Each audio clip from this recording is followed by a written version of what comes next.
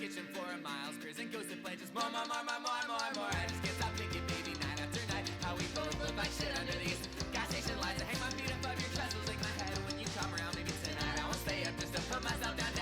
Toss bottles off my rooftop, hear them shatter in the street. Stumble through this maze of alleys, pick the glass out of my feet. And there's nothing that I wouldn't steal for you. No roof or bridge I wouldn't climb to feel like I'm alive. I went to your sob story and all I got was a fist fight. I might not tell you the whole truth, but all you do is lie.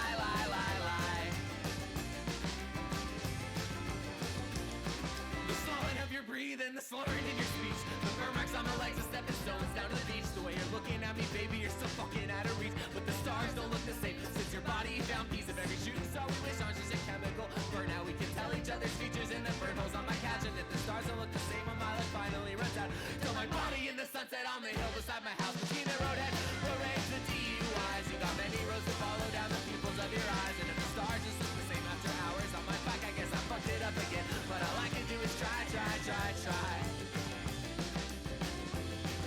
I can do is try. All you can do is try.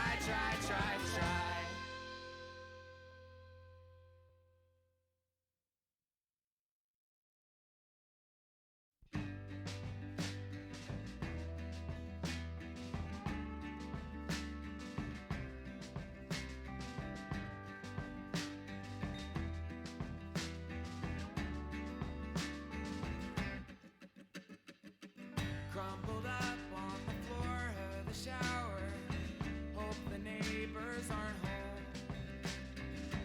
Bitter pills and a Camel for breakfast, pour the day down the drain on my phone.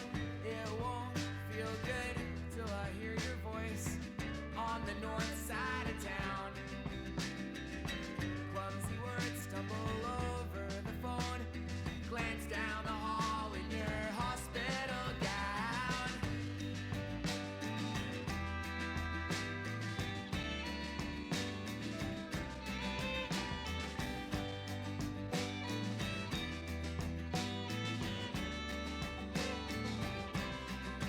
Like the photographs hung up of tangled up bodies on my old kitchen floor.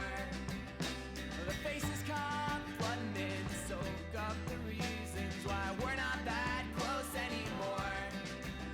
Oh, I miss your wedding day. And was I running from closeness or distance or trucks in Nebraska?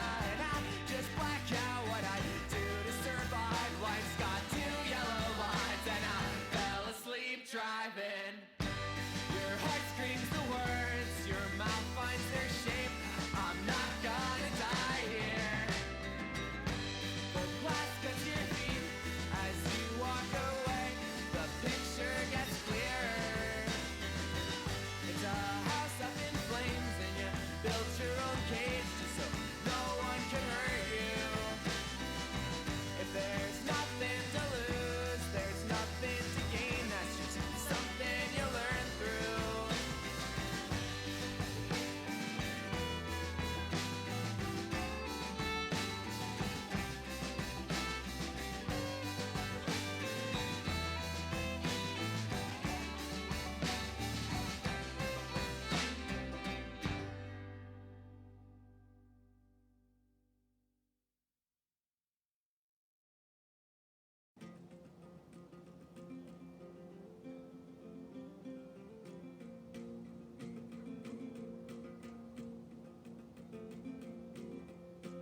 Like a dog tugging on a rope, I don't even know. Is that a train?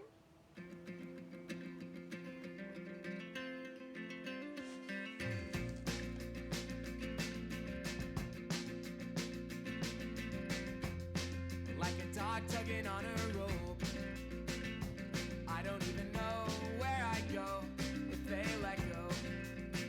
In my selfish narrow-mindedness, they put up a chain link fence. Now there's nothing I can do but bark my head off. But we're not fucking playing. I got these teeth for a reason. I know that it's life or death, I can't forget it. I lie down and you kiss my you I'm just fucking exhausted from work. I don't wanna get drunk, I don't wanna go out. It feels like survival just isn't enough, isn't.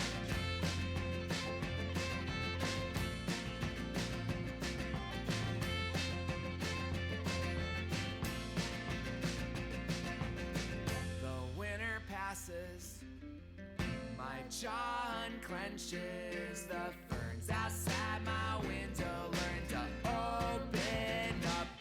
And there are things in your life that you were made to run away from, but it's not your grief or your pain or any other kind of love.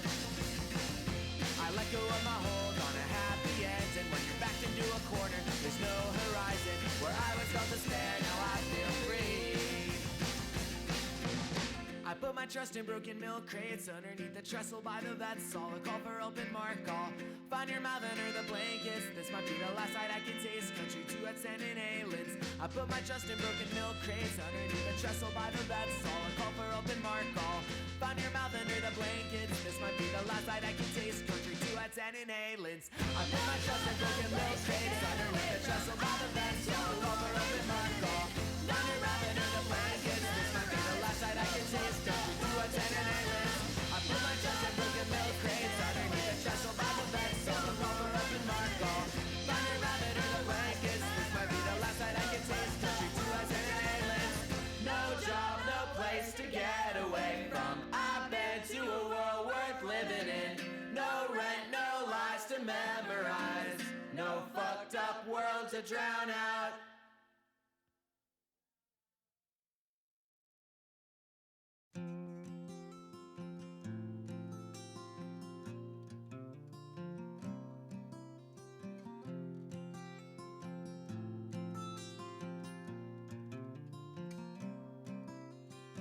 Bum around the house waiting for a ride. Shout out my name when you pull up outside. Leave more pain behind with each town we pass. The road so desert me if you can drive real fast. Drive me down to the river on the golden hour. There's someone I don't wanna be living in my mind, but everybody's got something they wanna leave behind. You'll be the empty cans laying at my feet. I'll be a dead dog laying out in the hot summer heat.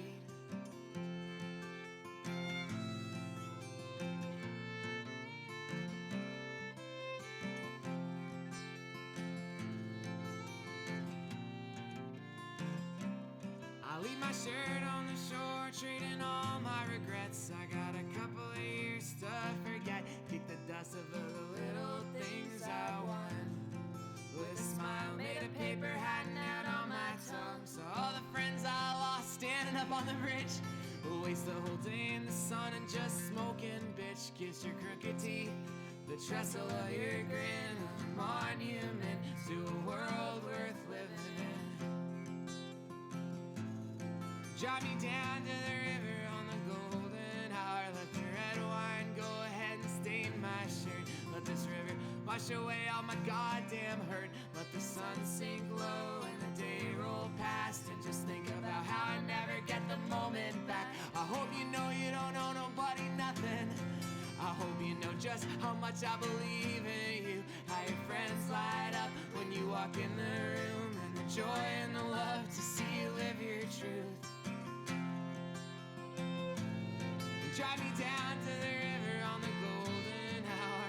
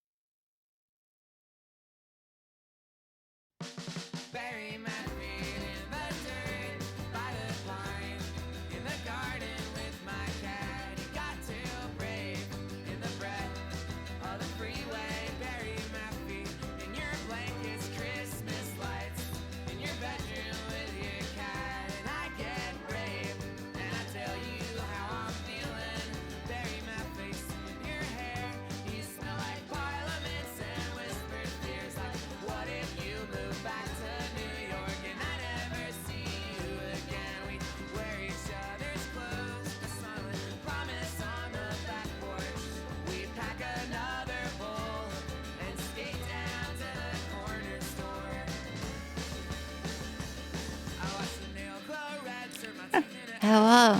I guess I should be over here. The Stream Deck, please don't interact with Firefox. Thank you. Hello, Lynn. I love you. Hi, Sally. And hi, Ollie. Possibly hello to Talia, but I don't know.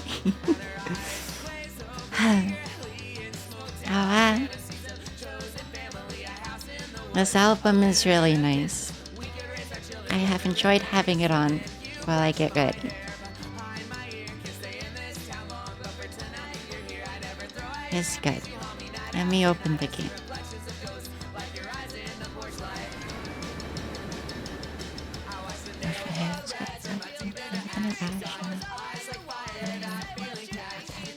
Breathe in my lips, I will choke off your silence, your breath on my lips, and the patterns that bind us. Hi, Jenny. We only just started, it's fine. Also, yeah, let me pause the album real quick. I'm gonna put it back on because I want to listen to it, but, Lynn, something you can do is if you open the little chat settings menu, at the bottom of chat, at the top, like near my preferences, there should be a toggle for show mod icons. And what that does is it turns on, like ban and timeout and delete buttons, like on every message in chat. Should probably do that. It makes it really easy. But let me just... Whoops. Let me just, I'm turning my album back on because I like it. I want to listen for a little bit.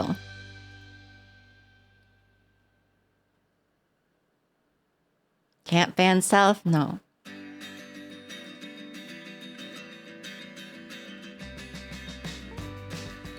This is good trans girl folk punk. Normally out of Olympia, Washington. I've had the chance to go see them live a few times, but I am a little neat and I didn't want to go out to the show.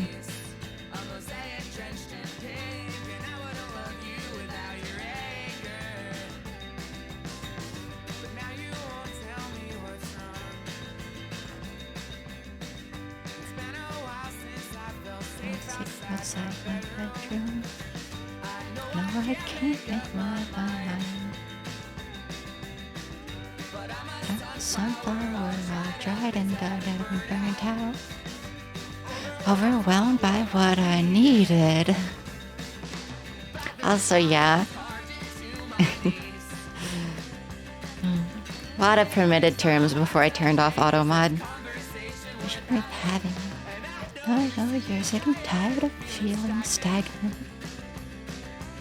Your free friends don't push you to grow. I know we could all use some validation. Yeah.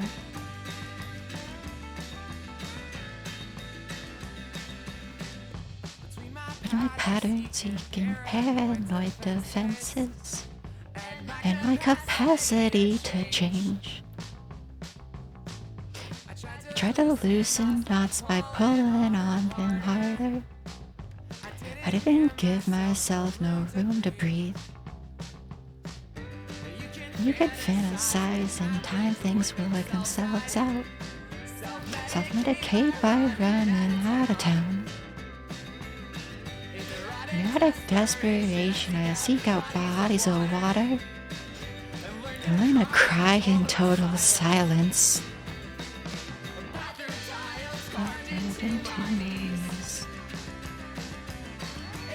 Breaks my heart to think, is this conversation worth having? I know you're sick and tired of feeling stagnant. Friends don't push you to grow. Look at y'all use some validation. Yeah, it's been a while since I've listened to music. Especially like folk punk, which has always been what I've loved.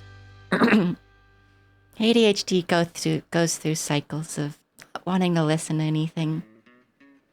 Here's a good song, kind of a meme song on this album.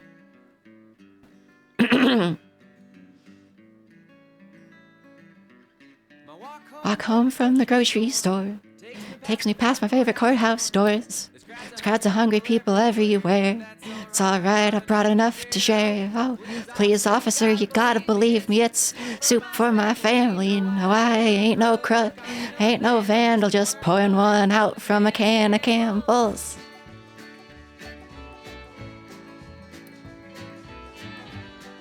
I'll be happy to oblige if I can remember, Jenny. Can't always remember my own bands. I like. It's just for a night for some celebration. Brought the ribs, brought a clam chowder. Let's roast these piggies and sing together. Oh, this officer, you gotta believe me. It's soup for my family. Oh, ain't no crook, ain't no vandal. I'm just pouring one out from a can of Campbell's. Ha. I'm out of tune for singing, but it's okay.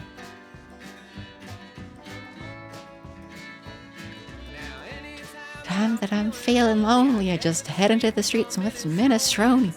Saying this job made your heart grow cold. I got some chicken soup for your fascist soul. Oh, please, officer, you gotta believe me. It's soup for my family. You know, I ain't no crook, ain't no vandal, just pouring one out from a can of Campbell's.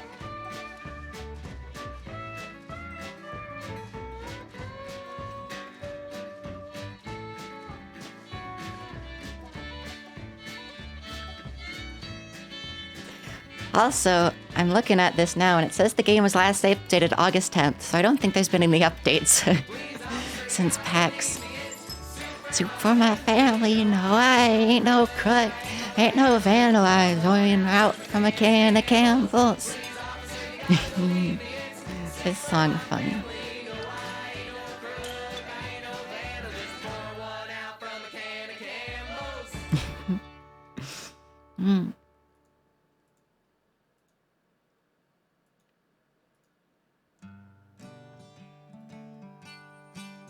Oh yeah, I forgot. They've only it's fine, Jenny. It's a bit dated of a reference nowadays. Like 2 years or so. All the rocks down and out. I've been hitched, the hoods hit the tetherball around. Took all the flags down and out. And we lay on down. This is the part in the album where they stopped having lyrics because I guess they just never got to it. So I have to try to remember this one entirely, and it's been a while. This is one of my favorite songs off this one, though. I tell you on the street, I'm gonna worry about what I'm gonna eat. Cross in the street, and I down where I meet.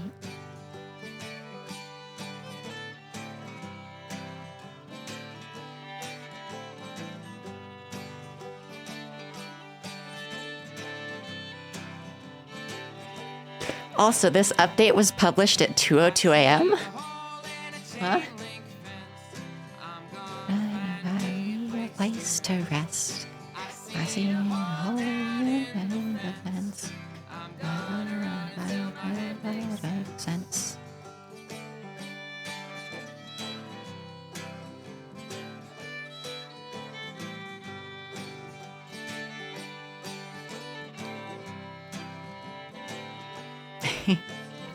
I suppose. In my teeth, I'm gonna die standing on my feet. Heavy line between my teeth. Your me is gonna set me free.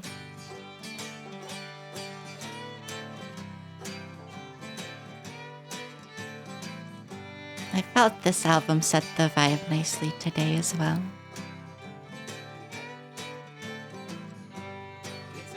All the flags down and out. You can watch the kids hit the tetherball around. Took all the flags down and out. Gonna find me a hell of a way on down.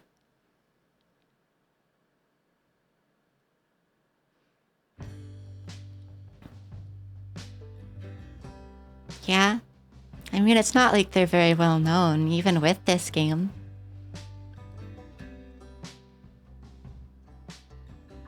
Like, yeah, I have more followers than that, but still. Yeah. You left in the dark of morning with your head down.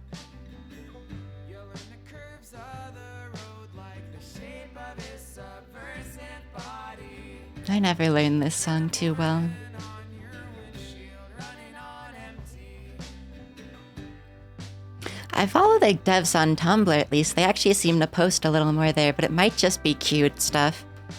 Because it's not, like, tons of stuff. Between whiplash from the weather and your Also, just look at how pretty this menu screen is. It's a personal taste of mine, but I really like oranges and pinks like this. feels good, but it's one you can't escape from. I tried to draw some of the little plants the other week. I didn't do too well because it was by memory.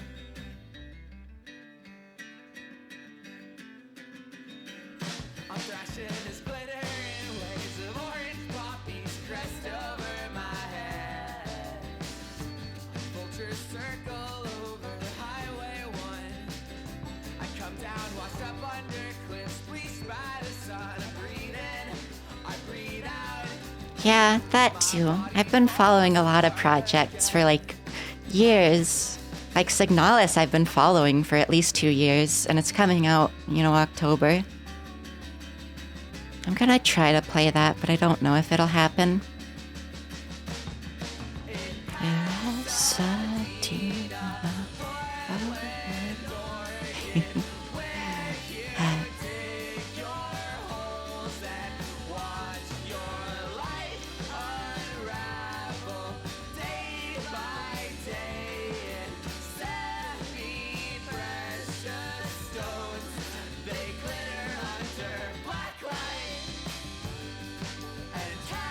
There's a lot of stuff on my wish list that's just almost all of it is stuff I'm waiting for.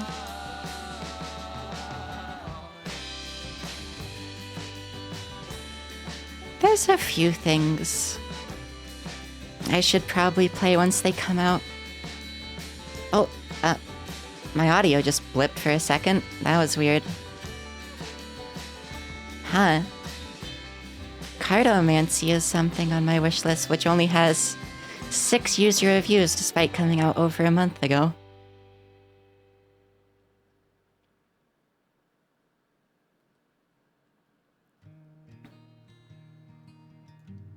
Yeah, I do.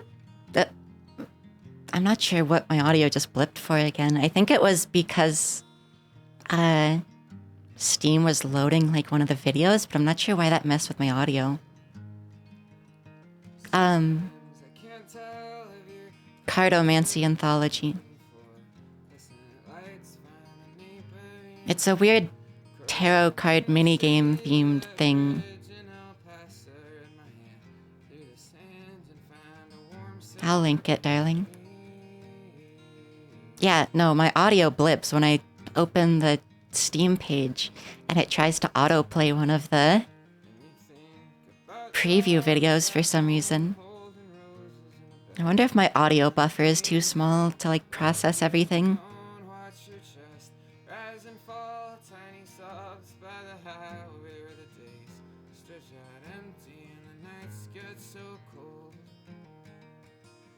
Yeah, with a T. Also, it's not my audio buffer because the videos are muted. It's just when I load the page and it loads the video, it does it. Weird.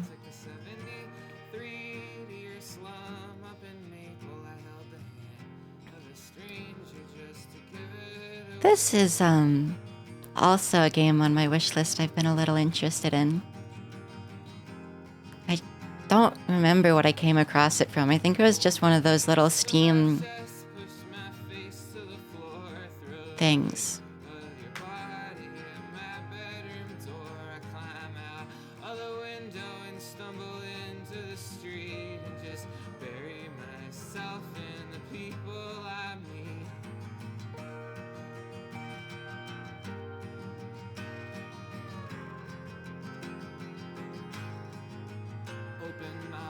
interlaced. Who I am starts to blur.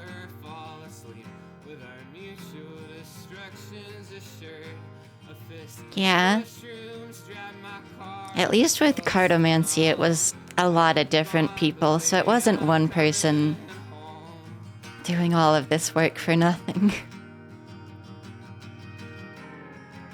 Like, it's still something, but at least it wasn't one concentrated effort.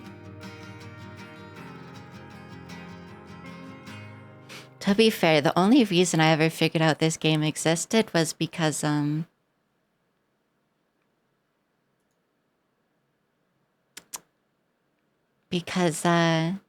saw like a tweet about its release, and that was it. I never saw anything else. Also, college English.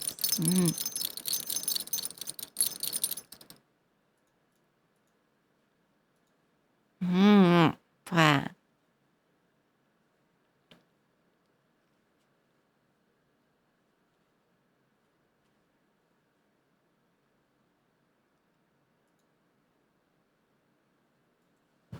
That is just how it works, yeah. But it's like, I don't know. There's a lot more you can do to promote a game.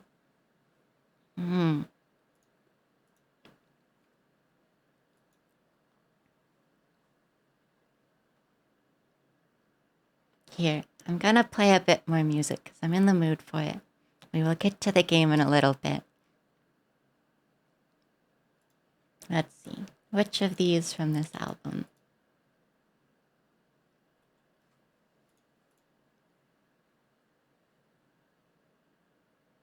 Ah, hello, Allie. Yeah. I don't know if I'll go for terribly long. I kind of want to get out today because it's cooler and cloudy. And I'm heat and light sensitive. But I have to be home for some packages and stuff, so I'm not sure if I'll be able to. I see. I hope sleep be well.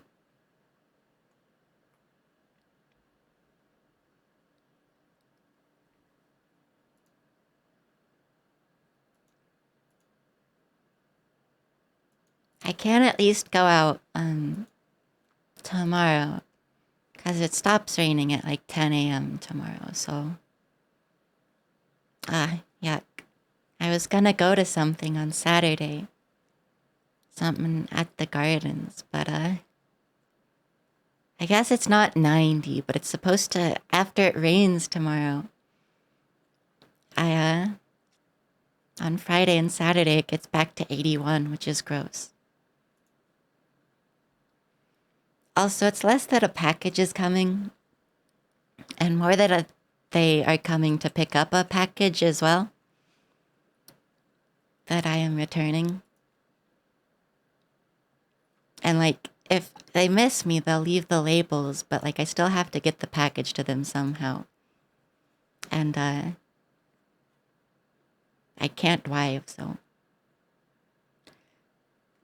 Hi, Nappy. Also, fall weather is sporadic here. It can be either 80 all through October, or snow like October 13th or like the 3rd. And so we just don't get fall because all the leaves turn to mush immediately. And then it'll be like 80 the next day again. Also, hi, Chloe. I play this song.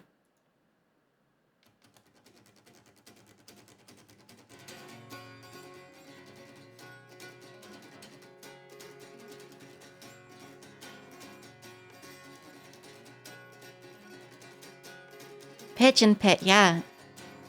Freeway signs that I hid behind. I had no idea what I was missing. Would you talk your heart out and you'll know that I will listen. Every year that passes feels like just a couple of days. You were passed out on the tracks when I thought I heard the train.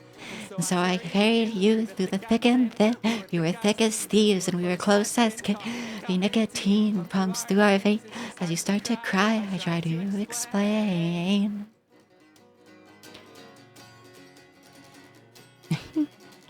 Yeah, I've had the chance to see Pigeon Pit local a few times, but I haven't because I'm a little neat and I didn't want to go out that night.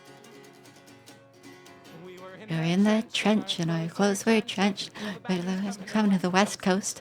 I got 40 ounces asking me what do you miss the most. And I feel so fucking selfish and I'm asking you these things. We gotta get out to Oakland week around these rotten dreams. But I've got no excuse, nothing to blame for the horrid thoughts and this wretched parade. It makes no sense, so I speak my mind. Haven't moved on yet, roll it out, I'm trying. And I was just wondering if your sister was alive, what do you think she'd look like in high school? When you said, come on in, the water's fine, I whispered, I don't wanna hurt you. And right now I don't know how to ask you, but I had to grow older too. As much as I love being 10 years old, what I'd like to think they do. It's an ID. It's kind of a name.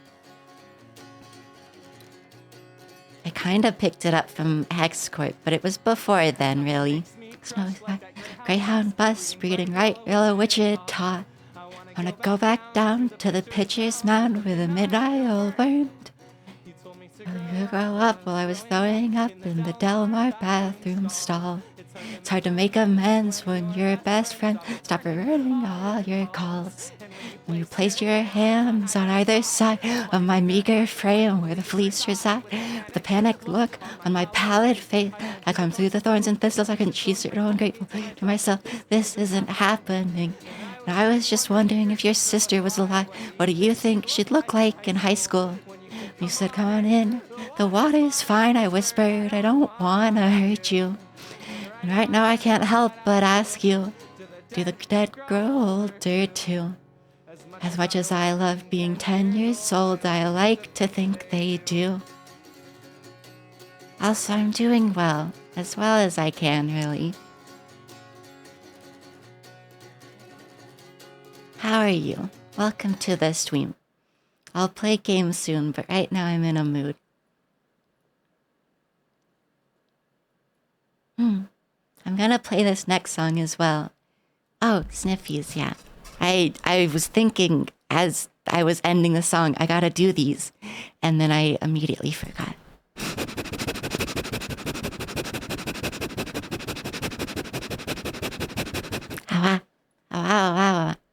I'm gonna play this next song, and then I'm gonna play something from Loam's, the main girl in this project's other project. Yeah, I saw that. It's 'cause my mic is a little low, and I have to lean into the mic. If I put my mic up higher when I do Sniffies, it doesn't do that. But I was like already in Sniffies, so I was like, fuck it.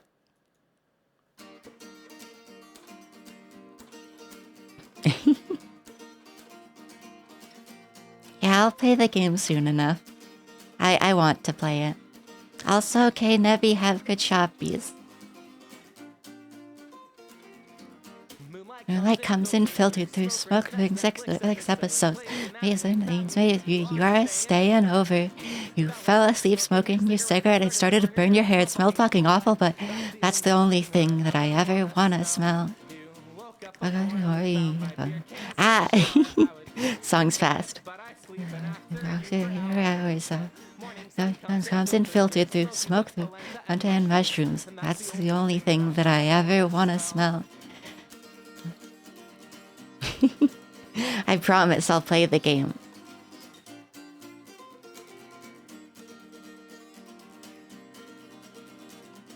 As you can see, I've already done a run or two myself.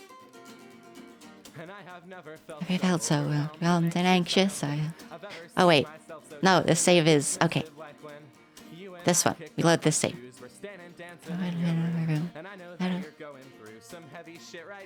Yeah, they don't mean Snapcube Penny, no. All the tall back trees and all advice. I don't want to wake up. I don't want to go to work. I want to die inside your room.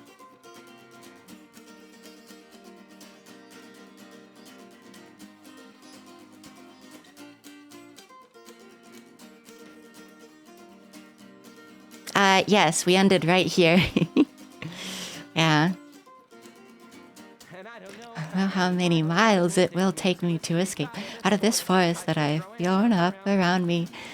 And I don't know how many burn marks I will leave before this place catches on fire and I burn down my anxiety. I'm fucking terrified of all the tragedies that line.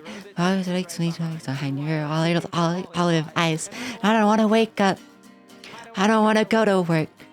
I want to die inside your room.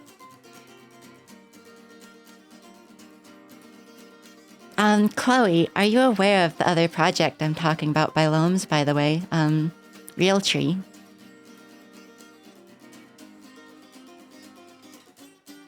Oh, it'll be new then. There's a project that Loams did where she took some of her older stuff, like that album, and made it like more pop punky. Not really pop punk, but like more so. So here's that same song off of the Real Tree album.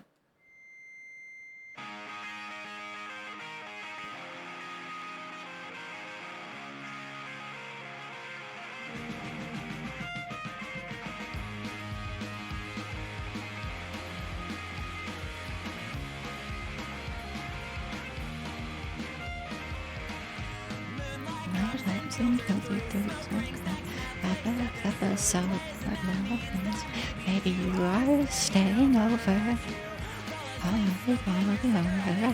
But around your hair, it smelled fucking awful, but that's the only thing that I ever want to smell. In the shower, would be embarrassed, but I sleep in after you for hours. It's too fast for me still. Mushrooms, that's the only thing that I ever want to smell.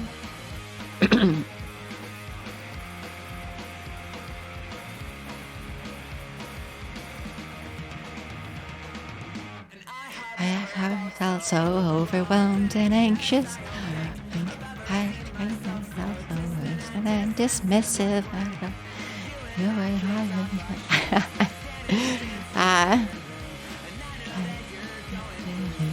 heavy shirt now, but I'm fucking terrified of all the tall back trees that line road to leaves me behind your wild olive eyes. I don't want to wake up. I don't want to go to work. I want to die inside your room.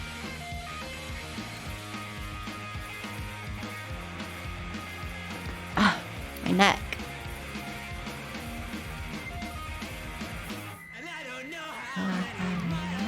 It'll take me escape the virus that I got around me. How many likes it will take for the chase from when I learn down my anxiety.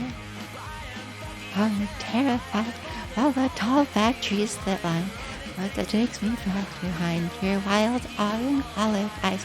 I always get the seeking wrong in that line. That'll work. I want to die inside your room.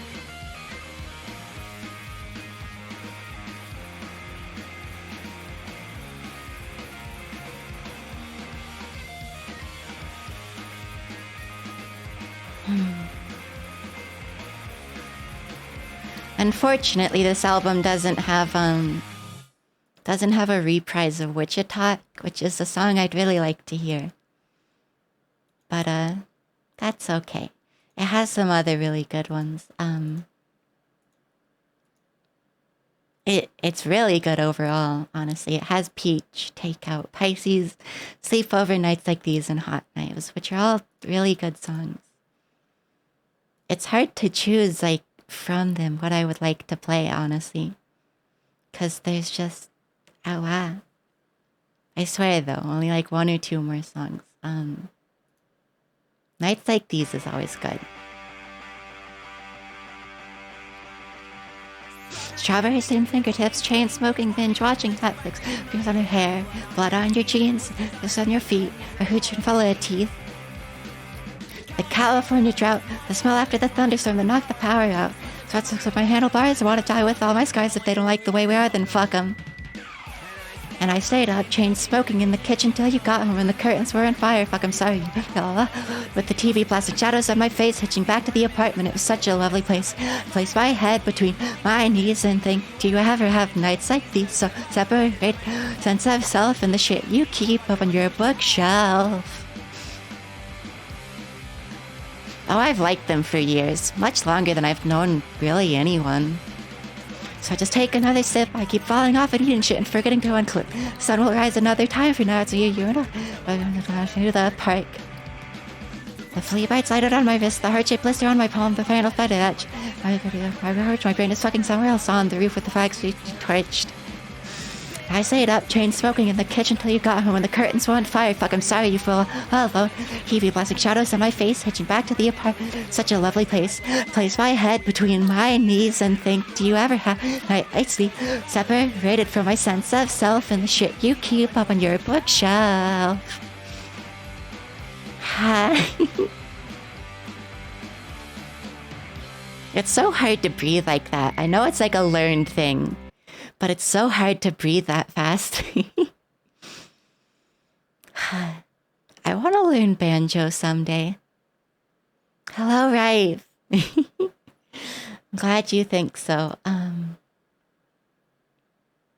Gosh, I don't know which to choose after this. We could do 2 because they're short songs. Thank you for the resubscription, and biting you. Also, I'm sorry to anyone who joined just for the game. I am an autistic little puppy who likes folk punk, and I feel the need to sing right now.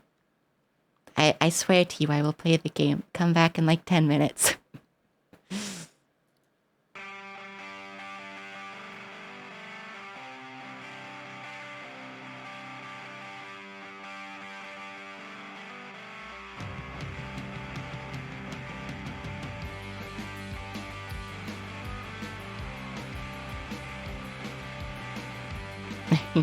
Oh, I know. I just mean people who, aren't normal viewers and followers. Feeling embarrassed, I let the moonlight get the best of me. Swear I was doing better. Now I'm just drunker than I'm meant to be. Snow swallows up the Puget Sound beneath my feet 6 stories down. Sweet fairy wine and blunts, telling myself,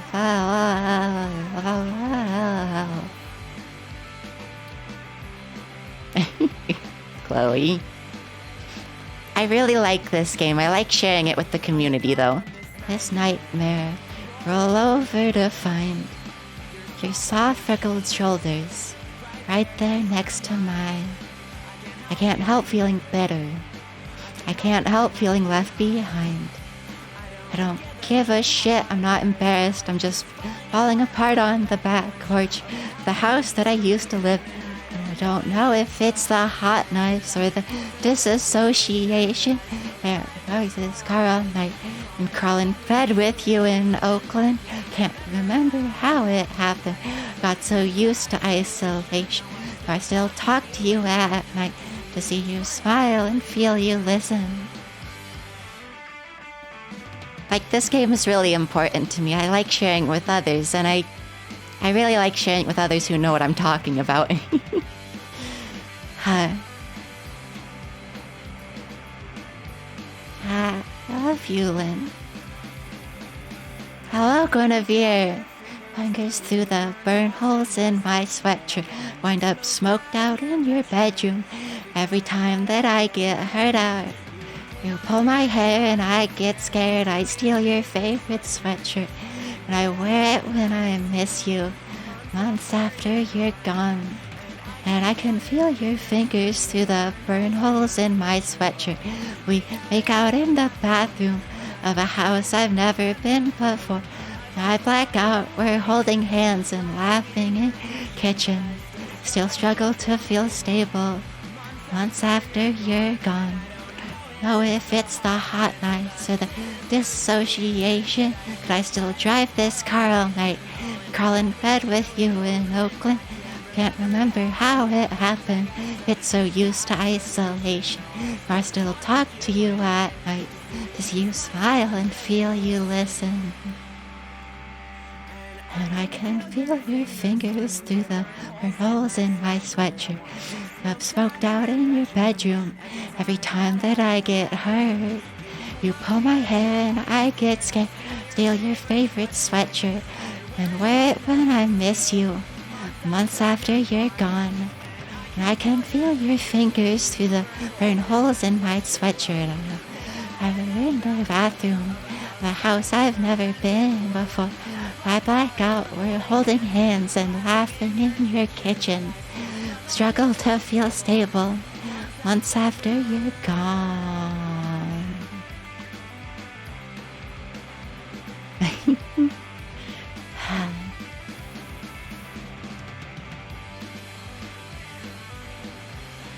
That's the longest song on this album.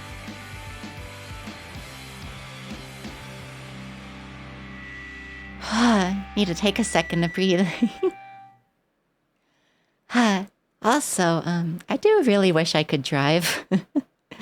I miss out on a lot of the folk punk scene since I'm homebound. I miss out on a lot of experiences. I really wish I could get out to Washington more. I've lived like half my life there and I miss it sometimes. And it's not terribly long of a drive. It's like, 12 hours, but... college inkies.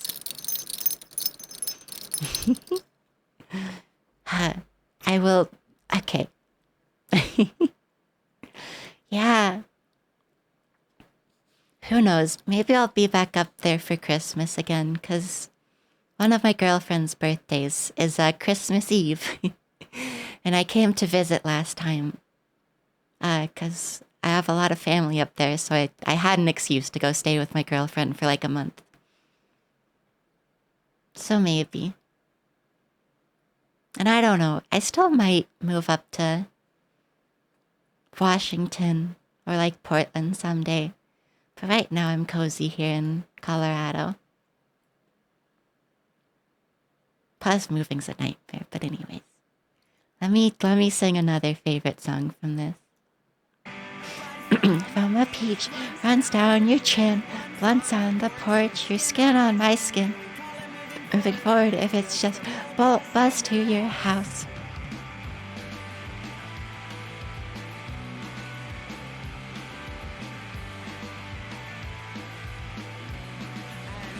We both know we're gonna lie here smoking till our lungs turn black. Just us and our bitter heart staring at the stars and ours in the back of your car. And we grow tougher than we feared we'd ever be forced to, farther than we had ever thought possible. 7 bodies crammed on a mattress, windows open, wallpaper peeling and faded. The trauma becomes washed out, we're abstract and stomped out, and everything worked out. Gonna call you, love, miss out, right to kiss you, here's on your front. Too fast. And waist deep in Lake Washington. I will never forget all the reasons I'm not dead yet. And all the cats in my neighborhood. And all the times you asked for help. And I couldn't give it. I miss Lake Washington a bit.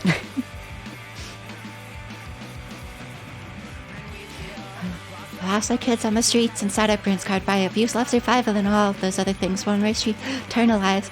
We ride our bikes, they become the neighborhood we grew up in.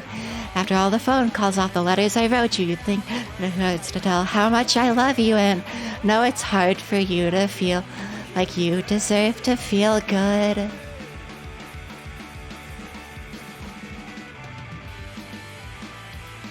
Hi.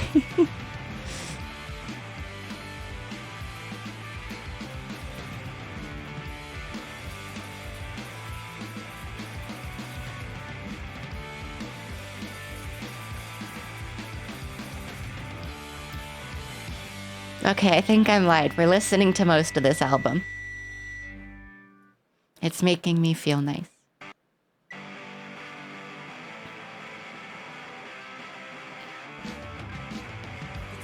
Your Pisces eyes, like Oregon hot springs, and my tendency to stay inside for junk food for dinner, my ashtray knocked over.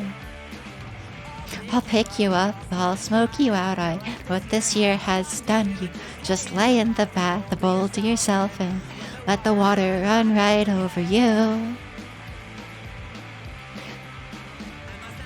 The darkness is good, whatever.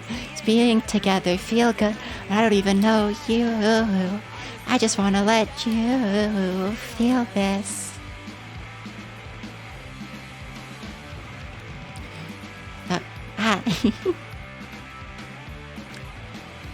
So we hung out every day for weeks until we think in parallel. And your smile, I don't speak. I let your silence find me. I let your silence find me. Pick you up, I'll smoke you out. I know what this year has done to you. Just lay in the bath, the bowl to yourself, and let the water run right over you. Let the water run right over you.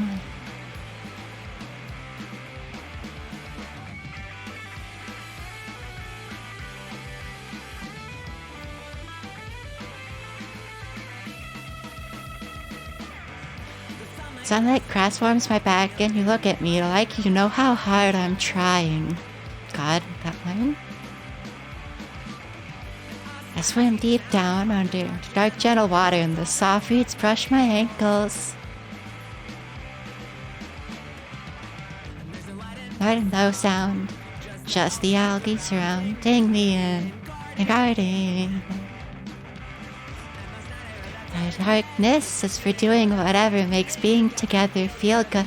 And I don't even know you. I just want to let you feel this.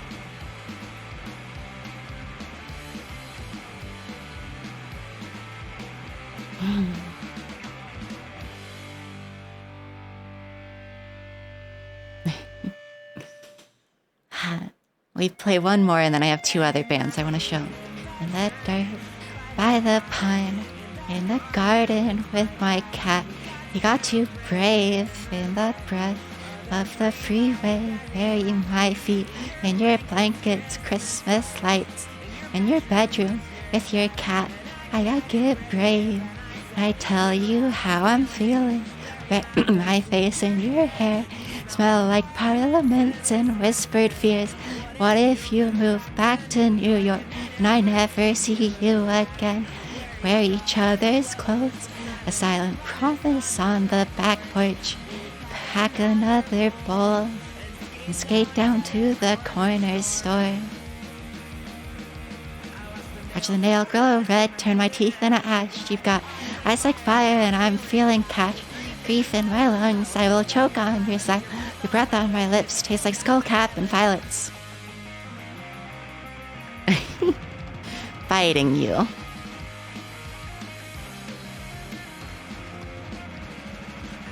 Eyes glaze over eagerly in smoked out fantasy. Chosen family, a house in the woods, litter of kittens. We could raise our children with a river to swim in.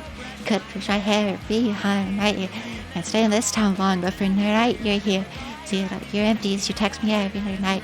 See reflections of ghosts like your eyes in the porch light. Your nail glow red, turn my teeth into ash. You've got eyes like fire and I'm feeling cash. Grief in my lungs, I will choke on your silence. Breath on my lips tastes like skullcaps and violence. Glow red, turn my teeth into ash. You've got eyes like fire and I'm feeling cash. Grief in my lungs, I will choke on your silence.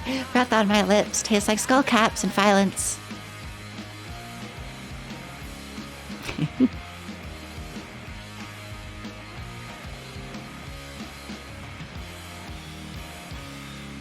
Okay. We lost a bunch of viewers, but that's fine. I want to play something by Gloss first. And then I want to play something from my girlfriend's band.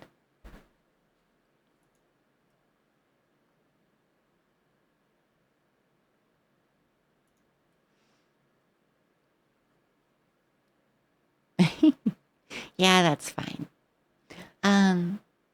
Gloss is a trans girl hardcore band out of Olympia. They don't seem to be active since 2016, but that's okay.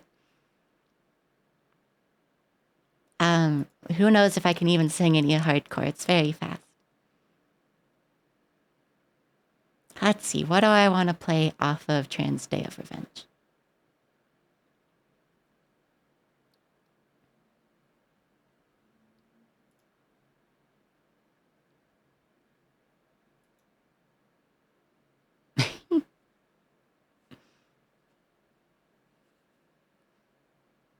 Both 8 minutes long and then disappeared. Yeah, I used to I used to volunteer at a DIY punk place, and yeah, that's the typical hardcore life cycle.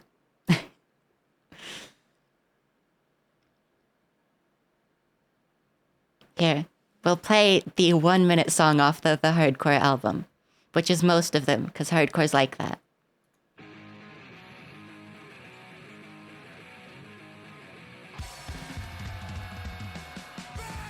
Here's Can't Be Enough. Up in the desk. Let's all crew out. Boot the fuck out. I can scream, but I'm not going to. Sore face, bruises, fear, and trauma tears me apart. The fuck battery and abuse will be met. Total violence. Good song. Okay, agony and trauma tears me apart.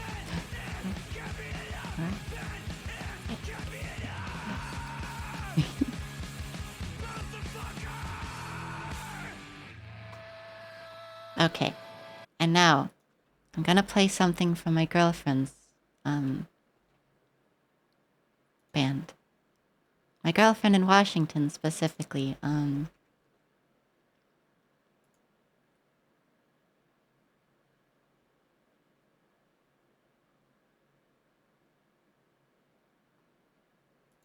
She is part of a band called Floral Tattoo.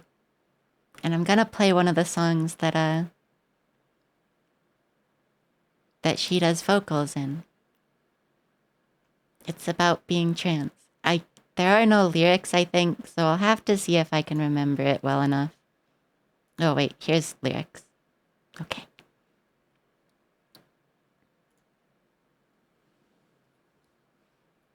This is my girlfriend singing.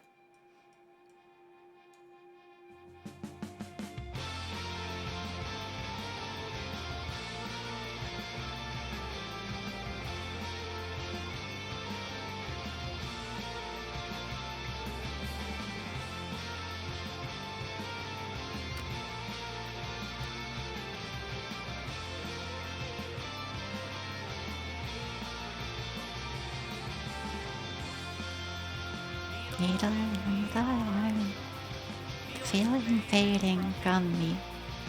Better close my eyes, lest I pass out. Pink around the wrist, I'm free to go now. Leave through the front door, and I don't know where I'm going, what I'm gonna do with my life.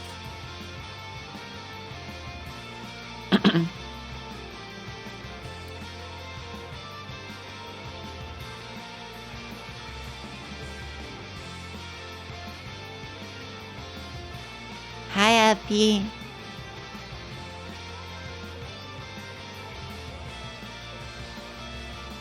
Drink some water. You didn't lose a whole lot of blood back there, but a loss of blood, still a loss of blood. So drink up, and so a toast to all the things we're leaving behind. To dead names, addictions, and bodies that we hate. To cancers and blood clots and others that we take. To a new day, say, hey, drink up while you can. 'Cause water's something you need to survive.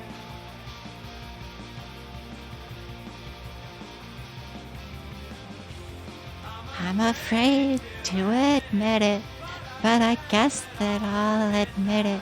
I don't know where I'm going, what I'm gonna do with my life. To hell with it all. I have broken the bindings around my wrists and they fall. I am no longer stuck in this disgusting frame. My whole life I've been told to be who you are, but I haven't been able to do that thus far till somebody told me that I wasn't all alone. All alone. Yeah, I've been singing like since we started, so like for 50 minutes. That's my girlfriend's band. She doesn't do vocals for all of the songs, but all of it's pretty good.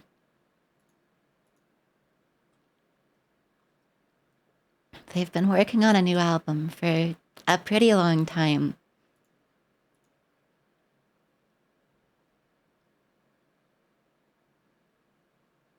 Yeah, that's the band.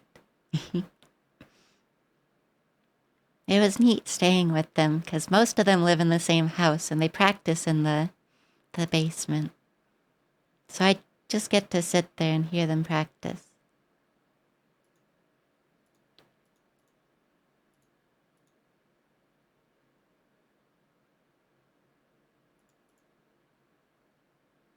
A lot of this is kind of more spoken-y word, but that's okay.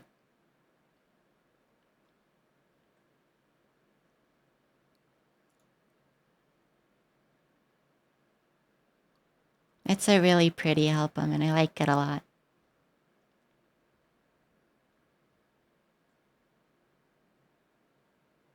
Sorry, I'm just looking at it. Thinking of if I want to play anything else. Oh, yes, Nat Left at London is, my girlfriend knows too many people. They're friends. Nat also did the recording for their new album.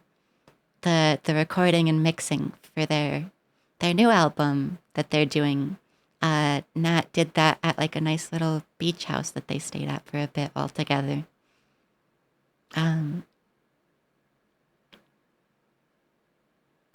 Also, Numbers, my girlfriend, personally knows Will Toledo from Car Seat Headrest. They talk sometimes. Will Toledo has given my girlfriend money.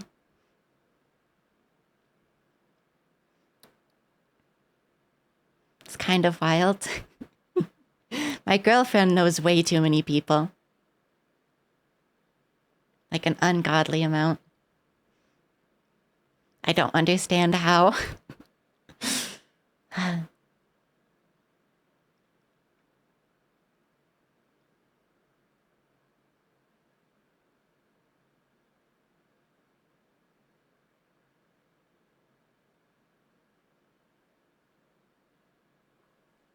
I vaguely remember who that is, but I don't.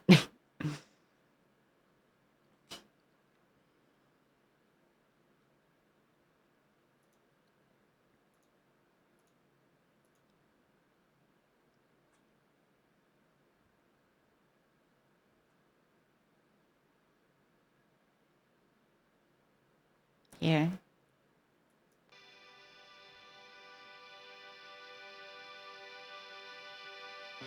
Oh, yeah. Yeah. Oh, yes. That's where I remember the name from, is, I believe, did the Minecraft pig step track. That's the one that sticks out to me most, and I don't know why.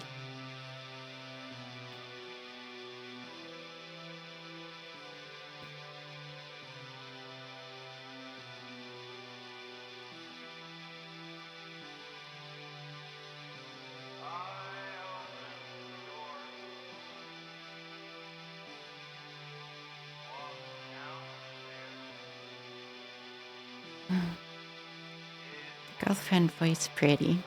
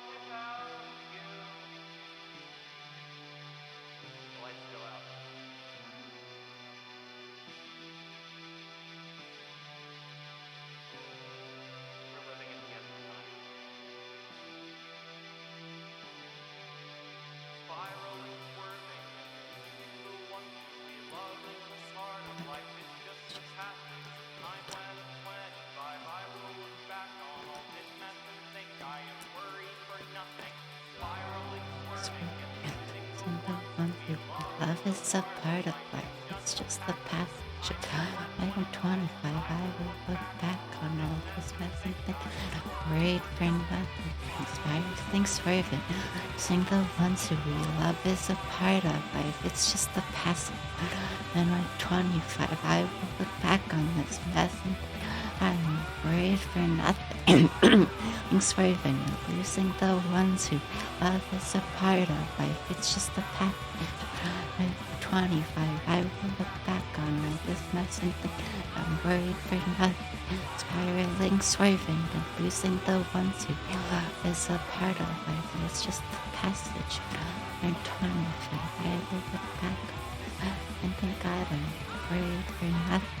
Spiraling, swerving, and losing the ones who love is a part of life. It's just the passage. I am 25. I will look back on it. And I think I'm worried for nothing. Spiraling, swerving, and losing the ones who love is a part of life. It's just the passage. I am 25. I look back on this passage. I'm worried for nothing.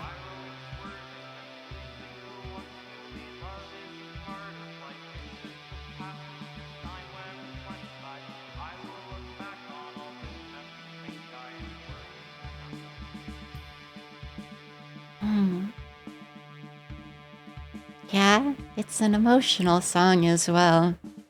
This whole album is kind of tinged by the loss of someone that really everyone in that band loved. And like a big part of the trans community there. Who died in a car crash like 2 years ago. Shit, I think it's been like 3 or 4 now. I wasn't around for it. I came in a numbers life very shortly after. But, you know.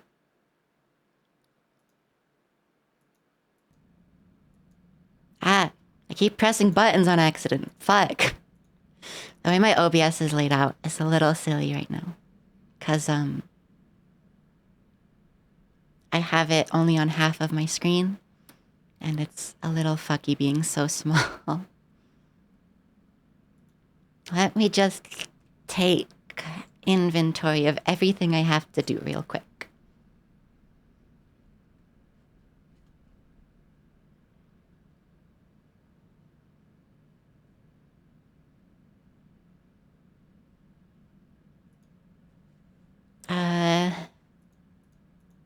Because we're doing a ton of stuff this game.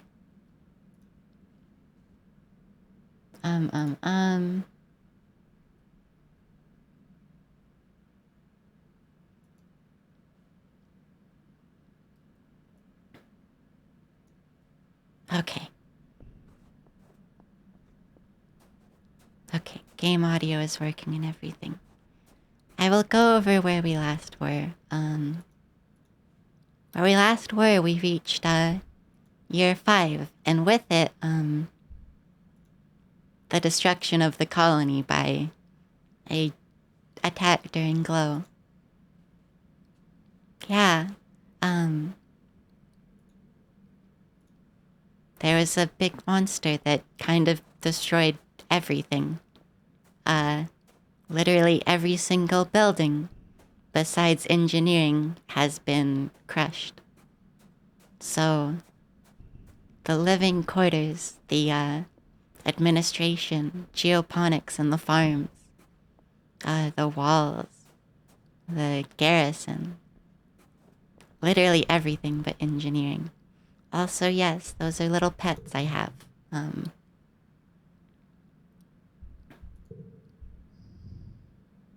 It's a Hapai and a Riki. Did anybody die? Anemome's sister did, yeah. Or brother.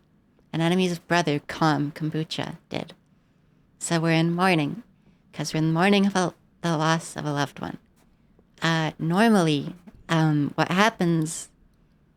I've done something in my run of this game, or my previous run, that unlocked it so Normally, when your colony ship goes through the wormhole to get to this planet at the start of the game, your the entire geoponics wing gets destroyed by the wormhole. What you end up finding out is because your ship's shields were only at half power.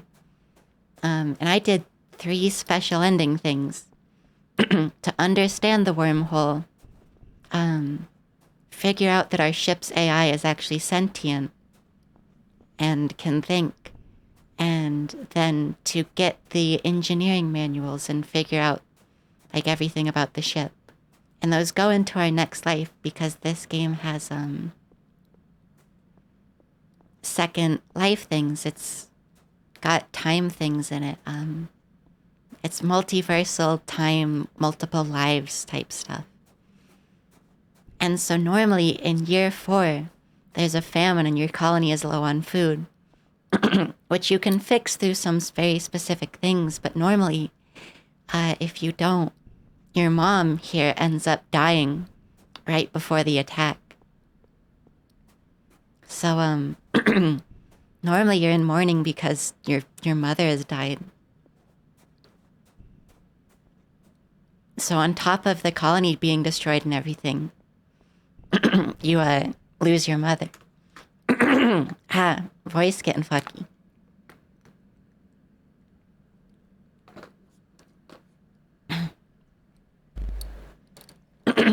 But I have yet to talk to everyone and such, so we will do that.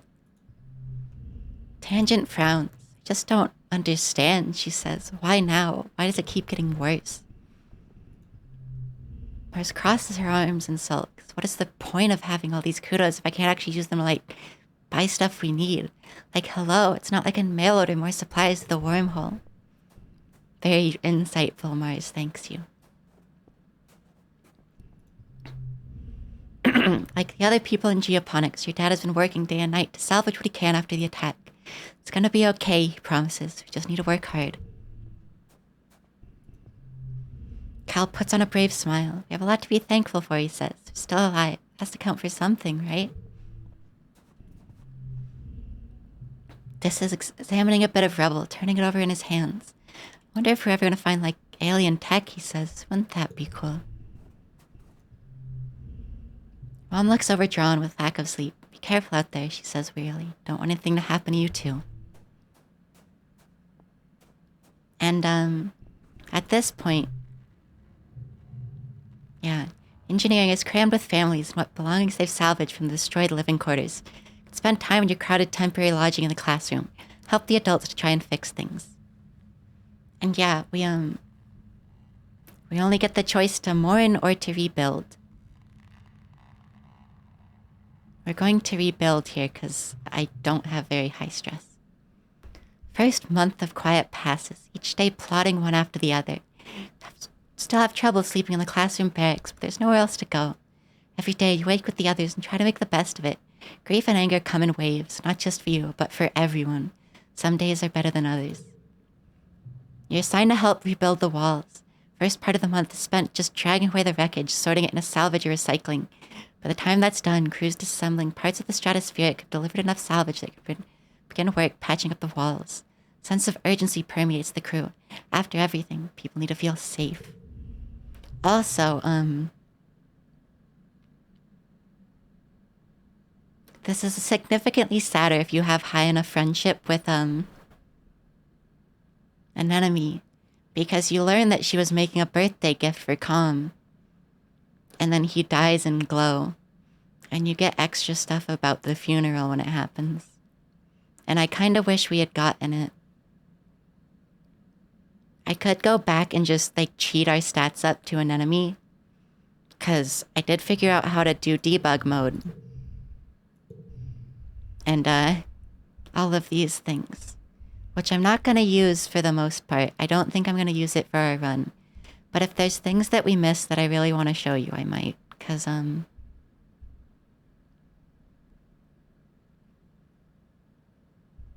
what is explode mode?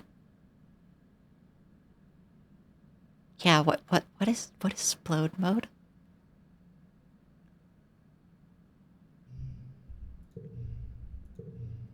But yeah, there's a bunch of menus and stuff. Like you can just get cards, you can run stories, you can run random battles, you can make all characters have +10 friendship. Bunch of stuff like that.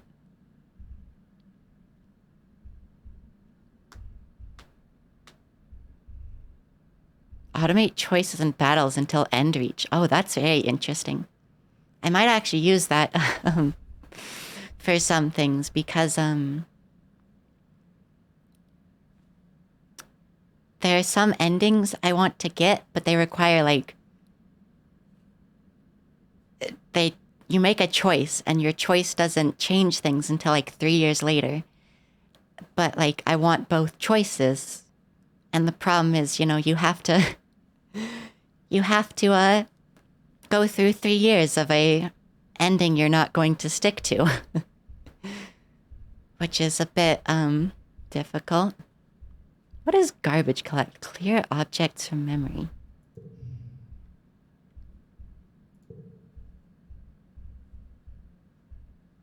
I'm very interested by what explode mode is. I'm not going to turn that on because I'm scared of it. Turbo timescale is interesting.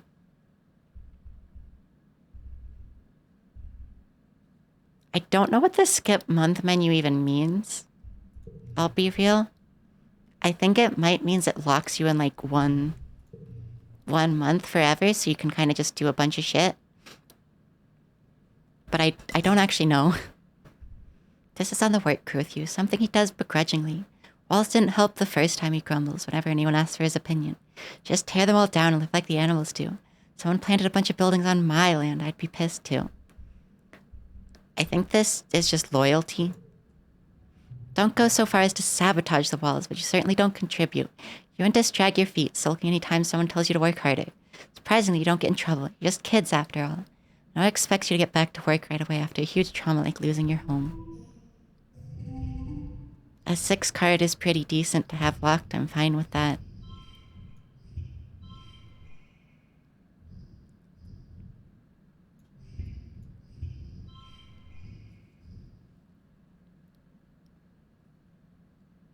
Oh, true.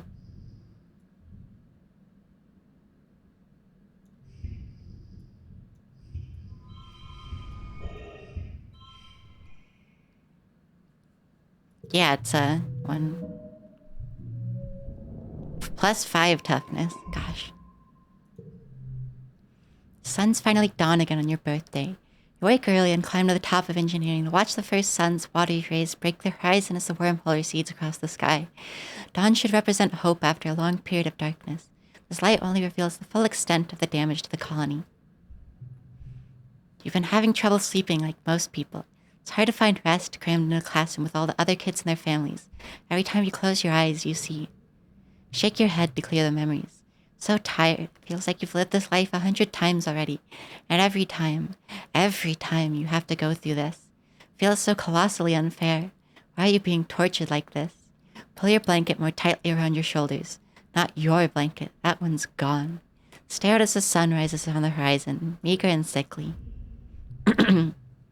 Hey kiddo, you hear. Then your mom comes and sits down beside you. Thought I'd find you here.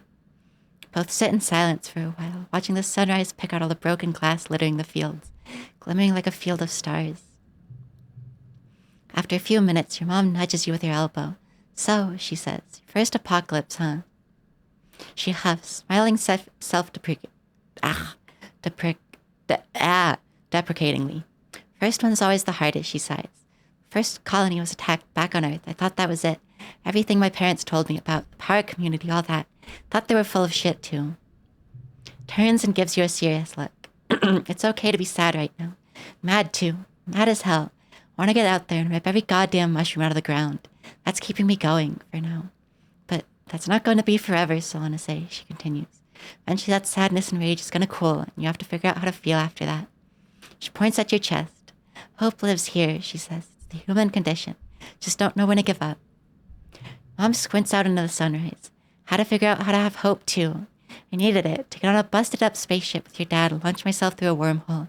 Hope is why we had you. She smiles. Things work out in unusual ways, Solana say. Just takes time. Yeah, you do. Watch the sunrise together for a few more minutes. In a bit, your mom pulls out a little box tied with a piece of gardening twine. Your father and I, she says. Happy birthday, kiddo. You know what it is before you open it. Your old medallion, the one your dad made, with the sun on it to represent Earth. It's broken during the attack. All the chaos you didn't even notice, but your parents did and made you a new one. It's just like you remembered. Similar design with a wormhole this time to represent Vertumna. Still thank her and squint out at the swirling wormhole still barely visible in the brightening sky. So massive and uninspiring this time of year, but always seems to herald disaster. Happy to watch it fade away into the daylight. Mom lets out a dark chuckle and slaps you on the back. What a birthday. Here's to another one, right? Both head downstairs to the wreckage of the canteen where they've put up temporary roofing, whatever tarps and scraps could be found. Colony nanoprinters, the few that still run, have been working day and night to replace the necessities of life. Larger construction projects are going to take some time. Aunt Anne has coaxed the kitchen nanoprinters into making soy grill and pressed bars. Life-sustaining, but depressing. You and the other colonists eat your breakfast in stony silence as you mentally prepare for the day. Governor Utica... Oh, 1 second.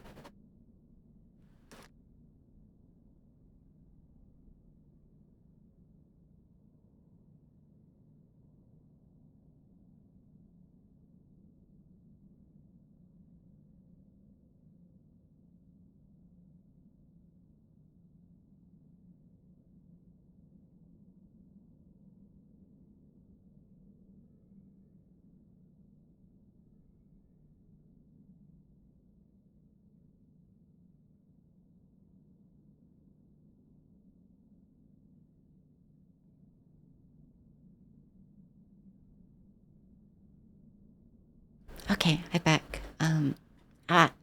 That was the one thing I had to stay home for. So that's good that it's done. Oh, I've been sent a good image. I want to show this image to Lynn. Image sent to Lynn.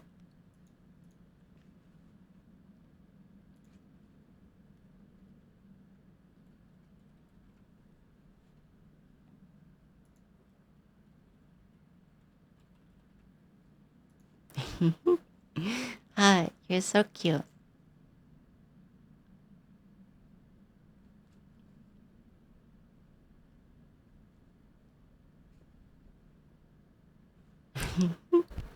You're very cute. You're very cute, little moon glow.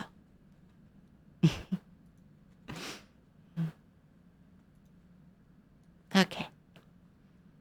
Governor Udicott looks more frail than you've ever seen her, but her eyes remain determined. Last week they held a mass funeral for everyone who died. Talk of turning the stratospherics destroyed front half into a memorial shrine. After everything useful has been salvaged, still so much to do.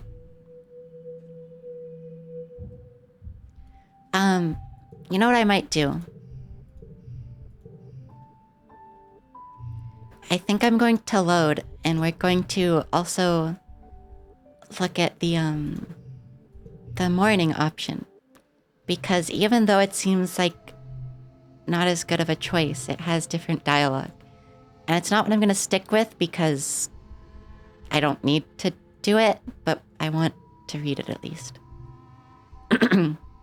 First month of quiet passes, each day plodding one after another. Continue to have trouble sleeping in the classroom barracks, but there's just nowhere else to go.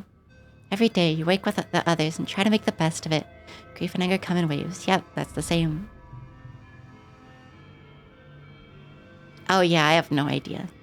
Mass funeral is held for the people who died in the attack. Usually the family and close friends would assemble in their cycling room, watch as they loved... You know what I might just do? I might be a little shit, real quick. Just real quick. Just real quick. No, it does... it won't matter. It won't matter. Okay, fine. Since I reloaded a save anyways. Fine. I was gonna try to up my friendship with Nemi. Because, yeah. Yeah, that's why I was saying I couldn't, Lynn. I had to have seen the event. So I was gonna say, like, I'm just gonna... add a shit ton of friendship with Nemi, because see, if you just click on their friendship in debug mode, it gives you a bunch.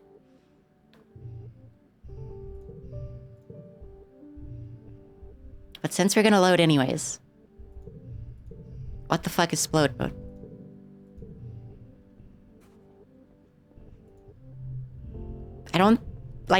I don't know what this does.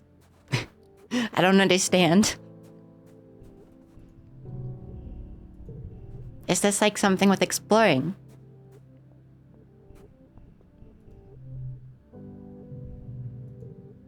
Does it do anything here?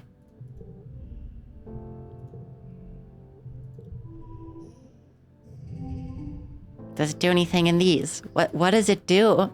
I'm so confused.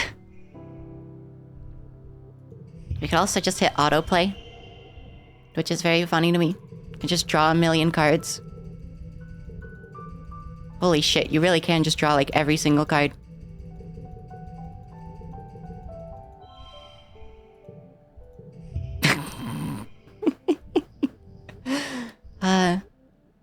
What does different mean?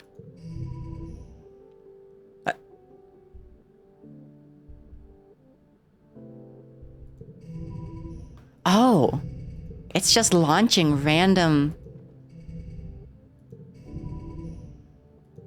That's interesting. It's just launching random tasks. That's really interesting.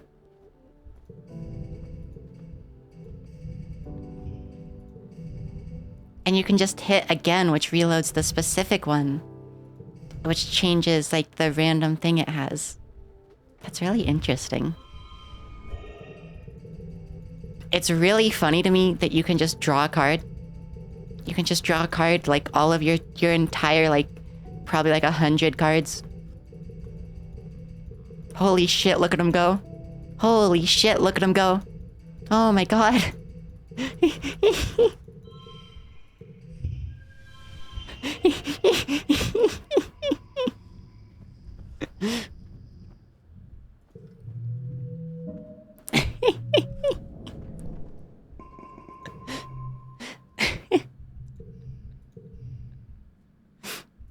Okay.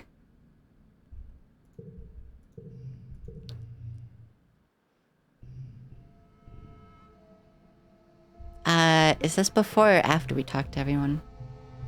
Okay. Here.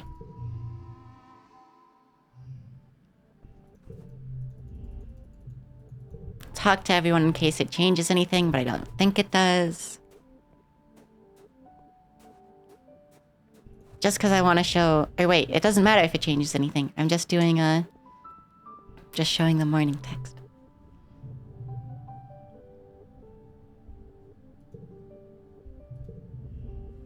Mass funeral is held for the people who died in the attack. Usually, the family and close friends would assemble in the recycling room and watch as their loved one was placed in the organics recycler. There are too many dead this time. Bodies are laid out in neat rows in the canteen instead. More dead people than you ever have seen at once, outside of a hollow pit. Governor Udicott looks impossibly frail, bent with grief as she stands among the bodies and leads the ceremony. When Calm's name is mentioned, Nemi lets out a choking sob and throws her arms about her mother and her remaining brothers. Why do you have to die? She wails, her grief punctuating the otherwise solemn crowd. It's not fair. It's not fair. Do you have any puppies? They're a kind of puppy. On tries to calm her down, but Nemi breaks away and runs over to Calm's body. No one has the heart to stop her. She rests her head on his unmoving chest, giving him one last hug. So, if you've seen the event where she makes a birthday gift, she puts it under the sheet on his chest first as well. After the names are read and the bodies moved to the recycling room, people gather for an informal memorial. It's awkward at first, but with the lingering miasma of grief heavy on everyone's thoughts. Eventually someone breaks out a guitar and the tension ebbs. Mom stays until the particle disintegrators have finished their work, slips away to deliver the remains back to the soil. I'm gonna stay for the wait because I haven't seen this text before, but I think I'll load to show you all after. Rest of the day is spent telling stories and singing songs, remembering those who were lost. It's bittersweet, but when the sun sets, people are beginning to smile more easily. Every night after the funeral, people keep meeting to make music together in the canteen. It's not much, just working chants and clapping songs most nights. Keeps people's spirits up.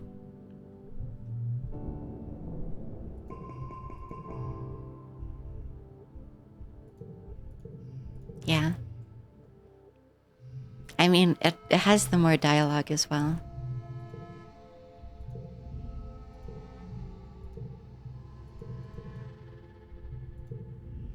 You go with your mom to deliver the organic remains to the compost heap. Watch her respectfully tip them to the precious brown dirt that remains. Help her turn it with rakes to incorporate them, literally, into the future of the colony. Stands with you when you're done, offering them one last moment of silent thanks. On Earth, they used to say ashes to ashes, dust to dust, your mom says. Some kind of religious thing. Never learned why, but I like knowing that everything I took from the ground so that I could live. Get to give back one last time.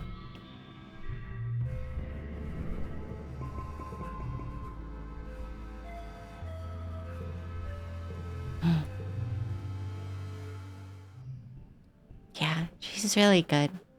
Also, Lynn, something I've been thinking about a lot recently is you've finished a run, so you've seen sometimes the game refers to the colony as like a cult. I don't get that. I really don't.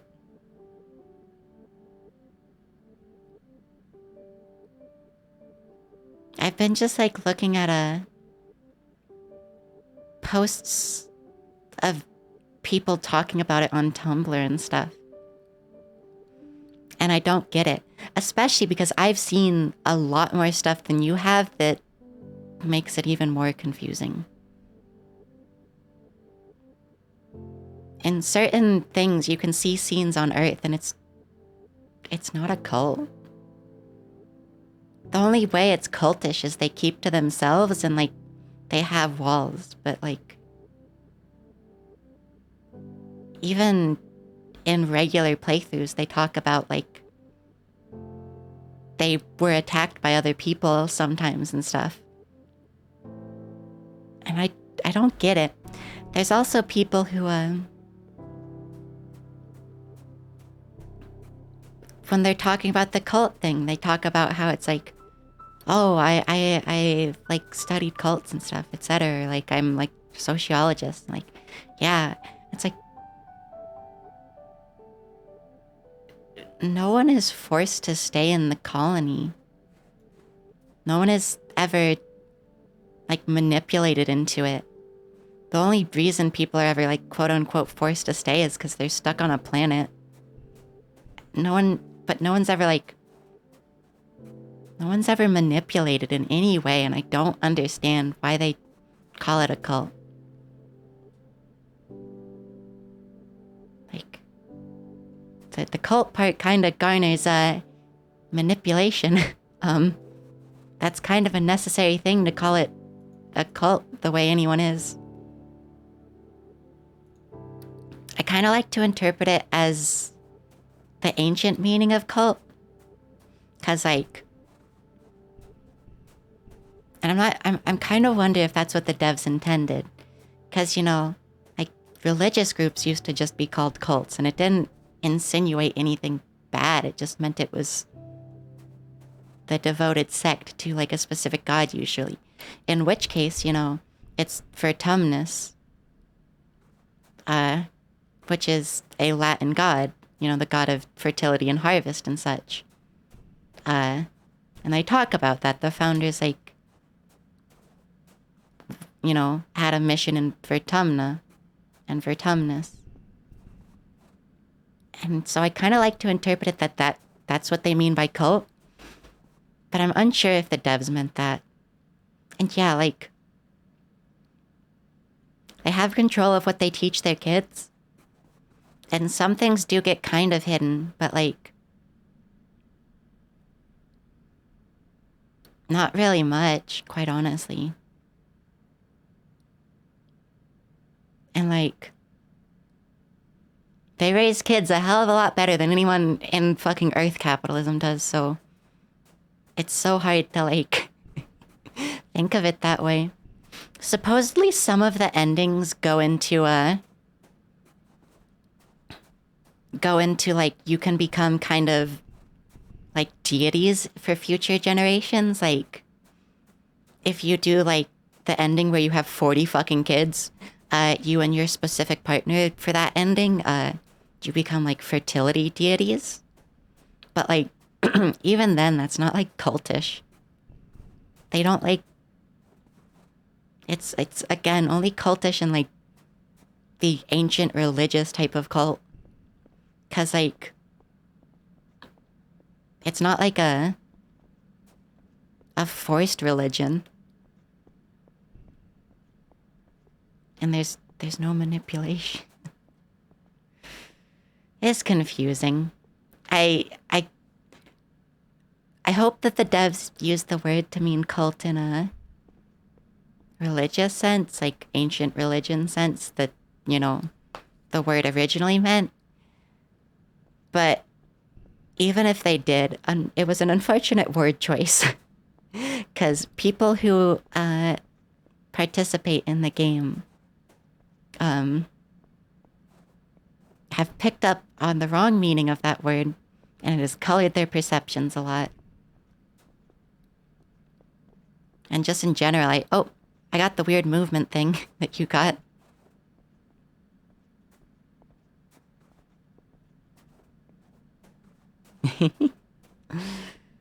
I wasn't really moving myself there. My character was just kind of moving around things. I'm just holding A. But, yeah.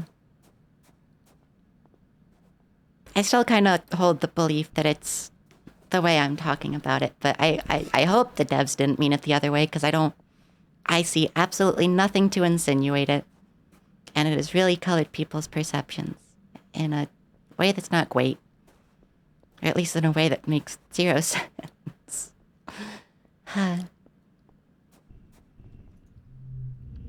Tangent paces outside the engineering wing. The only building still standing. With everyone living in here. It's barely enough room to think.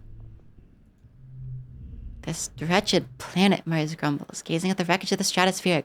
That was my ship.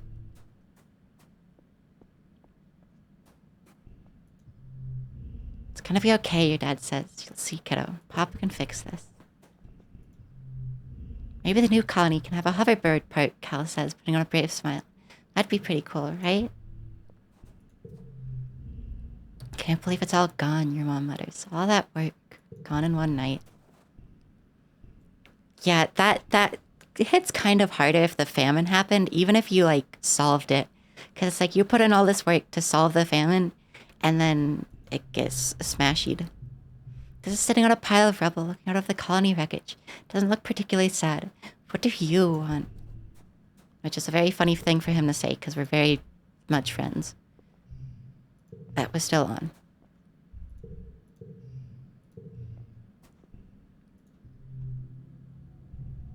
Rebuild. You're assigned to help out in geoponics. Agriculturists have been hard at work trying to salvage what they can of the ruined fields and destroyed greenhouses. Still a lot of work to be done. Your mom was in fine form in her role as chief cultivator. She never admit it, but managing a crisis is what she was made for. Cal's working geoponics too, of course. Smiles when he sees you. Hey, Solana, say, there's lots of stuff to do. What do you want to work on? Well, in this timeline, I have engineered plants to live in Vertumnan soil, like earth plants, to be able to live in Vertumnan soil.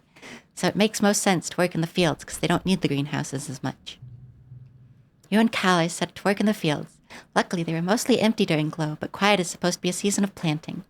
With the deep, compacted trenches with massive faceless stomped all over the colony defenders, fields are in worse shape than when you landed. Set the task of aerating the soil. You and Cal trade off, one of you guiding a bot with dangerous-looking aeration extension, while the other uses a shovel, and sometimes a pickaxe to loosen the soil and dig out pieces of debris. Then there's a spark snow. Raise the soil acidity if it sits long enough to melt, and your earth crops hate that. When you're not aerating the soil, you're trying to keep it from piling up. Tarps laid out over the fields, but shoveling the snow from the tarps is back-breaking work too. It's exhausting. Highlight of your day is when Tammy delivers lunches to geoponics. Cal's wrapped in one of her headscarves. Everyone is worried about the prospect of famine. Try not to think about it too hard, instead of focusing on just doing what you can do to help rebuild.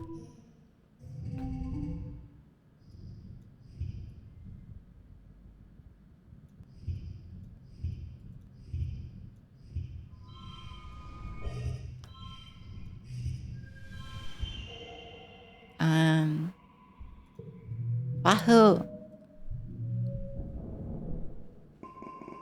Gosh. So much. Getting in the mess tents when you hear something grumbling. Ball and cutlery start rattling. People look around in alarm. Could it be another attack so soon? Can you hear shouting from outside? Someone runs into the tent. Something falling from the sky, they shout. It's on fire. Join the crowd of people leaving your temporary structures to gather in the colony square. People are squinting up into the milky, quiet sunlight, pointing and gesturing wildly. It's impossible to miss the thing hurtling towards you from space, like a great big ball of fire coming straight for you. Is this it? Is this the end? After all you've been through, a meteor's gonna land in the middle of your already ruined colony and kill you all?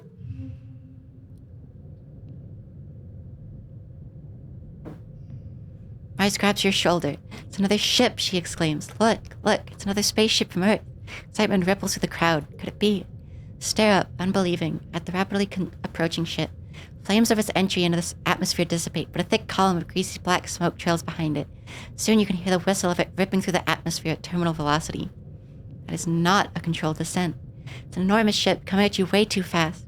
Ship's reverse thrusters fire, trying to slow it down so it doesn't smash into a billion planet pieces when it hits the planet.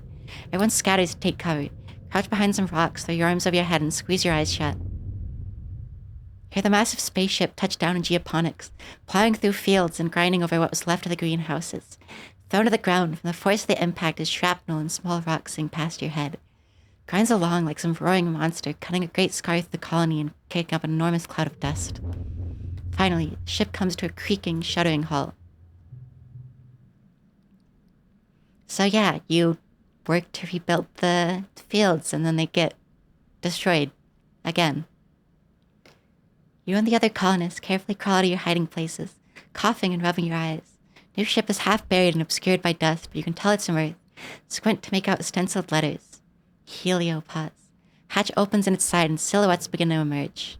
Silhouettes with guns. Soldiers march out of the dust and quickly surround all the remaining colonists. More soldiers form two parallel lines from the ship to the square, guns in parade dress, and a lone figure strides down center towards you. Greetings, fugitives of Earth, the man says, spreading his hands wide. Dismayed murmur ripples through the crowd. Adults exchange significant looks. Chief Engineer Instance tries to slip out of the crowd. She's stopped by the line of soldiers. Man smiles. He has a broad, easygoing smile that doesn't match the threatening aura of the soldiers, nor the smoking ruin of the ship behind him. Commander Lum, he says proudly, as captain of the Heliopause, come to render aid and bring you to justice. I can't remember if this is a fucking... I know trying to sneak away gets you rebellion, but does this give you fucking loyalty? I really hope it doesn't, because I want to get the extra dialogue, and it's a pain in the ass to go through all of this again. Okay, thankfully not. Hudicott steps forward out of the crowd. You're not the commander of the Heliopause, she says firmly. Where's the person I was speaking to? Commander Morikawa. Everyone is surprised. Hudicott has been communication with the ship. For how long? I am captain of the Heliopause, Lum repeats stubbornly, and adds, according to the chain of command, we sustained significant loss of personnel when we went through the wormhole. Can't help but notice many of the soldiers exchanged looks this time. Wonder how many people had to die before Lum became commander.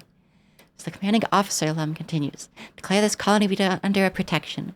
Set, you are all now subject to the laws of Earth. To be quite blunt, young man, it appears you need us as much as we need you, Hudicott replies primly. Vertumnan colony, such as it is, offers our hospitality to our guests from Earth. Lum opens his mouth, but Hudicott cuts him off. Now, there's no need for this posturing. What if the purpose of your mission here? You'll all learn that on this side of the wormhole, we're all human. Right now, we need each other more than we need mandates from Earth. Oh.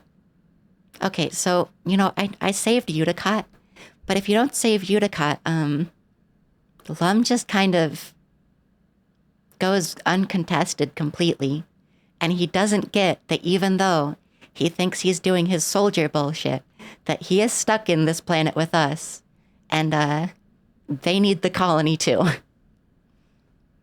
It's nice that Uticott stands up there. Uticott turns to the assembled colonists. Effective immediately, I'll be stepping down as governor and turning leadership of the Council of Lum, the Heliopause, she says. Smiles genially at him. Hope that will satisfy your craving for justice, at least so we get our feet under us. Judging from the number of guns on display, I don't think you have a choice in this. It's a good thing the colony is in such pathetic shape right now, your mom mutters under her breath. Thought we were a threat, they probably have just shot us. Dad squeezes your shoulders and tells her to be quiet. No one knows how to react. New governor from Earth. Nearly 100 new colonists, most of them trained soldiers. What does this mean for the colony? The crowd disperses slowly and the council members follow Lum back into the Heliopause, presumably to talk about the future of the colony. You hope. Track down your friends. So what do you think of these new people, Mars asks.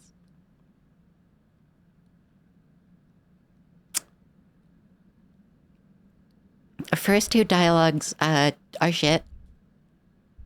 Third dialogue is the truest, but I've chosen it before. I don't want to share this planet seems the best. Just going to boss us around, I believe, is...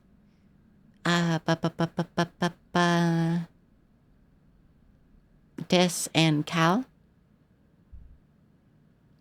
And I don't want to share this planet, I believe, is also Cal. Or maybe not Cal. Cal doesn't like them at all, basically. It might be Tange, quite honestly.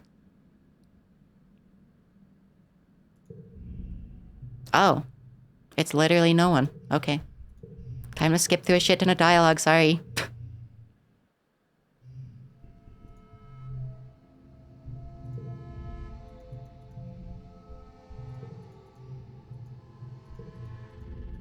I know it's save scummy, but this game, like, canonically has save scum, so... I'm just gonna do that because I don't want to do the card challenge again. Sorry.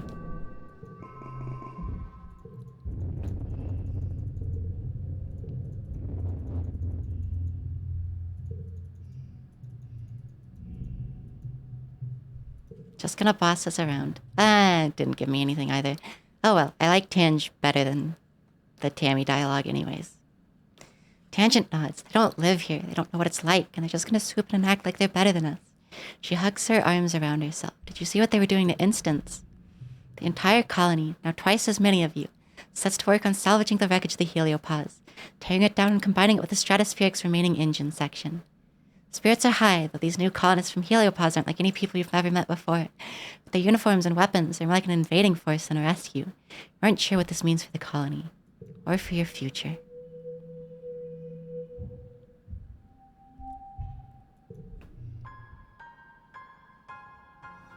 As the dust settles, you rebuild your colony around this new ship, Heliopause. New arrivals, soldiers mainly, are aloof at first. Many see you as fugitives. Together, you build new walls, living quarters, greenhouses, and a massive bunkered garrison. Strato's engineering wing is the only reminder of your old colony. Heliopause brought enough rations for another 5 years, as well as a rich seed bank and working hydroponics. You'll also have more guns and explosives than you've ever seen in your life. Even the ship has guns. Full stomach, roof over your heads, and the promise of safety convinces most Strato colonists to accept the Helios. In turn, the Helios decides that you criminals pose little threat. A grudging peace is brokered between the two groups. You decide they aren't so different, really. Even Helio children, born among the stars just like you. After a month of hard work, you and your parents move into your new quarters. Get your own room for the first time in your life. Step out on your very own balcony to watch the new colony. Its ground is bustling with so many strangers and strange new ideas. Sure, sweetheart. See, mourning removes stress, but, you don't have to do it. Feel something rising in your chest that you haven't felt in some time. Hope, excitement, what will the new day bring? Better get out there and find out. Rush outside to greet the new day. Why am I, like, tearing up? Let me do a little lap to show everyone the new colony, though. Back there's the Heliopause. Here is the last surviving bit of, the Stratos. Here's some destroyed part of the Stratos. And here's greenhouses. So something about this map change, unfortunately, is that it does not make much sense topographically. There's a new character. Here's the gate.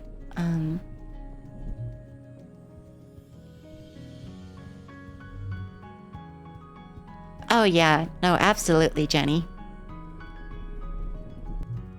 And here's the new geoponics. But something I really want to point out about the way they did the way everything was lined up, like out in the old colony is geoponics is over here. Which geoponics was underneath engineering, right? It was underneath engineering in the last colony. Not this far though. And also here, look. This is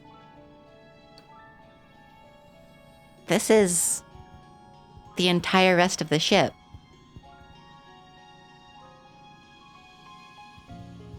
Also, was it beneath command? No, it wasn't. It was underneath engineering.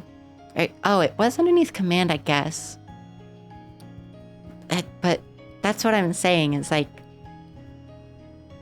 engineering was on the other side of the colony from the geodomes. And this part of the ship was on the different part. Again, I know it doesn't matter. It doesn't matter. I know it's fine. But like the way it's laid out, the way it's laid out is nonsensical to the old colony. Wouldn't leave anything of the old ship.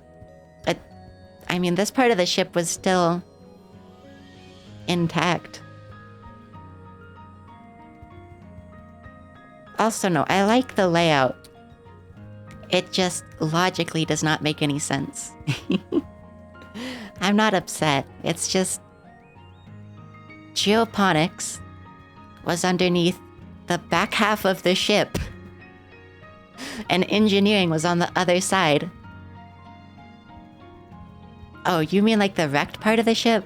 Yeah, I guess. I mean, to be fair, you technically do scrap a bunch of it, but I think they just wanted to convey that there's a shit ton of it fucked. Okay. Let me introduce you all, that is, to, Dog Boy. Colony's full of new people. Everywhere you look, you see a stranger. It's disorienting after growing up in a closed spaceship. Never expected to meet any other humans that were made here on Vertumna.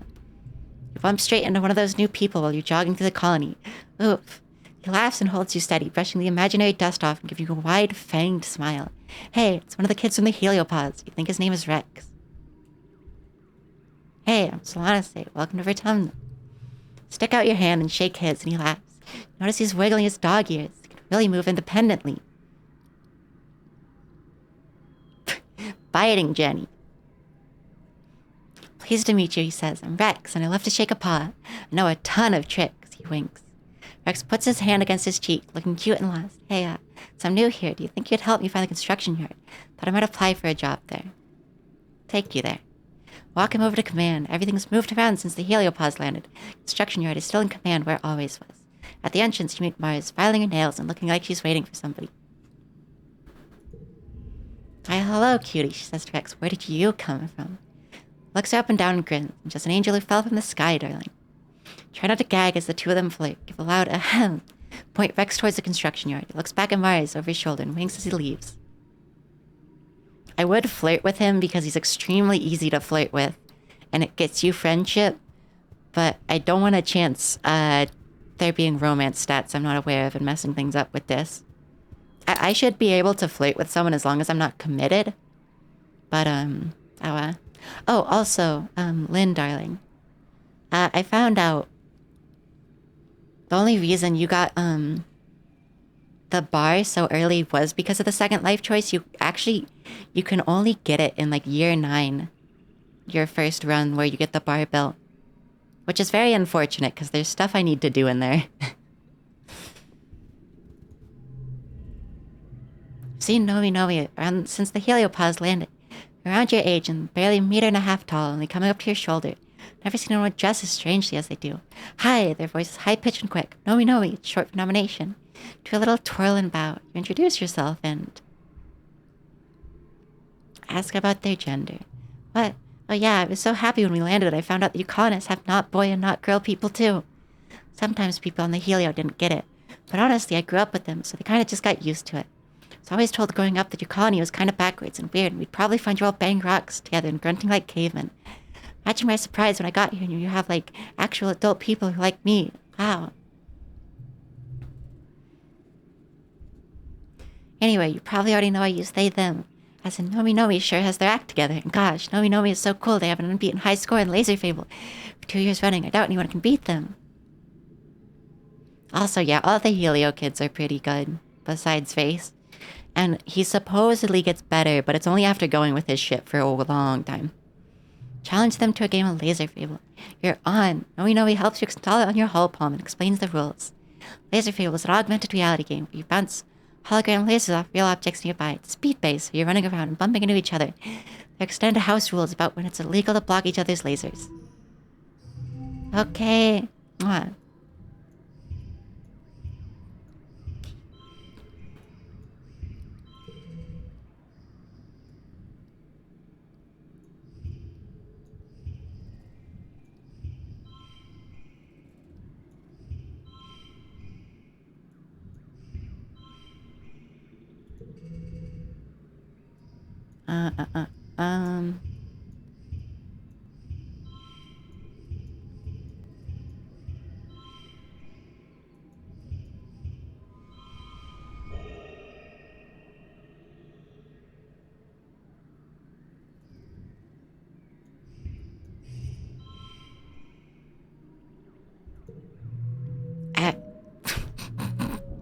I'm not good at things.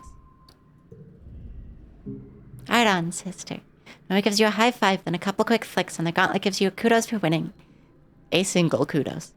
They explain this is how they always play Laser Fable with the kids from the Heliosphere. Except they mostly don't want to play anymore. Said they're too old for it. Just want to be soldiers now, except Rex. He's still cool.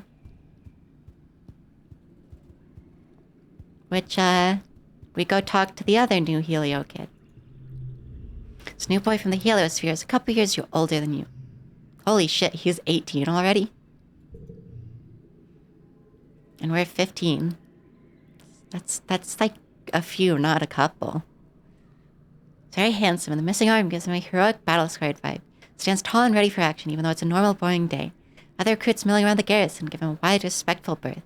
Sees you staring and gives you a curt nod. My name is Vase, Lieutenant Olivatius, he says, considering you with a glint of challenge in his eye, and you are. The choices here are very funny. First impression, Nob, yeah.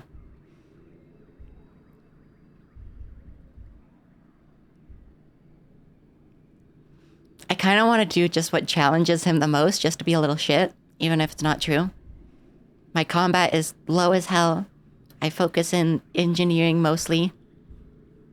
Speaking of which, I might want to get engineering up. I think that's what I was doing last stream.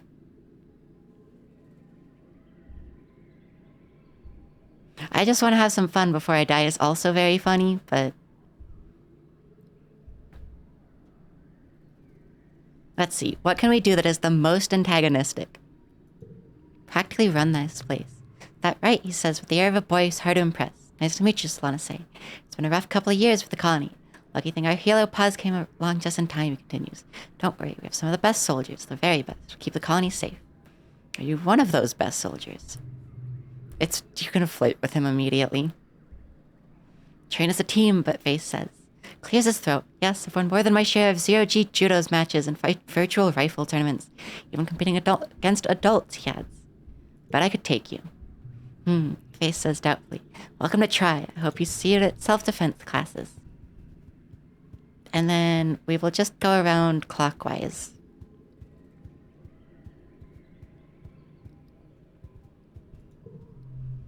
Mom frowns up at the wreckage of the heliopods.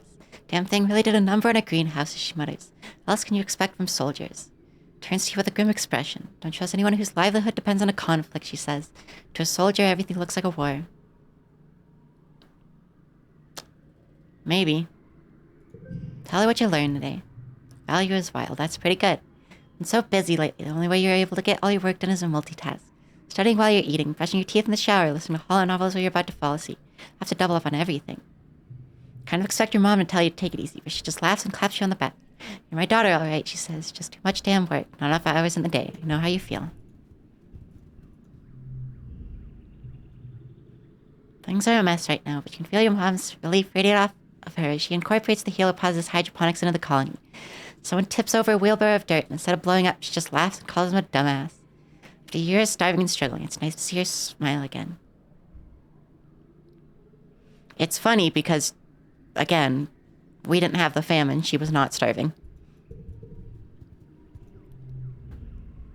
Dad is hard at work rebuilding greenhouses. A lot of replanting to do as well as setting up the hydroponics for the new ship. Almost like how it was the first year after you landed. Dad is running some kind of test on the trippets. Playing different chords and trying to see if they have language or just make instinctive animal calls. Help him by holding up random objects and trying to determine if their sounds map to any understanding of what they're saying. They're either saying kill all humans or linguini sports ball, your dad says, staring at the readout on his hollow palm. Just can't be sure. Dad is deep in conversation with some official-looking people from the new ship. I haven't time to hear him say it. Not aliens, they're livestock. I should know, I shovel enough of their... Sees you in bright. Excuse me, fellas, my kid's here. I'll have to continue this later. Throws his arm around your shoulders and walks you away. Thanks, kiddo, you showed up just in time.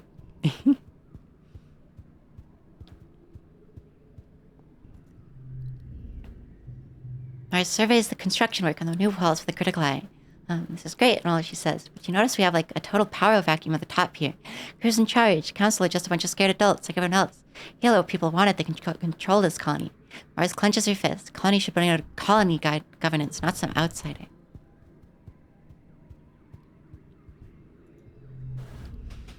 Tammy is standing outside the new lounge, looking in one of the windows. So many new people, she breathes. Now they're all probably lovely, but I've never made a friend who I didn't grow up with. What if they don't like me? Cal looks like he's been run ragged. Hey, Solana, he says, leaning against a pallet of building supplies scavenged from the heliopause. What's up? I don't have a lot of time. I gotta get these over to geoponics, and we gotta get plants in the ground. Also, now that I think about it, I should, be giving gifts. I don't know if I really have enough. Yeah. I haven't explored as much, so I don't have tons of gifts.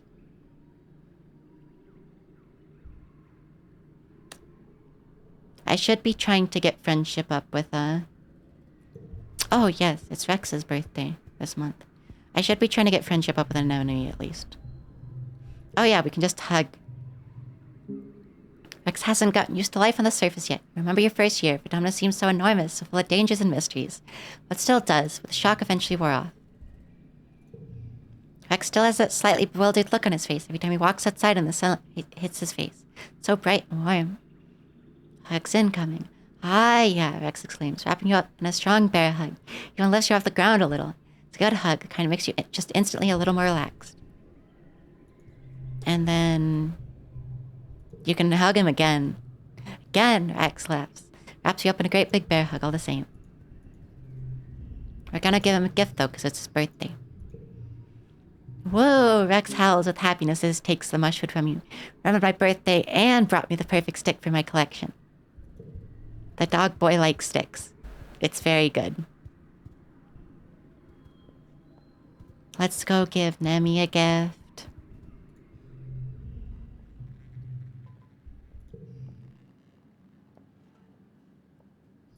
We'll just give her a mushroom log, I guess. Yeah, you'll like him enough, Jenny. I'm not sure if I'm gonna get enough friendship with him to really see a lot of the good stuff with him. Especially because a lot of his good stuff is romance related, and we're not gonna do that. But I don't know if my mother knew when I was born how convenient my genetic modification would be in times of crisis, Tange says, rubbing her eyes with her forearm so as not to contaminate her gloves. Worked 3 times as long as the other lab assistants, with very little decline in cognitive function. I wish I could fucking think at all. I have baby disabled brain, can't think well. Face looks exasperated by your presence. Hey, it's Rex's little buddy. Wow, we have 2 friendship with Rex and this already starts. says scowling. Get out of here before I have to send him a message about how I don't want his little gang of dickwits sticking out my garrison. Cracks his knuckles. You're not gonna like my choice of medium. What do you like, dumbass? You dislike fucking everything besides cake, strange device, and crystal clusters. Actually, fuck it. No gift for you. Die.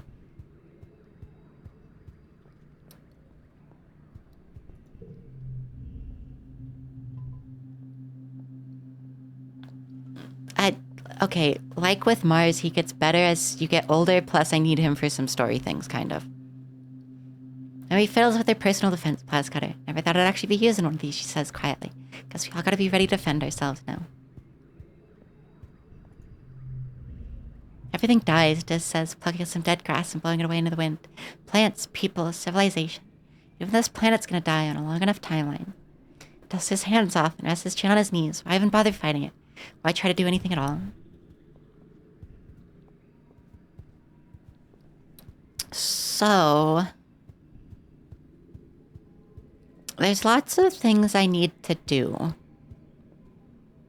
We're pretty solid on engineering and reasoning at the moment, though, so...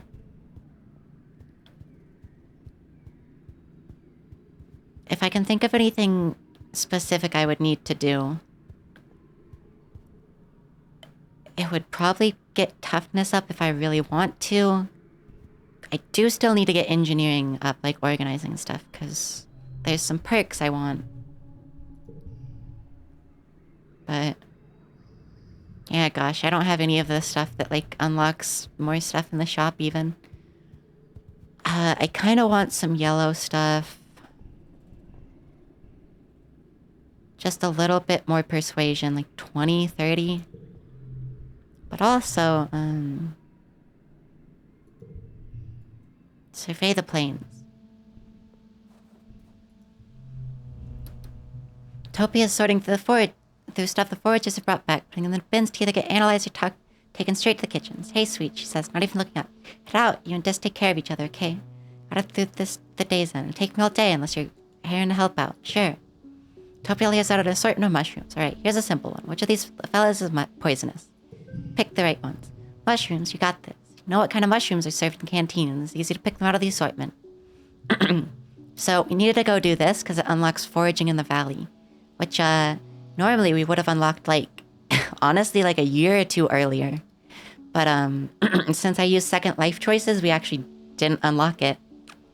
We used second life choices to solve the famine and also solve the pollen, which both of those things are in the valley. So, like... great work, sweet. Utopia explains. A big smile on her face. Regular pig. Don't worry, that's a compliment. On Earth, they used to use pigs to snuff out buried mushrooms. Go out there and dig us up some, why don't you? Finish up what you were doing on the survey team, but come back next month. It'll put you with the foragers, she says. You'll be in the Valley of Vertigo. They're the best place to forage for wild berries and other edibles. While we're here, we'll pick up, some stuff, though. You report for surveying duty. Nomi is here. It's their first day as a surveyor. Smile widely when they see you, smiling exuberantly. Oh, you two know each other already, Utopia says, looking between you two. I'll make this easier. Lana said, I'd like you to keep an eye on Nomi while you're out there, Utopia continues. Gonna assign you the same regions for the next little while. Just make sure they don't water in a nest of snap bladders, okay? Nomi cheers and gives you a high five. Utopia explains to Nomi and some other new Helio surveyors about the surveying tools. Nomi starts to get bored and wanders a little ways from the group. See it happening, but her powerless to stop them, tripping and nearly landing in a nest of hot eggs. Just about to crash into the delicate spun glass cocoon when Utopia materializes out of nowhere and scruffs them by the back of the collar. Fucking scruffs, you idiot! Nomi, you pay attention. Nomi giggles like they don't even realize the danger of being stampeded by the upset hot eyes beginning to gather around.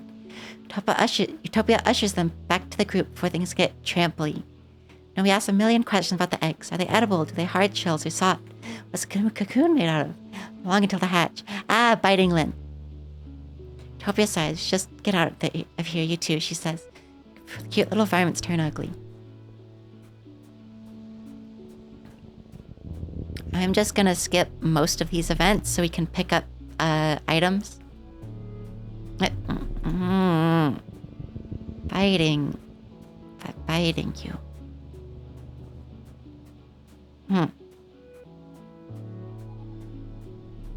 God, it's easy to lose your cursor in the snow sometimes.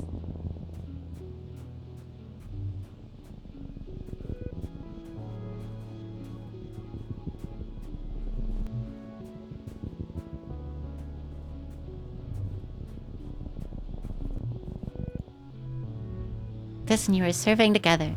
It's mostly just throwing rocks at things and seeing what happens. It's so boring, he complains. You've seen everything here already. Other surveyors are going to cool places, like the subaqueous swamp, places that are actually dangerous. Huh.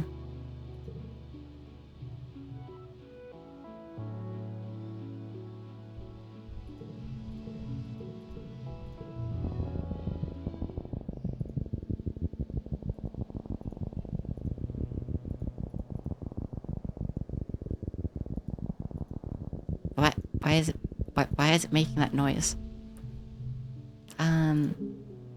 Yeah, the plains are boring. It's not bad, Dis said, suddenly defensive. I mean, it's really pretty, it's just I want to go somewhere I can have adventures. You know what I mean, Solana say. Dis goes back to chucking rocks and complaining.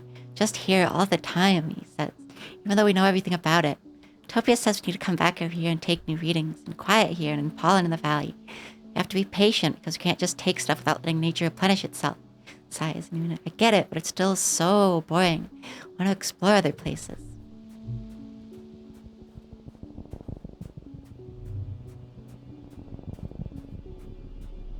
We can just skip most of these events.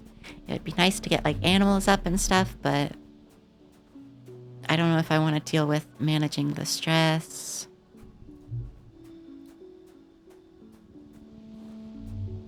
What is my gear look like that I have? +1 skill on challenge win.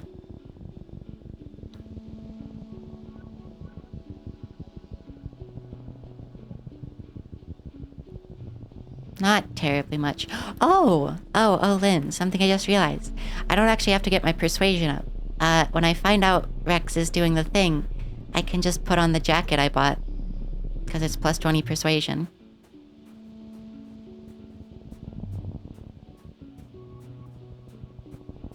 We'll skip that for the moment. We will come back to it, though.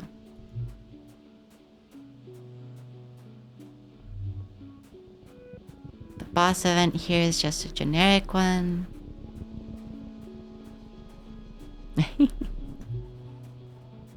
In my case, I think that was a patch vest. People like you when you wear a patch vest. Except for normies who look at you like they're afraid. I still need to get my patch vest onto a smaller one that actually fits me better. It's just so much. It's just so much sewing to do by hand. Like first I gotta get them all off the old vest. And then I gotta sew them all manually back onto a new one. Your Nomi shouting for help nearby. Sprint to the sound of the stress. Nomi seems to have fallen headfirst into some kind of Nomi-sized flower. Is it eating them? It's engulfed Nomi's upper torso, its petals pulsing as it pulls them down further. Use your plasma cutter to cut them out of there. If you can figure out what part of this creature to cut without hurting Nomi. Nomi is struggling inside and you hear muffled sounds of distress from inside. You have to try. If we did some events early, we would have figured out what this flower is before this, but that's fine.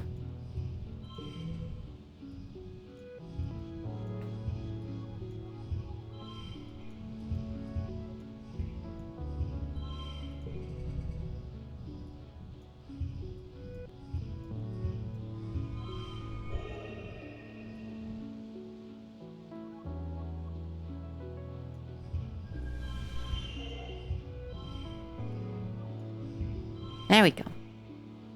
Oh, except that ruins the straight. I think that's the best anyways. Because we have 2 4s, 2 5s, and a 6. And then the color bonus. Whatever. It's 2 animals. Delicately slice the lyre flower at the underside of the base of its flower, which I guess is the creature's neck. Close, it looks more reptilian than plant-like. Just a little nick, and the creature coughs and convulses. Nomi spills forth in a flood of digestive juices. Ew, ew, ew. Yuck. My outfit. Stupid flower. And always stomps and shakes their fist at the flower, which lurches away on a fat, snake-like body.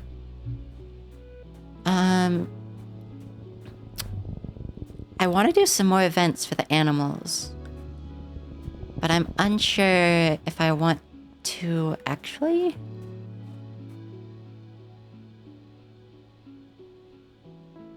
Getting toughness in animals up would be fine. It would be good. I'm just unsure if I want to use next month to have to rest instead of doing anything else, you know? Because resting it's okay, but... You almost bump into Ditz. He's being so still and quiet, hunched over and looking down a little knoll. Shushes you and points. Don't scare them. Follow his finger and see what looks like a bush shaking violently. 2 bushes, actually, at the opposite ends of a clearing. Oh, they're bush bubs from far away. They really do just look like plants and rocks. Fighting over territory, Dis says.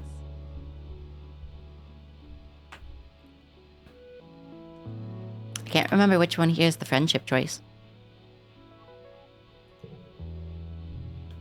I don't know if any of them are. Neat, I hope it's bloody. It won't be, Dis whispers, frowning. But, well, he frowned there, and I don't like making him upset.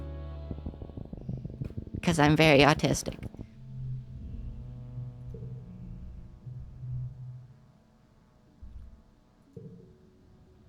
If you're quiet, you see them a lot. I guess we just get friendship for watching this anyways. Watch two creatures face off, rhythmically rustling the leaves that grow out of their heads and backs. Gangly, branch-like antennae swing with their heads as they rear up to their full height. Even far away, they look imposing, like agile boulders. +2, that's okay-ish. One goes, then the other. They watch each other carefully, alternating and repeating the other's motions, trying to outdo each other. Ultimately, the smaller, more graceful one seems to be declared the winner. The lizard plops back down and shuffles away into the jungle, defeated. I'm gonna check my package tracking. Ugh, annoying.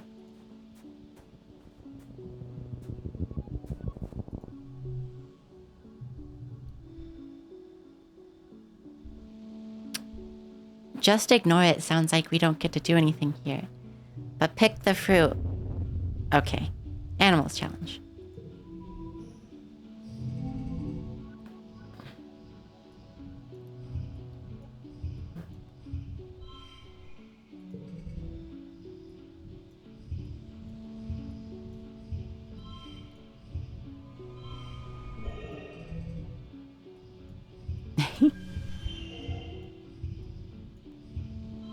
I got some really good hands there.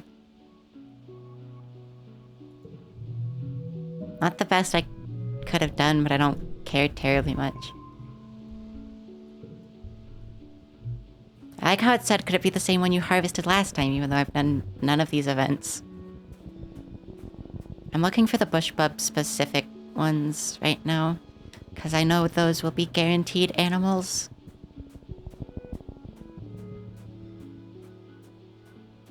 Most of the rest of these are also animals, but I just want to get the ones I know. There we go. This is perception, which we have maxed out, so I don't know if it'll be any good.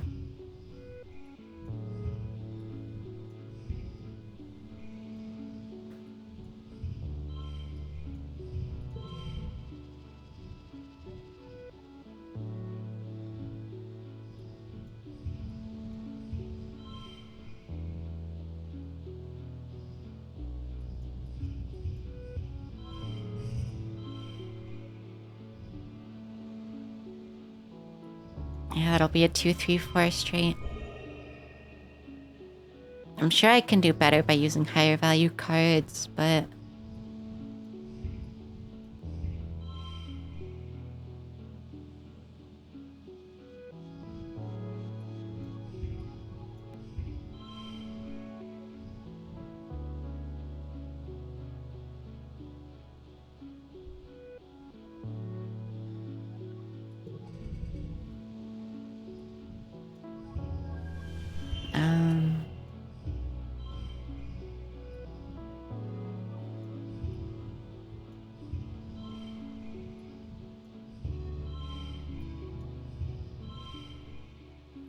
probably the best I could do without playing the 8. Yeah. Yeah, that was just perception. I'm really close to having animals maxed, and it gives me another gear slot, I believe. Maybe? I can't remember if that's the 100 animals perk or not. But it'd be nice to have all 4 slots open. It's level 3 animals? Oh, okay. That's fine too. I could use those. Find another route, because that's perception. Animals challenge.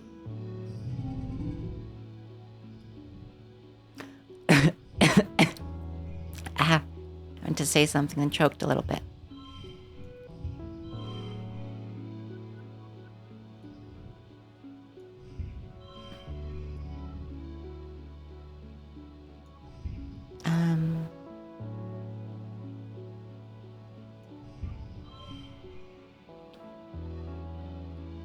I don't know why that's higher, but whatever.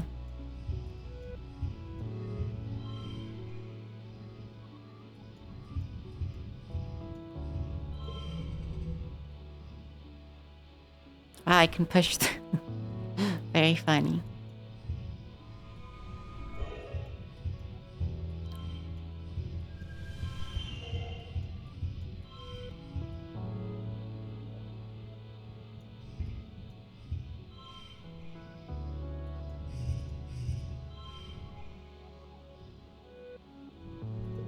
I don't know.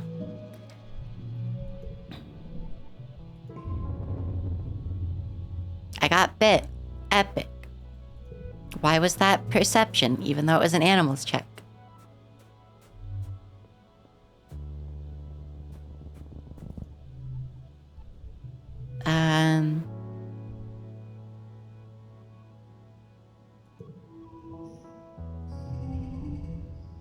Oh, random card locked.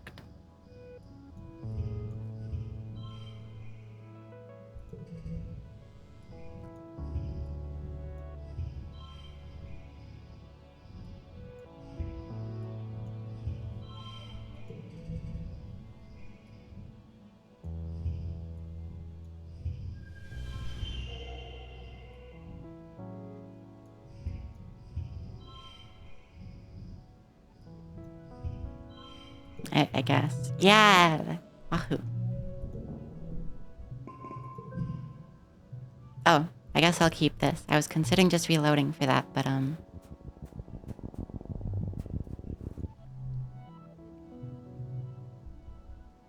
not much to find out here. The peaceful atmosphere is great for contemplation.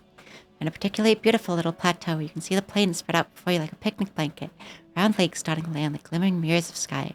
This is really pretty art. I don't think we ever get to just see the full screen of this. I wish there was a way to, like, hide everything.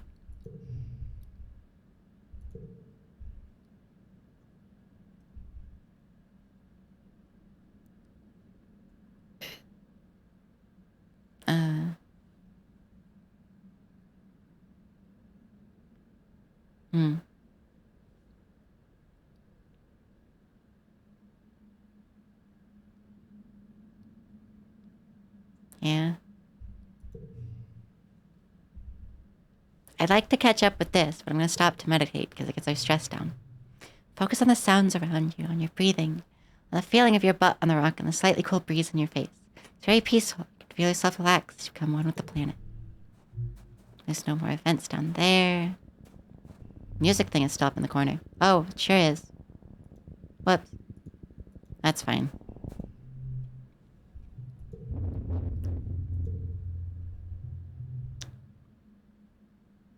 It's fine.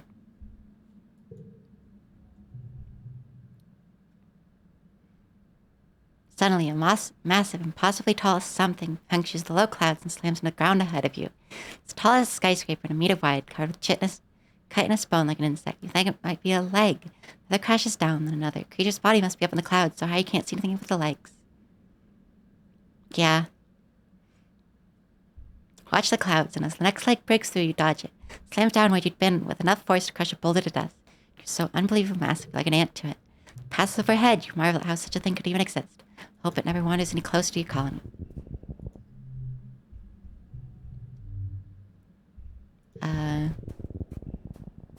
That's just perception, seemingly. We might be able to clear out all the events since we have stress reduction and such, but... This card's okay, but... it's only a 3. Plus it's like a perception. Can't remember if this is perception... Empathy. And animals. Stop to admire the light glinting off of the water of a shallow circular lake when you notice some strange rocks near your feet. Pink and red, bobbing in the shallow water of the shore. Seen the colorful floating rocks before, but when you brought discs to show him where they were, couldn't find them again. Play a memory game with them, touching the stones and the pattern they give you. Feel emotions coming from the rocks. Affection, interest, gratefulness. Somehow you understand. They like the content. Are the creatures or rocks? Sometimes the lines between the two can be blurry on Vertone. Can't move, but learn about the world from creatures who pass by and touch them. The way animals rub to leave their scent, these rocks entice animals to play with them and leave information about the world. Get the sense they're excited for your new scent. What end you don't know. Yeah, I mean, I know plenty of girls who would be excited about my scent too.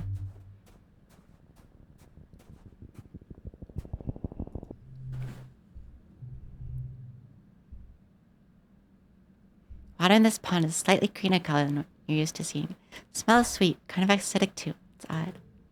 Collect a sample to analyze. Hide yourself under some large mushrooms to watch the local fauna come and go. Smaller creatures sniff the water, but leave without drinking. Massive balneal photosynthesis lumbers over. Lifts a leg, and oh! Pond must be where the balneal photosynths mark their territory. Check your analysis results to confirm. Yep, it's literally brimming with balneal piss. Good thing you didn't try to drink it. Yeah? I need 4 more animals. Okay. I should be able to get that. Probably not from exploring, but by doing other things I should be able to. Spot an enormous, unfamiliar flower. Large waxy petals join to form a basin brimming with goopy yellow gunk. Entire thing has sticky and melting look. Awful smell of juice permeates the area. It's like something died in there. Wait and watch it. One of the nearby bushes starts rustling. Oh, another bush bug. Approaches the plant and dips an arm into it, bringing it to its face and licking it. Then it sticks its head right in there and drinks. Try not to gag. Black. Some long, deep gulps. The bush bug wanders away, looking slightly tipsy. Drink goop. The smell is horrendous. The taste is indescribable. The moment it hits the back of your mouth, you start gagging and salivating uncontrollably, throwing up as a relief. Despite your initial discomfort, when you're done emptying your stomach, you realize you feel incredible. You're totally cleansed inside and out. You feel invigorated. All your noise attracts a nearby bush bug. Comes scurrying out of the bush, growling and cackling at you.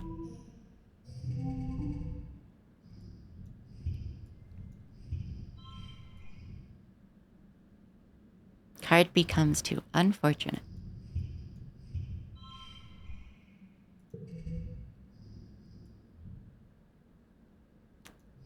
Kind of means we can't play any straights at all.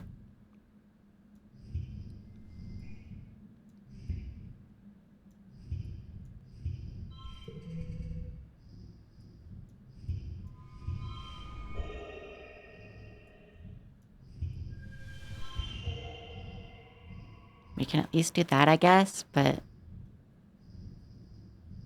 I don't know if that benefits us tons.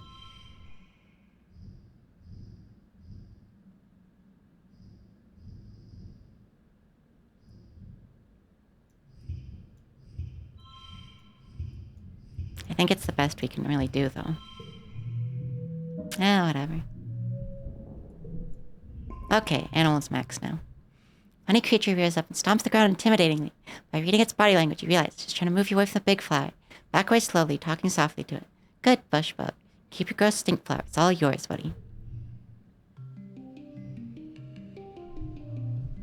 So we got animal is maxed.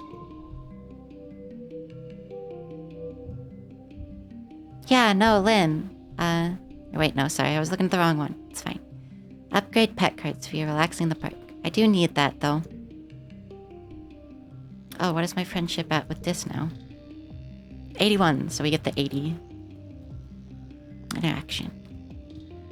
Let me just check around for anything else first.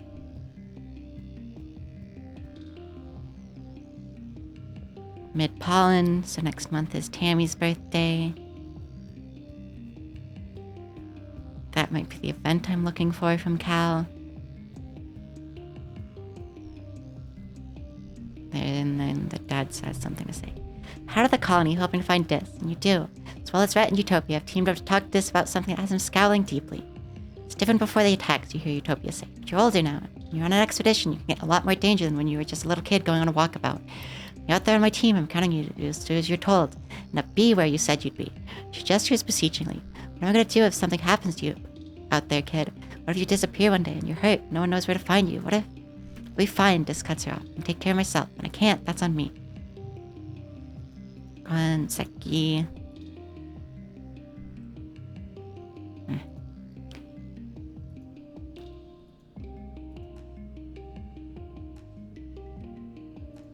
Also, oh, this music track.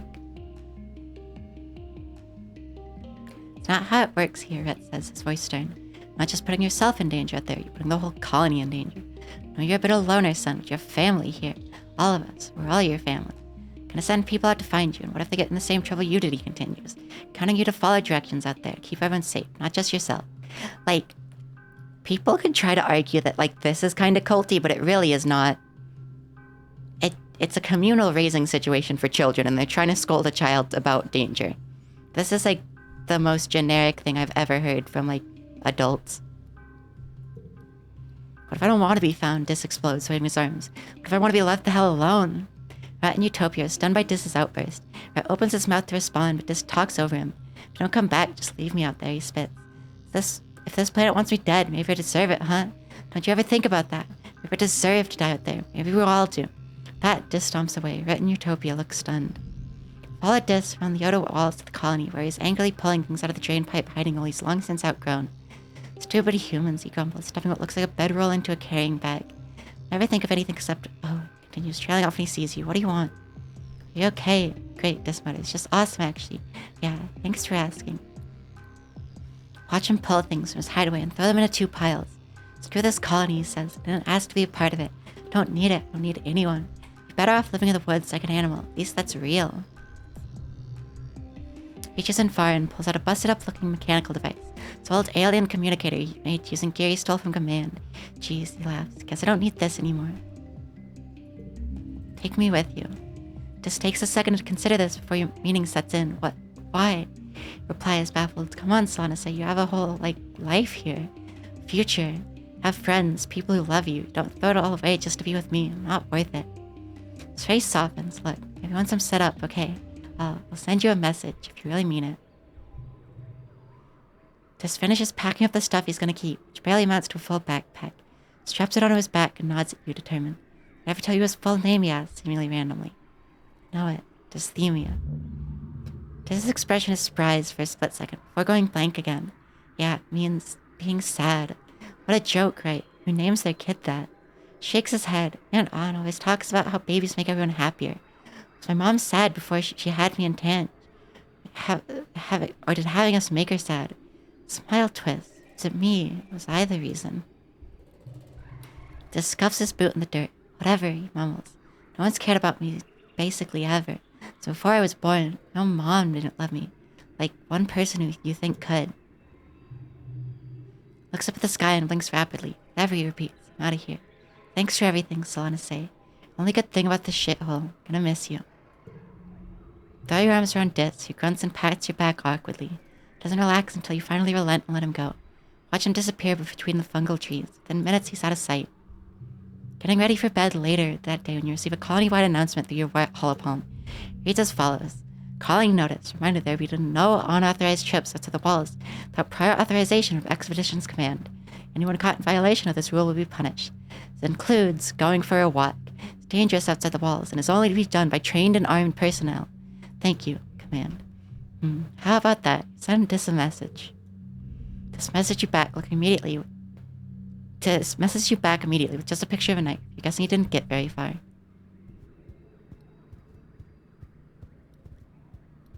Poor boy.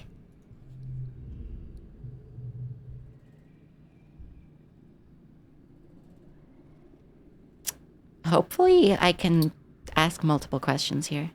Catch your parents muttering about the new governor and people from the heliopause. Mom seems to be upset. Word fascist catches your ear. Might be your chance to ask some of the burning questions you had. What did the Helios know about Mom?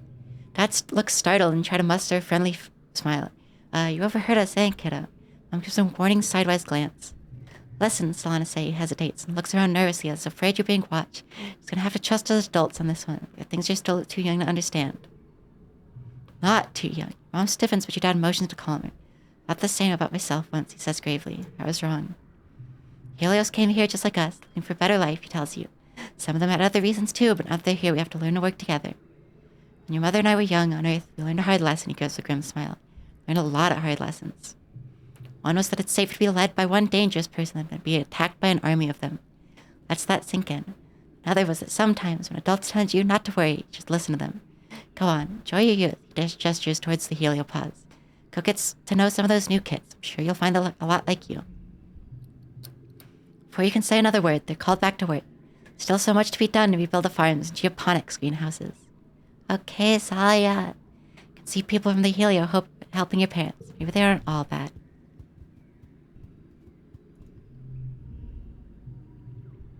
It's not as bad as it could have been, she says, sifting through a tray of seedlings for bits of grass and shrapnel. What we lost, we can supplement with the hydroponics on board the new ship. I want to see a lot of that other dialogue from Dad, but...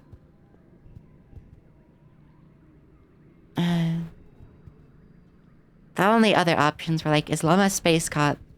I feel like the most important one we could have asked was why they knew about Mom, and they only kind of answered that. So I'm fine with that.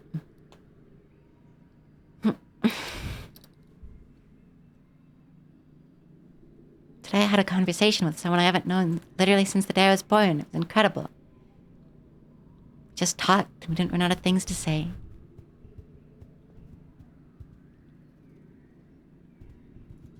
Yeah.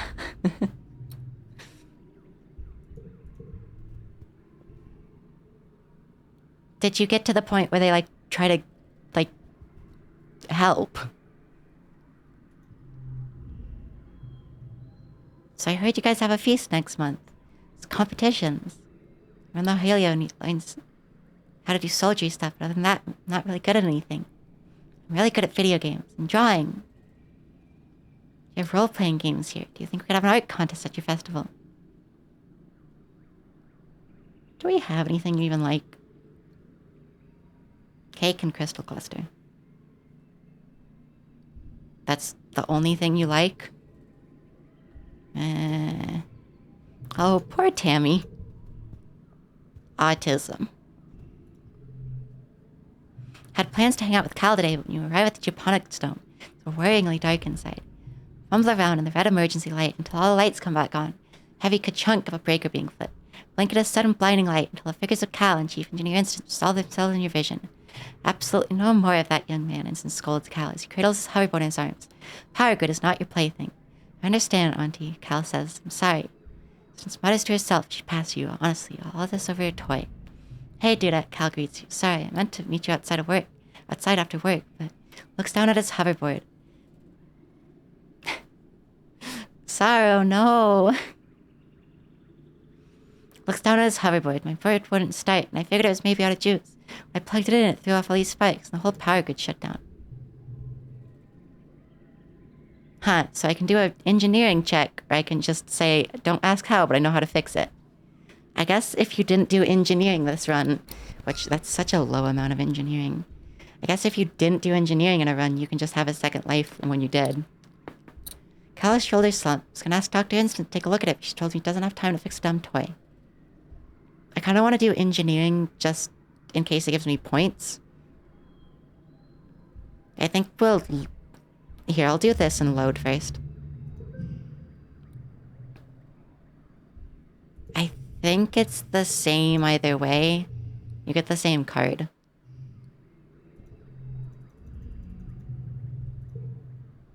Yeah, it's the same. Open up the hoverboard. Perk around his guts for a little while. Oh, we get friendship if we do the engineering way, though. Okay. After about 20 minutes, you think you have it figured out. Wire it so the power no longer flows to the burned out capacitor. Stick a little duct tape in there and close the casing. Cal takes the hoverboard and cautiously flips the switch. FY, it floats, it hovers even. Radical, Cal shouts, covers his mouth with his hands. I mean, this is totally cool, Solana. Thank you so much. Celebrate. Cal lets you take the first spin on the board. Whoa, it bucks like a wild animal under your feet, and Cal catches you as you stumble off it. Carefully laughs. First step is a doozy.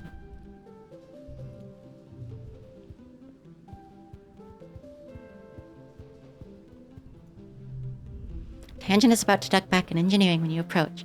She winces and shields her eyes from the sun. She looks at you miserably and notices that her right eye is glowing faintly. It's a new hollow eye implant, Tangent says. Its ghostly glow snaps in and out of existence as she blinks. You seem to be experiencing some unpleasant side effects from it, similar to that of an ocular migraine, Tangent confesses. Instance warned me that this level of visual information could be difficult for the human brain to comprehend at first. Create a follower in engineering to get out of the sun. Similar to holopalm, she explains, still holding her forehead and squinting. With an infinitely large screen because it projects it directly into the oculus. Used to belong to Dr. Instance, but she passed it down to me to help with my work. Sure you'll get used to it soon. Tan sets her jaw and nods, determined. No, I will. It's only pain. It's more than an implant, Tange continues as I followed her to the medbay labs. Hollow eyes from the very forefront of human augmentation represent our next step towards ascending as a species. She touches the red scar where the holopalm used to be. No more clunky screens, no privacy concerns, she says quietly. Elegant, integrated design. Serves the motion of my hands and use it to generate an AR interface for my entire field of vision. It's partly powered by my own metabolism through the magnets embedded in my skull. It's beautiful. Hello, Shalal. I don't think it's installed in her eyeball, technically. Also, yeah, she does still have the holopalm. And some of the art, first of all, in her older art, and then also the concept art, it seems more like it's on the side of her face. They talk about in the concept art how they wanted it to be like, look like piercings on like the side of her face. So I'm not sure if it's actually in her eye rather than her face. I'm unsure. Nobody else is here. You hear the gentle hum of experiments running in the corner. This kind of technology is so far behind what we're capable of reproducing in the colony. Tange sighs, rubbing her temple under the implant. Once they're gone, they're gone. Maybe Earth will send us a shipment of new ones someday. I expect they've developed something more advanced since we left Earth. So it's more likely they forgot about us completely.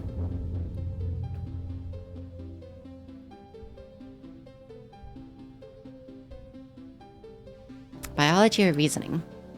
Quiet hum of the laboratory, shattered by an alarm. Tange jumps at the sudden noise and shuts her eyes tight. Biology is maxed, so probably not do that. I have to get this, she mutters, gesturing in the air to silence the ring. The simulation I'm running is time-sensitive, she explains. Specimens require minute changes to their environment every 2 hours. Temperature, humidity, light levels. Grimaces, if we had better automation, this wouldn't be a problem. You're on medbay after all. Rummage around for a bottle of triptans and a cold towel. Tangent grudgingly swallows the migraine medicine and lays down on a medbed with a towel over her eyes. Shake your head. This girl needs to take better care of herself. She applied pressure to her temple. She slowly breathes in and out. A few minutes, the tension in her face eases. I feel less human now, thank you, she says with a small smile. Wobbles over her experiment. She uses the computer to set the environmental parameters for what seems to be some sort of fungal growth comparison. When she's finished, Tan slumps down on the floor in a corner where it's nice and dark, folds her arms and lays her head on them. Should buy me 2 more hours. Tan shifts over, wordlessly inviting you to sit down beside her. Arm is cool to the touch, rests against yours. Tan turns to you. Thank you for the assistance. It was nothing. And she gives you a slight smile, barely visible in the faint glow of her hollow eye. And thanks for nothing, I suppose. Please don't tell Instance that my body is adjusting poorly to the hollow eye, she adds. It's only temporary. The stupid flesh prison is not allowed to draw the limits of my form. And I think that's everyone. No.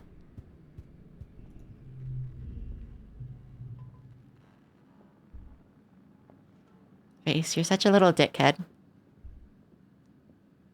And you like absolutely like nothing, don't you?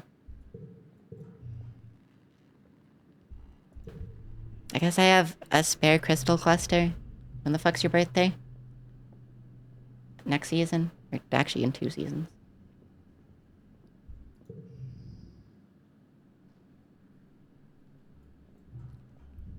Sure, I guess.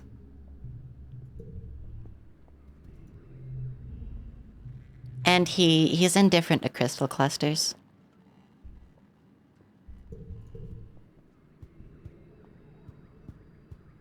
Okay, I think that's everyone now.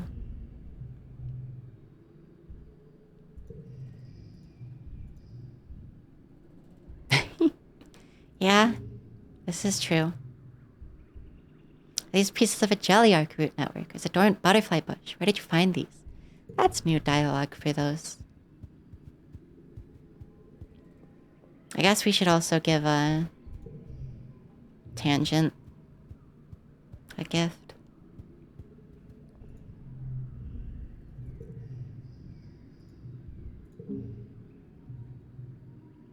That's the same dialogue as usual.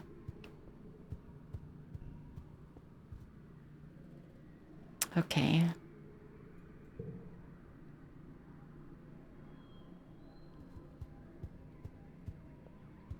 I don't think I ever unlocked robotics.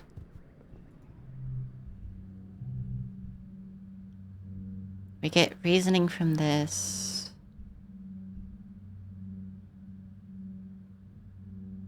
I want organizing up, but nothing in here gives it. I know we can get it from command, but I also am trying to proc an event in engineering so I can get robotics.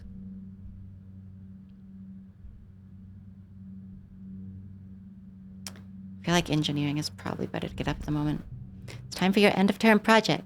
Partner with Tangent Nomi to come up with a project that uses everything learned about math, physics, computing, robots, architecture, and astronomy.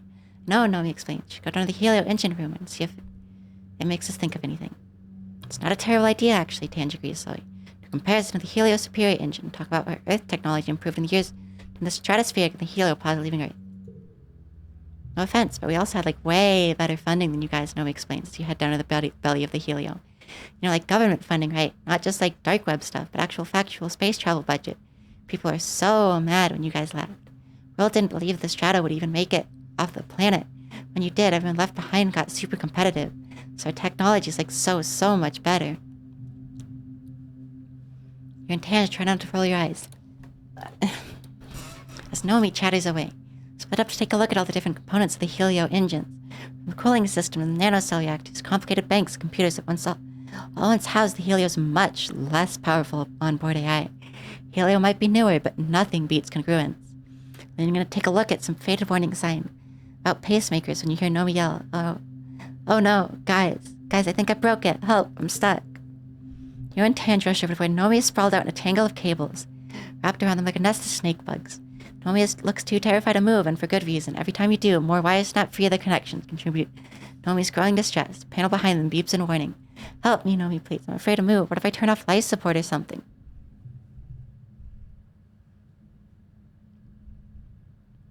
I mean, there's other reasons, but yeah, that's definitely one of them. It's delicate, stressful work, but together you and Tange manage to pull Nomi from the disaster. Down to the jumbled, hopeless tangle with growing fear. Gonna have to rewire everything and hope you get it right.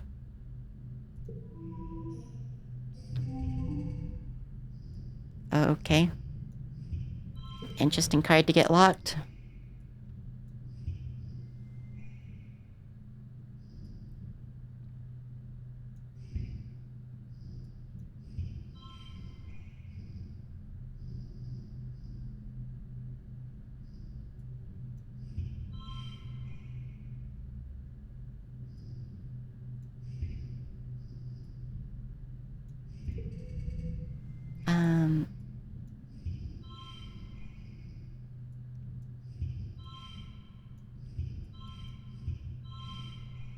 That's not even my best hand. Okay.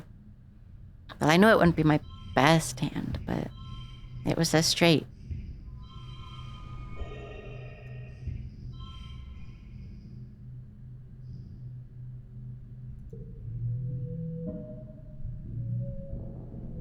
Re-engineering. I'll breathe a sigh of relief, and all the cables reconnect and everything stops beeping. I knew we could do it, Nomi says, looking relieved. Now we know how it all works. This is a pretty good card, even though it's only a 2 because it doubles cards. So if you use like a 10, you can get a 20 from one card. +2 engineering. Work together on +2 reasoning. Work together on your final project with a full schematic of how the helio engines work. Nomi contributes some intensely detailed drawings and Terrence makes sure everything is correct. Write up the comparison between the helio and the less complicated strato. Oh hey, and now we get increased rewards for engineering. Congruence looks over your work. Congratulations, you three. This wonderful work. You officially passed, but there's always more to learn. More to teach others. By the way, she adds with a wink. Good work repairing that power array as well. Don't worry, I won't tell. It's funny that we just get to work and don't have the check since we did it earlier. +4 reasoning, wowee.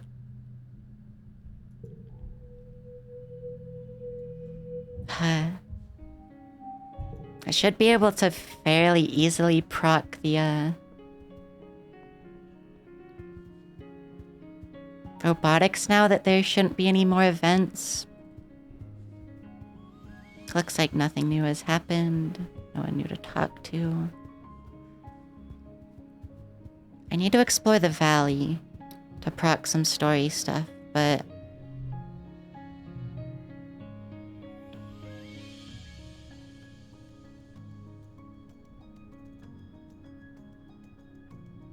I haven't enlightened for a while, so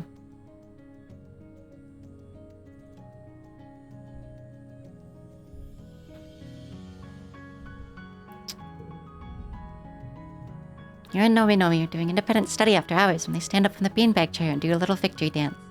Yes, they shout. Look, it worked. Look, Solana say, God. Throw something to your holo screen. The intro for the game Kyukyo Bishinen Kietsutsu comes up on screen, and Congruent's full room holo projectors decorate the walls with the blue sky and rolling green hills. Happy battle music fills your ears. Nomi claps their hands proudly, installed it in the classroom mainframe, they explained. It's so much faster, there's no latency at all. So now the lights go out, and he screeches and hangs to you in the dark. Onto you in the dark. Lights flicker back on, but only for a few seconds at a time before going dark again.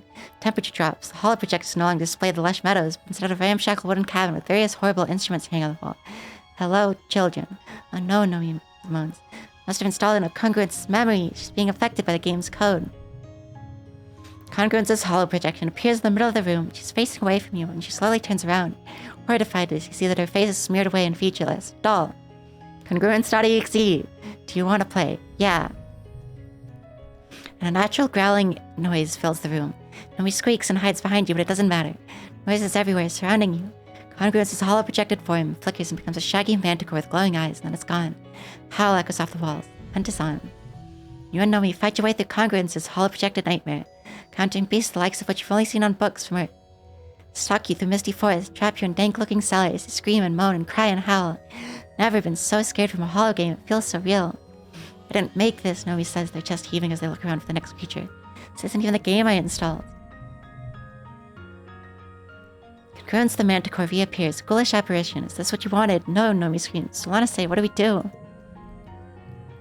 Use your holopalm to access Congruence's system files. Not strictly speaking aloud. I mean, we did this when we were like literally only like 10 or 9 years old. Yeah, like 9 years old. We did this on the ship. Turned the shields to full power and prevented geoponics from exploding. We did this as a child.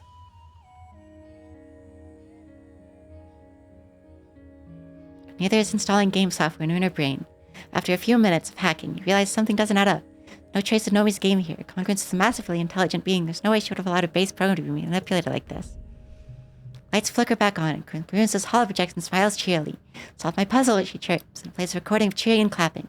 Not simply telling you not to install unapproved software would be boring, she continues. Certainly remember this lesson. Nomi clutches their chest. Yeah, for sure, they say. I'm never doing that again. Yeah, get fucking pranked. Not a great hand, but whatever.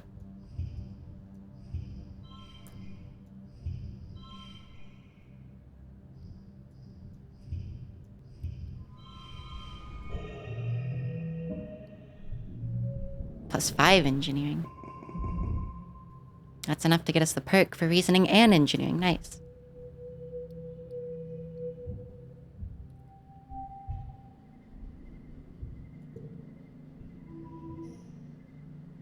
New cards in the depot.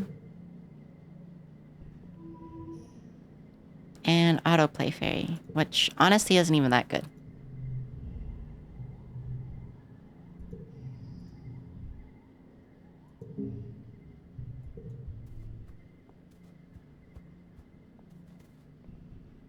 It's your birthday. Have an egg.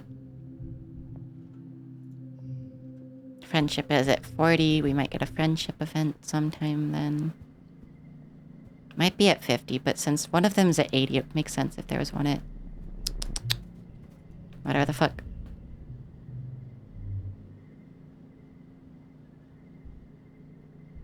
Do you think they got in this way? It's great farther in. I haven't gone in there to check yet.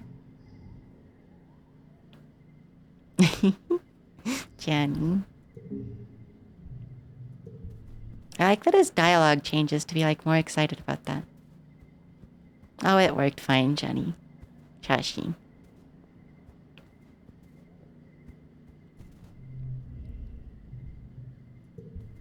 I think this text is the same. Try to broach the subject of Governor Lum and Helios. How they seem to know your mom. Didn't she fight back when they just took over? Leave it, she barks in her. We aren't discussing this voice. It's council business. You're too young to understand. I feel like a 15-year-old can grasp the concepts.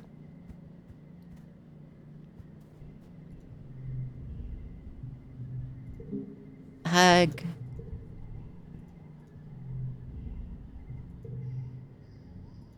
And have a stick. Oh, and then we got a friendship event. Yeah. A lot of it is game progression, but like, hi True. Thank you for the resubscription. Like some of her events are locked to like age 17 and 19 and such. But at 40 friendship I probably I think I probably know why. The 40 friendship is probably the Calm's birthday one, which is supposed to happen by before the Helios lands, because you know Calm dies and everything.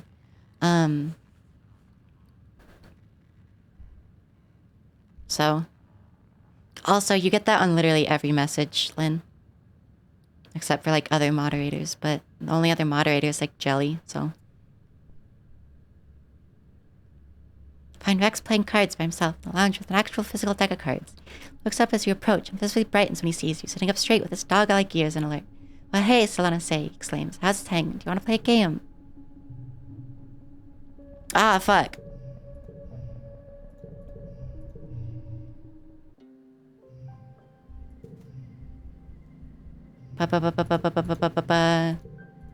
Gear.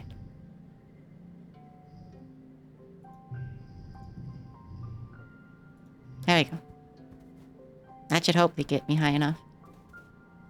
If not, I can totally just not interact with him and go get my stats up like a little bit. It's called Bottoms Up, Rex explains. We both play a card from our hand we think is lower. When the other person is playing, the person with the lowest card wins. When you get the number of points that are on your card, you get to take the loose card and add it to your hand.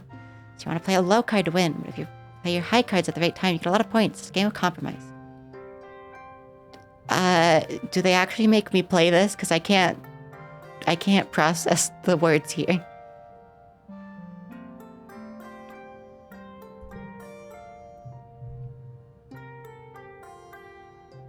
I used to play it all the time back in the Helio, but now everyone's here and, you know, realizing the big dreams of being heroes and saving humanity, Vex says, rolling his eyes with a good-natured grin. Soldiers love to gamble, Vex says. You know, the thing you use here, kudos. Just play the high card, okay?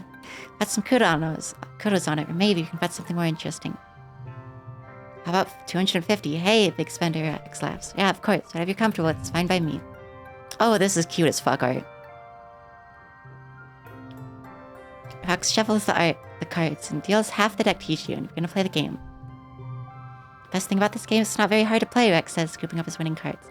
It's all about how well you know the other person. Well, don't know each other very well yet, so what do you want to know about me?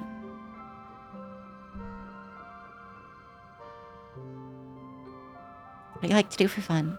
Talk to people, mostly, Rex says, and puts down a low card to win the hand. I like to see what everyone's doing and help them with stuff if I can. I just really like being around other people. I like doing whatever they're doing. Oh, and cuddling, of course. I love cuddling. And running and chasing stuff. Rubs the soft inner part of his ear and smiled sheepishly. Made any friends here? Oh yeah, of course, Rex says. He looks happy.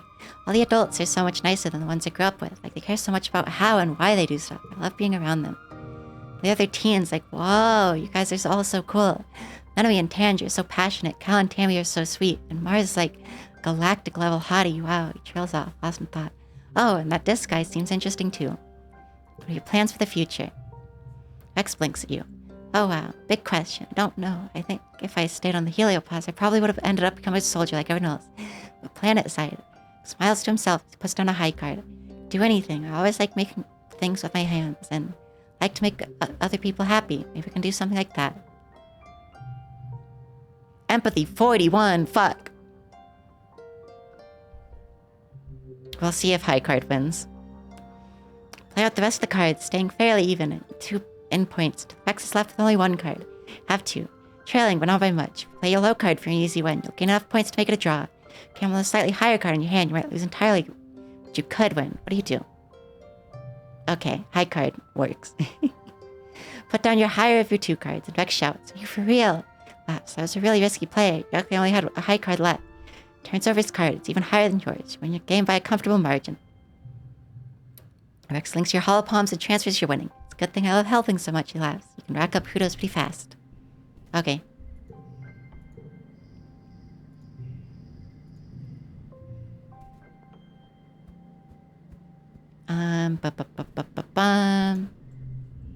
Find Nomi in the lounge, flanked by 2 hollow screens. I have debug on. Whoops. And doodling in a sketchbook with real paper. One hollow screen is playing an animated kids show. The other is a wall of text. What are my persuasion stats? Okay. Has a wall of text. Looks like it might be a translation guide of some kind. Novi's attention moves between the 3 easily. When they see you, they jump and quickly close their hollow screen, sitting up straight and clutching their sketchbook to their chest. Hi, Solana say, they giggle from the back of their head charmingly. How you doing?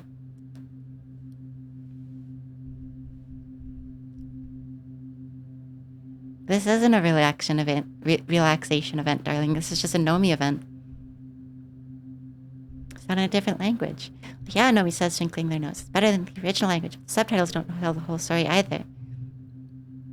Nomi sets their sketchbook aside and looks around, conspiratorially. Oh, okay, yeah. I forgot. I mean, it's kind of like how you can mourn, but after the Helios lands and everything, you get all of your stress off anyways.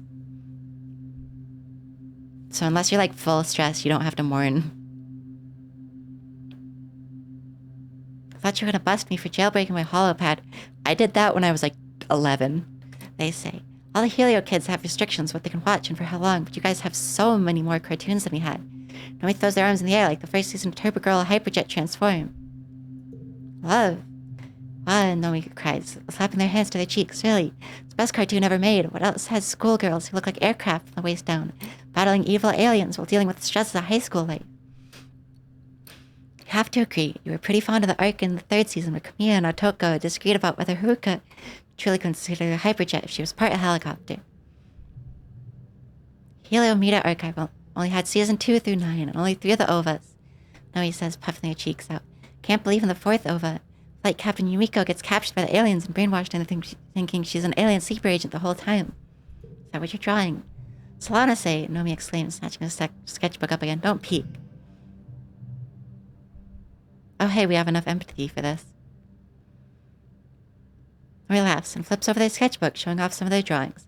Drawing some fan art for the show, they say. Well, it's kind of fan art. Okay, it's really more like if I was a character in Hypergirl Turbojet Transform. Nomi blinks at you, clearly stunned by your interest. Well, okay, kinda. You see, all the cool aircraft are already taken. It's rude to be a double. No double's real. Press the tips of their index fingers together and look thoughtful. Sometimes I draw myself, my character is something weird, like a hot air balloon. And I think it'd be kinda cool if I was only a regular human in the Turbo Girl Hyperjets. Thank you.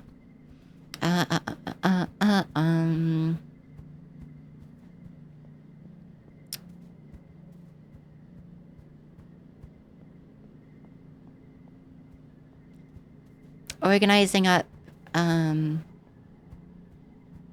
don't know if we'll get organizing up enough to be 66, though.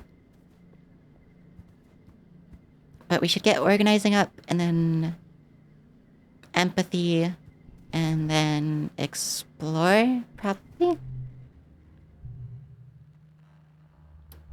2 organizing, 2 organizing, 2 persuasion. Working with Mars, when a depot order comes through on your holopalm for 10 batteries for the crash. Busy packaging up another order, so you hand it over to her holopalm. But you're constantly complaining about how boring beneath her this job is. Mars is very good at it. Finds a way to do things faster and more efficiently, and she hardly ever makes mistakes. Why are you surprised when you get the order from the nanoprinter and find 15 batteries? Check the requisition again. Wait, it says 15 batteries now. I swear it said 10 before. Mars scoops up the extra 5. When you wink as she hides them in her bag.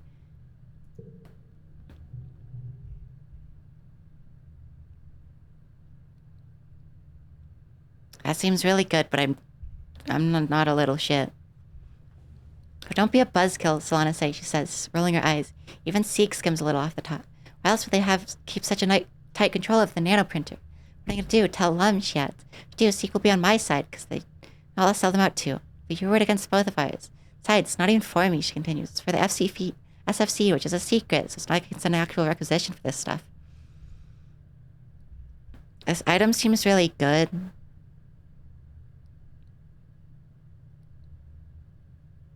Because it's a plus 10 to everything.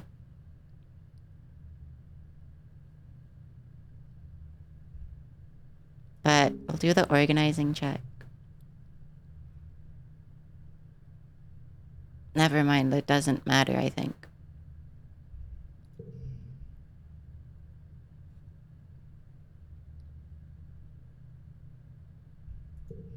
Mars' deception was pretty good. You only caught it because you happened to see the requisition first. You happened to put it back in the queues for Mars to pick it up. You happened to be the one who packed it up. Work with Mars to set it so that the first person to open a requisition must complete it themselves. Believing you're doing it to increase reliability, Seek approves of this change. It's a little more work, but it means that Mars is free to edit requisitions to her heart's content. Mars is so pleased with your work, she gives you a kiss on the cheek. Let's see what happens if we just take the item. Because none of these choices are good, I'll be real. Like, we can stay quiet, or we can tell Seek, which isn't going to do anything. None of them do anything. Oh, this just gives us 10 rebellion. And then a gear.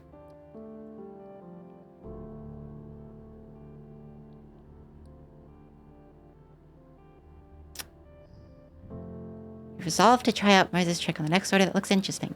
When a requisition comes through for an emoji proji, change the quantity to 2. Sweet, you've always wanted one of these. Projects your emotions onto little holograms around your head. A manga character. Sweat drops, popping veins, fire, and little hearts. It's fully programmable. When you first try it out, furtively in the back room, it projects blue anxiety lines on your forehead. Turns out doing petty crime is pretty anxiety-inducing. Yeah, it would be cool. I'm not sure if I want to keep this, because, like... Plus 10 to all yellow skills could be handy in a pinch. But I don't think ever handy enough to actually use it.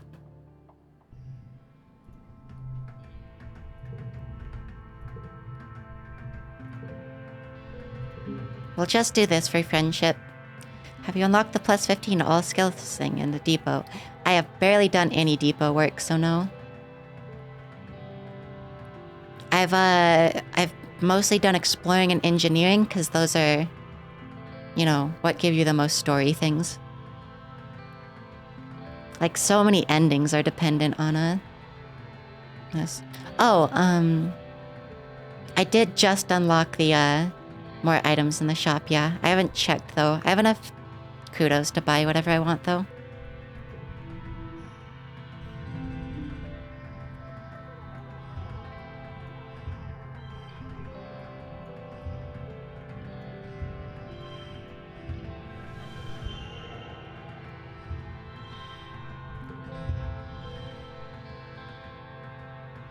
It's hard to believe that this could be my best hand, because you lose the color bonus.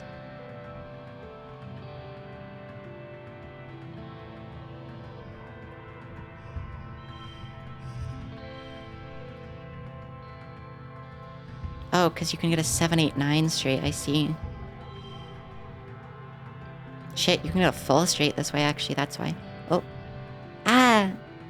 Thank Thank you for the follow. Also, I need to figure out what's wrong with my audio. That made my audio blip a little. I guess my audio buffer might be like too small or something. Because it's small by default, so let me set it to like medium. And I'll restart my audio app after.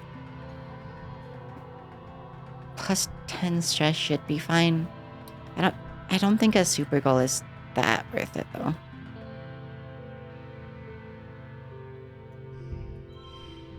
We could also play this, which is this better actually? Because we can still get a 6, 7, 8, 9. Okay, it was a 52. That's fine. 7 organizing, goddamn. We almost... Oh no, we did... Yeah, we need 2 more for the perk. Damn. Oh yeah, Vertumnalia, so it didn't matter that we got the stress. Vertumnalia Festival is welcome day of normalcy in an otherwise chaotic year. Despite some lingering rival between the two factions, Vertumnalia is a chance for the Helios and Stratos to come together and appreciate the bounty of the planet. At least that's what the adults say. As Governor Lum takes the stage to address the colony, you can't help but notice the crowd has segregated itself according to the ship of origin. Vex shoots you a wave from over on the Strato side, and Nomi makes a silly face. Face is surrounded by other young soldiers, all looking sharp in their Heliopause uniforms. Tangent standing beside you, you wonder if the two ships will ever feel like one colony.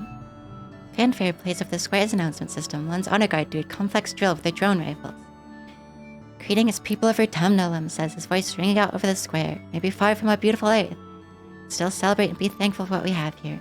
Worked hard to save this beleaguered little colony from the brink of destruction. You should be proud of our work. Helios cheer. Your side of the square is more quiet. I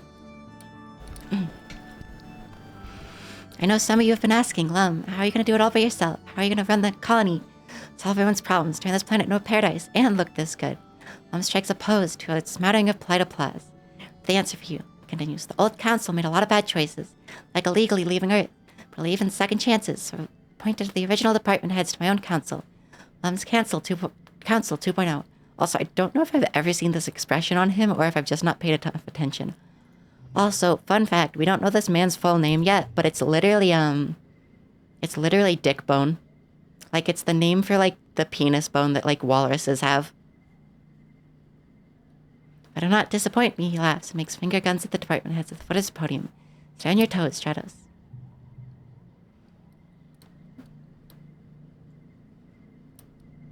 I also want to promise everyone here today that we're going to make Vertumna safe for humans, Lum says. Next time those bastard Xenos attack, we're going to blow them to so many little pieces there won't be enough left to wipe off our boots. Already got the defenses, he says, gesturing broadly to newer, taller, thicker walls. We're building homes for everyone, homes where people can raise children again. Know that our military men and women are keeping us safe. Big cheers from both sides this time. Some of the colonists around you even have tears in their eyes, especially those who lost family in the last attack. Lum goes on for a while, lionizing at the Heliopause's military strength and casting subtle digs at your failed colony experiment. Another crowd disperses to set up the square for the afternoon festivities, some traditional and some new. Morning gets us friendship with an enemy, which I think I want more than anyone else. Helio Jerks is Cal and, I believe, Tis. Party time is probably Mars. At the table is Aunt Ann and the kids are setting out the spread for dinner. It's an unimaginable amount of food thanks to Heliopause's huge ration surplus. Piles upon piles of xeno meat from the hunting parties for those who can stomach it. Anasel smiles, clearly making an effort to move on as Lum managed despite still mourning her lost son, Calm. Even the festive atmosphere can force a smile on it. Not even the festive atmosphere can force a smile on Nemi's face. We'll get friendship with Nemi, because we need it the most. Nemi nods. Should have skipped Vertumnalia this year, she says quietly. You can't celebrate being alive when people died. Chime sounds to announce that the square is set up for the annual competitions. What do you choose this year?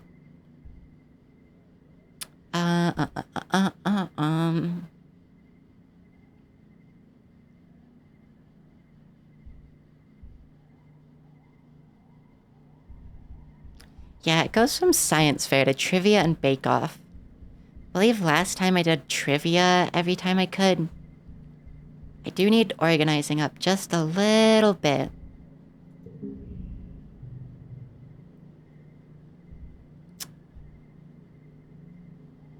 I guess we'll just do it this year. You get bonuses for doing, like, things a few years in a row usually, but we need the organizing boost. Bake Off is a new challenge this year in celebration of the great surplus of food. Taste theme is chili, spicy bean stew, not pixie beans though.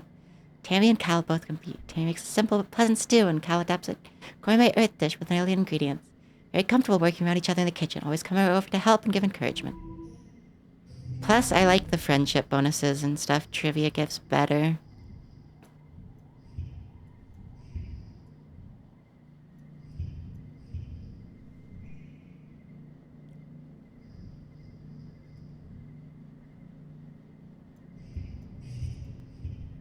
Oh, it gets a +1 though.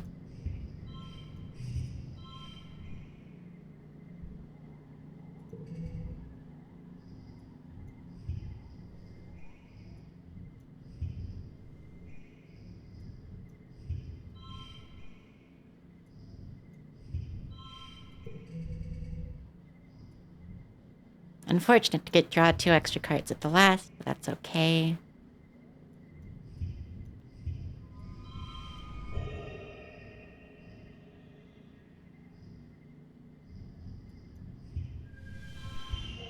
Oh, hey.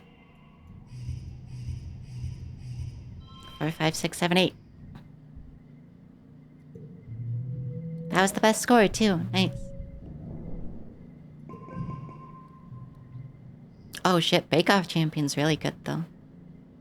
Make a chili that is so perfectly balanced, one of the judges cries, not just from the spice level, from the cooking competition. Oh shit, and it's a wild card. I didn't even process that for a second. After the festivities, the mood in Colony is a lot lighter. See people smiling easier and often see mixed groups of Helios and Stratos socializing together. Feels like the first time people have actually let themselves relax. And then it's early dust, or it's mid dust, yeah. Nomi's birthday. We get draw an extra card. Not the most useful, but oh well. Plus 30 engineering, good lord. Yeah, yeah, no. Lynn and Jenny, earlier when we were talking about, Hollow Eyes. It was the thing that looks like a little earbud.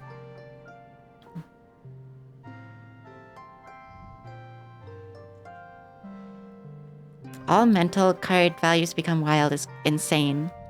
Okay, Bat, sleepy as well. Thank you.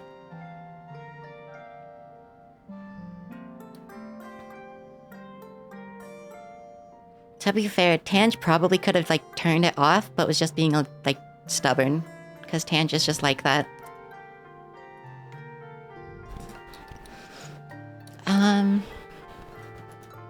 Plus 15 to all skills is pretty good. But I'm not sure if it'll ever make... Like... I'm not sure if it'll ever, matter terribly much besides maybe for combat and toughness. Because everything we have up here, like... is whatever. All mental card values become wild is really, really good. But,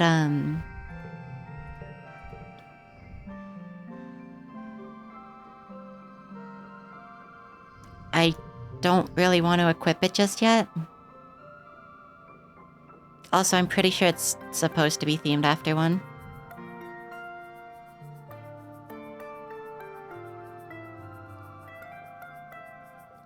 Plus 30 engineering is pretty insane. Like, we could just buy that and then never level engineering again, because it would get us up to 90. Like, almost get us maxed out, which would be good, but I think we're already at the point where, like, we have enough engineering to pass all the checks we ever need to, so... I don't think we need to do anything there. I think we'll get the fidget spinner once we have a slot for it. Poach Mars, who's in deep negotiations of some kind with Tangent. Tangent sees you over Mars' shoulder. She points and says your name. Thank you, forces of chance and chaos. Tangent wonders, slip away as Mars' attention turns to you. It's your problem now, Solana. Mars pretends not to hear. Solana, she exclaims. You're looking hideous today, darling. Luckily, I'm doing makeovers and fashion advice free of charge. There's the funny dialogue of I'm not your doll. But I'm wondering if that also gives us friendship because, Okay, no. Sometimes she doesn't like, or sometimes she likes it when you stick up to her. Ah, hello, man. I said up.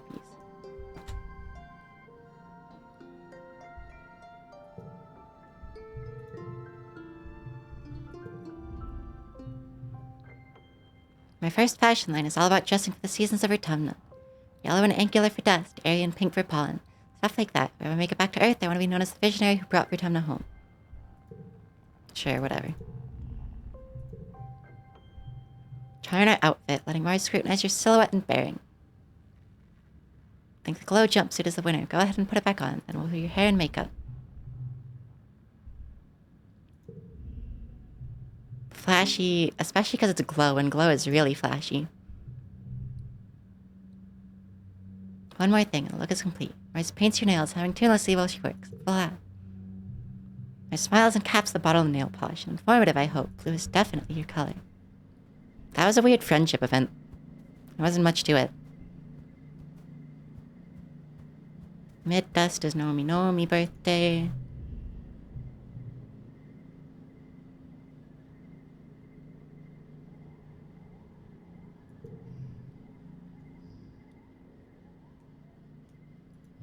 I guess I'll give you one of those. Friendship 16. Find Tange puzzling over a large holoscreen, making notes on her hollow eye and frowning over them. As you approach, she gestured to wipe the holoscreen clean and start again. Ah, she sighs, taking a break to rub her temples. Okay, Tange, come on, think. Come up beside her and she startles. Oh, Solana say hello, she says. I'm in the middle of running simulations on genetic diversity for the next few generations. You're welcome to see. It'll affect all of us, most likely. Tange pulls up the next genogram simulation, a family tree encompassing all the people in the colony, their familiar relationships, genetic conditions. Scrutinizes it with a frown. An unusually high amount of hereditary heart disease, no matter how you slice it, she mutters. Luck of the draw. Lost quite a bit more genetic diversity than the original geneticists of the Vertumna project anticipated. That's not even counting those unwilling or unable to produce. Crosses her arms. It's possible to steal the ship out of it, so to speak. Take some purposeful breeding choices, at least for 5 to 6 generations. Tinge gives you a curt smile and angles the holoscreen towards you. Sounds crude, she admits, but the colony will need to accept a certain level of oversight in this matter if we intend to survive, genetically speaking.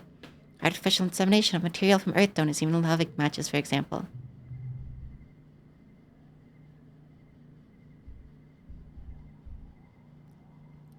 She gets upset if you call it eugenics.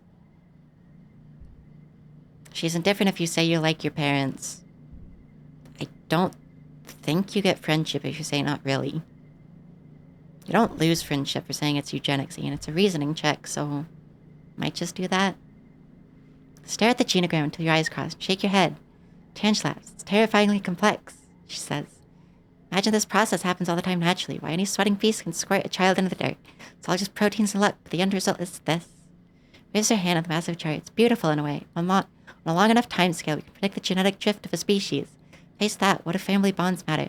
Tange laughs bitterly. It's not as if sharing genes with someone guarantees you'll be a strong family unit. Does anyone really like their parents? I guess.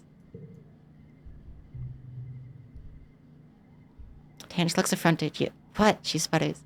Solana say there's a middle ground between eugenics and everyone dying of preventable genetic diseases, especially in the first critical generations. Enough guess. I know. It's literally what I'm here for. It's my own family, Tange continues. You'll know a lot. Allegiance to any of them was based on blood. If I had no family at all, that would be acceptable. What about this? Ah, Tange says. I'm ashamed we're even related. All he does is mope around the colony all day, crying and moaning about how nobody likes him. Don't you miss your mother? The best depressed drunk who died when I was a kid. No, not at all. If it wasn't for Chief Stewart Ann, probably wouldn't even still be alive. Tange looks thoughtfully at the genogram. Truthfully, I'm not entirely certain I can bear children. Must be a limit to my gene-engineered body. Certainly didn't experience puberty to the extent that Mars and Tammy did, for example. Trans, girl. Besides, Tange continues, children would only distract me from my work. Chief engineer never had children, after all. I think that's admirable. Ah, so much text. Tange's gaze flickers over to the chief engineer instance, talking with one of the lab assistants. In some ways, I'm the child she never had. She's the mother I wished I did have, she says quietly. And since I became close when we started the gender affirmation process, she continues. So obvious then that we were kindred spirits. The years when I could come in for checkups and observation, often talk about the science behind the process. course I showed an interest in it, and since fostered that in me. She supported me. Tange looks down at the ground, like my own mother, who by that point had ceased to find joy in almost anything. What would I be without Instance, Tange says. The only things I have in life are what she gave to me. Not just this body, but my passion, my hard work, my achievements. Without her, I would have nothing. I owe her everything. How old is she? 14. Sounds really important. Tange smiles. She is, she replies, more than anyone. Now, if you excuse me, says, turning back to the genotype before, I have a legacy to plan. Okay. I need to do some exploring, like, pretty badly, because I'm behind. But there's so much other stuff to do. Shooting the breeze with Cal in the shadow of the geoponics dome, he leans over and waves at someone over your shoulder. Perk, hey, over here. Perk jogs over to you. He's a heavy-set adult with tattoos sprawling up his arms that make him look like he's made of marble. Holds out a stack of tiffins wrapped in a sash. Hey, Steph and I were testing out recipes and we ended up making too much. Figured I'd find some lunch over to you. Cal takes the tiffins and opens the first one. Not until Dolly, he exclaims, inhaling deeply. No way. Perk looks proud. Rice in the second one, a little something sweet in the third. You deserve it with how hard you've been working out here. You're up too, so I want to say. There's more than enough. Perk leaves you to divide the spoil, and Cal goes right to dessert. Having 4 parents is the best, he mumbles, on a mouthful of sour sweet cake. Cal's mom, Auntie Tira, in a relationship with 3 other colonists. Perk's the newest member of his family, but even then, they've all been together for a while. Cal's always been surrounded by a lot of love at his home.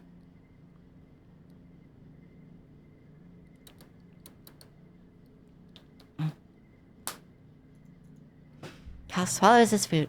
You know, sometimes I wonder if I want to date that many people, like my mom does, he muses. Finding one person he wants to date you and having the courage to ask them out is already hard enough. Bruh, my palms are sweating just thinking about it.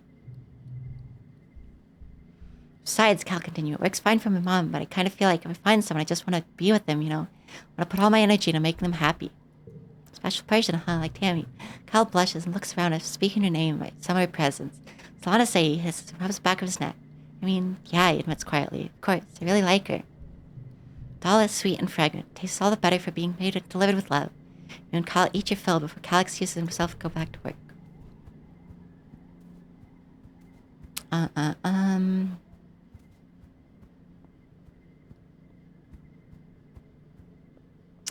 How much could we get empathy up in one go?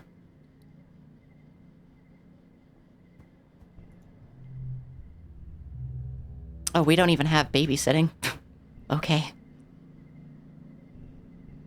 My friendship with Tammy isn't that low.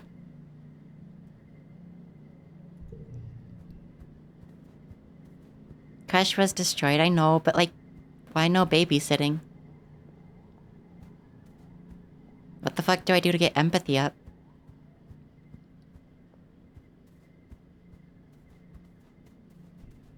Do I just relax and like hope it procs a event? Because that's annoying. I was hoping to relax in the park.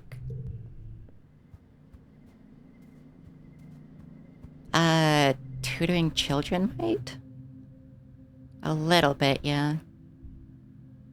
Humanities is creativity and persuasion. I guess just tutor children.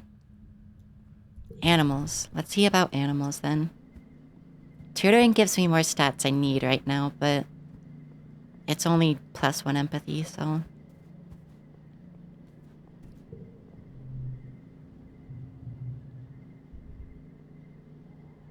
It is +2 empathy.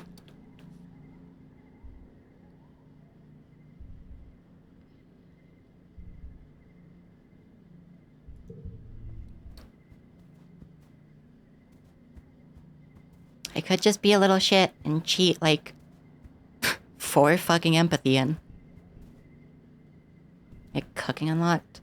I think also working in the med bay might, but I don't even have robotics procced, so med bay would be annoying to proc as well.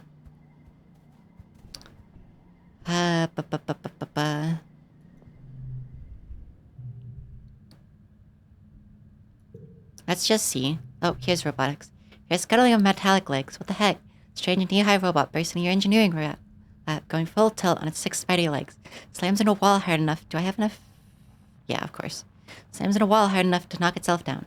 Seems to be having trouble getting back up again. It's flailing its metal legs around dangerously. So engineering 50? Oh hey, you don't even need the organizing check if Hal is alive. If Hal isn't alive, you have to do an organizing 30 check to get into the robotics lab. But you only have to do a 50 engineering check if he's alive. Okay. Woohoo, Professor Hal laughed sheepishly, coming in to find you hang with the obedient little bot. Some got away from you again. And it's always busting out of the robotics lab. Whoa, robotics lab. You had to put me in charge of the robotics lab on the new ship, Hal explains. Train you and me in this thing. I think they probably asked Instance first, but she was too busy. Watches you play with the bot. Hot dog, you were so good at engineering, he says, pride in his voice. Look at the robots we have now. Hal has to be dead for something, though. Before. Let's see. Color bonus better than another 4. Nope.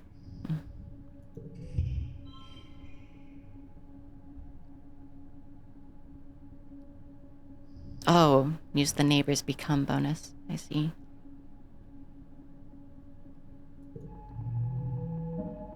Still not the best hand, but whatever.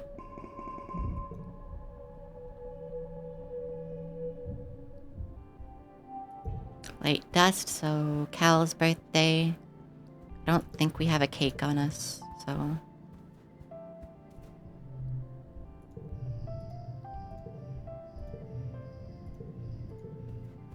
I guess I might just go out exploring, because...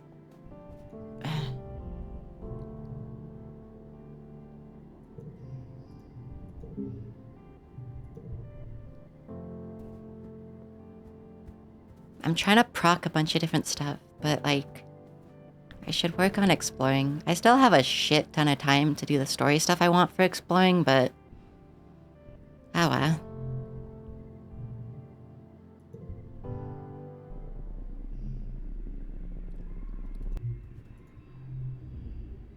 Topia greets you warmly as you muster for your first expedition with the foraging team. So I want to say I'm glad you could make it. Good luck hunting out there, she says, handing you an oversized backpack, more like a basket than a pack. Use your hollow palm to identify edible and medicinal plants. Throw them in here. Sort them back at base camp. Oh, and keep with a lookout for creatures. It's pretty peaceful out there in the valley, but even a little bug will get you if you're not careful. Go slow, pay attention to your surroundings. If you're unsure about something, don't approach it. Stay on the path and don't get lost. You don't call it Valley of Vertigo for nothing. No, this is good at finding new things, just not so much the same things over and over. You won't be alone out there, and you're doing important work. About to leave when Utopia snaps her fingers. Hold up, Solana. We're also investigating some species we might domesticate. Those we'll want to tag and capture. Herbivorous creatures. Edible. Okay. It doesn't really matter too much to do those things yet. Or now, because, anything to do with food is moot since we didn't have the famine. I'm just trying to proc story stuff here. Which unfortunately means I'm gonna have to explore here twice.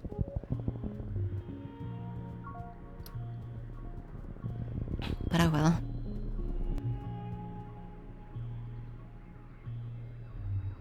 Huh. Oh, this might be a Nomi Nomi event. Let me just go get all the collectibles first. Yeah, I am always low on collectibles. Because I haven't explored as much as I could have. But I'm trying to min-max getting as many endings as I possibly can in this run. So I'm trying to get, like, you know, you need engineering 50 for a bunch of stuff. You need perception to get to the events. You need, you know, you just need stats. Very specific stats. To get, like, all the endings possible. Oh, okay, we just get the sponge ground one. Okay.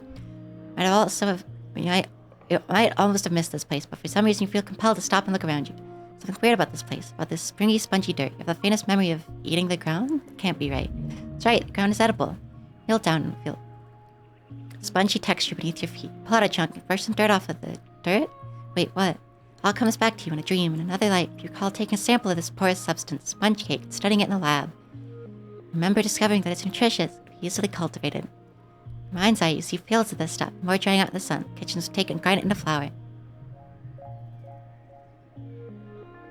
I don't know if it's really worth it to research this in xenobotany, because, we don't need food. Like any other time in the game. We've already dealt with the food problem, so... Oh, wait, no. Okay, we already get the we just get the cultivating immediately. Hello, watermelon. Yeah, we just get the cultivating immediately instead of, having to go research it.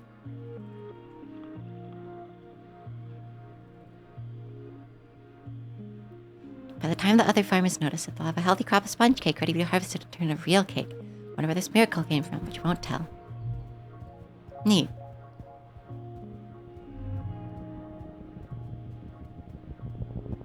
We'll go do the other event.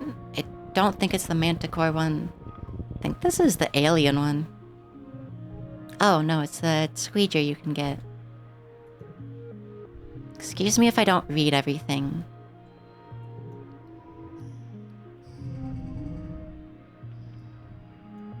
I would enjoy to, but, oh,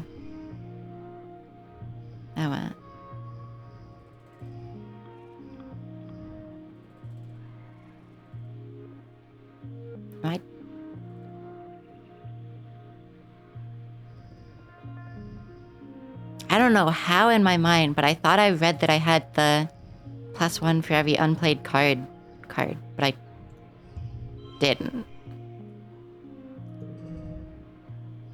I have no idea how I thought that, though.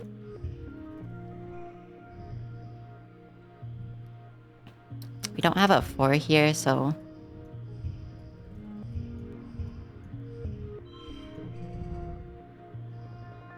Value is wild, that's good.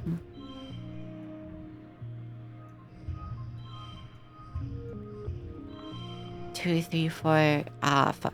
A gem. Fucked it. So look at a 2, 3, 4 straight, and that's probably better. This is a 34, and this is a 35. Oh, wait, give up. We didn't get 39? Ah.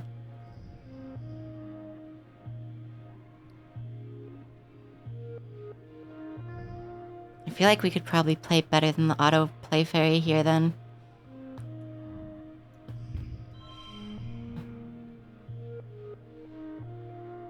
I'm not entirely sure how, but...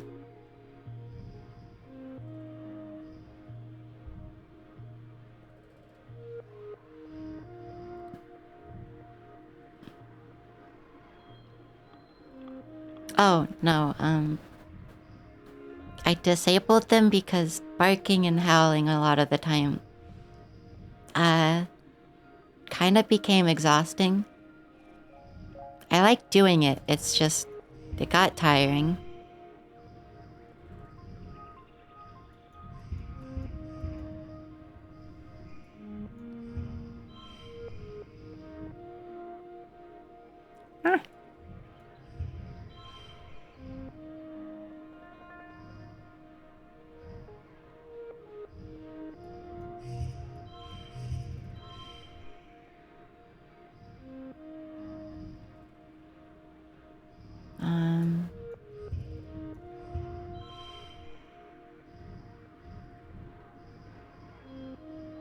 Huh. Stop. Too big.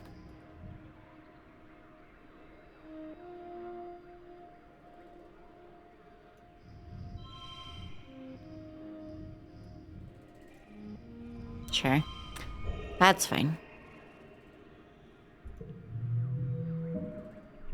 Yeah, that was the best score we could have got. I forgot this gives us stress, but it gives us plenty of kudos. It gives us a card. Basically, we got a Squeeger hive, one of these funny little bees. Took it home. I didn't mean to go home. Shit.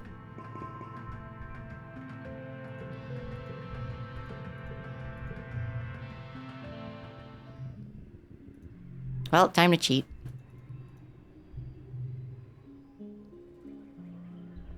Might want to try tricking it anyways, because, we don't have to cheat here, actually. I'm gonna try tricking it because toughness gives you a bunch of stress.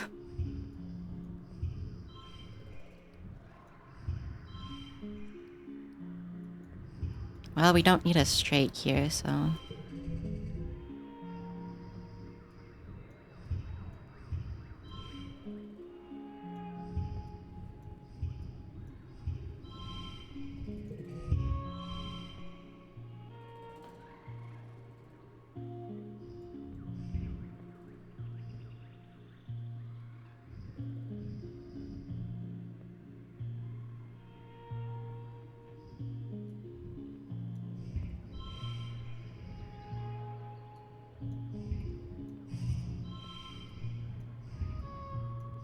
I think my hand was better.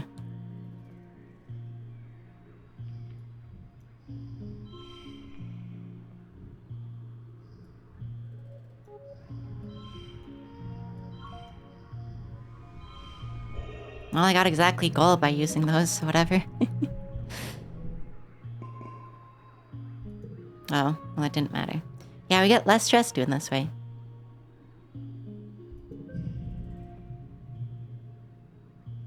Okay. I kind of want to just max out my stress because I need an excuse to go rest at the gardens and try to upgrade one of my animals.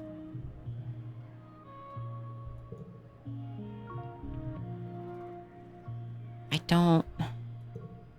don't need perception though. That's the problem with a lot of these events. It's like, sure, they're good, but like...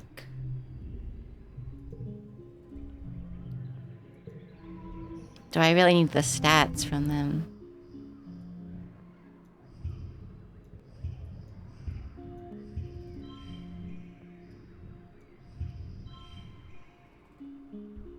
Jesus.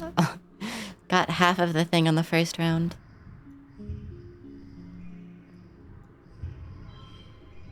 I don't know, just play all my red cards.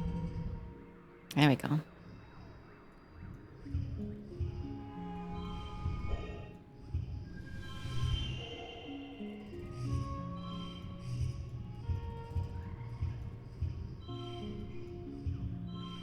Whatever. Does it give me combat? Yes, it does. Okay, I'll keep that then.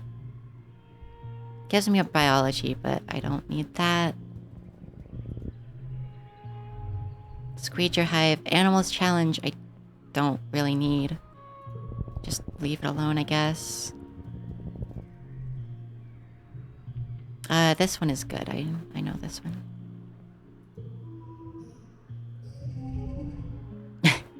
You locked my 9 wild card.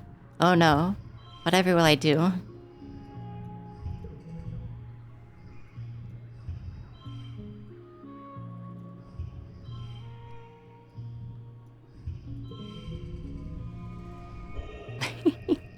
Just the 9 gets the goal. Oh yeah, we have this a secret too.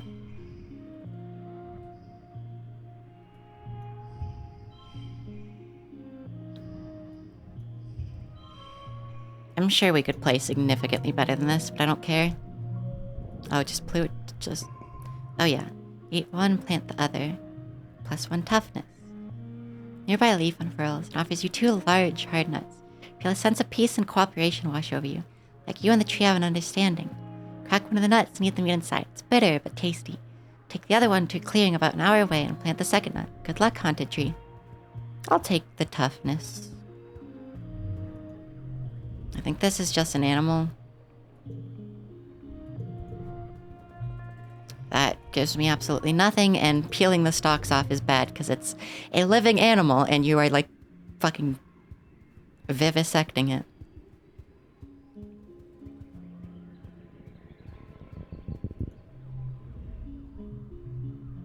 Try to kill it, Jesus.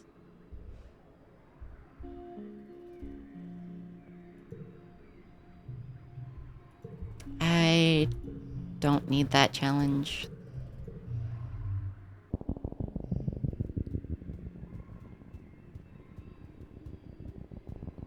Vertigo is very,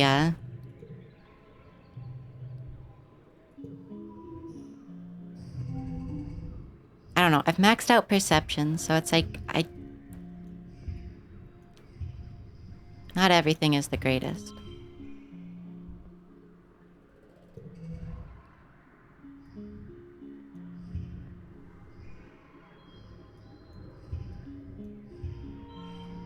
I don't know. Probably just gonna reload on this anyways.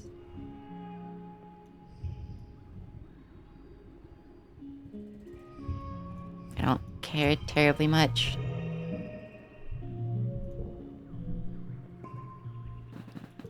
Yeah, it's just perception.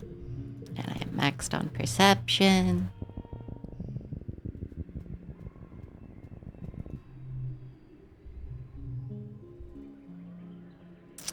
Even though this is perception, I will take it because it gives me a bunch of gifts.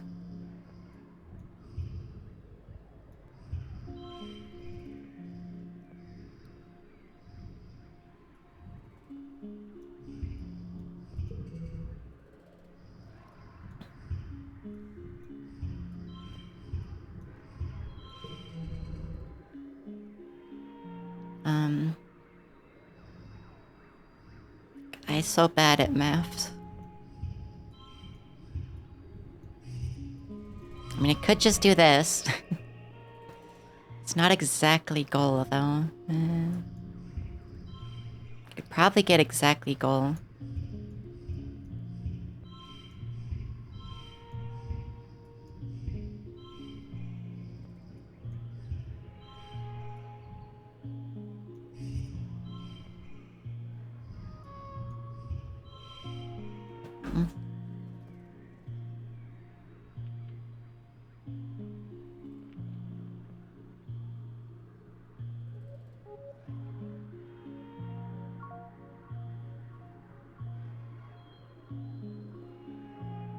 One seckie.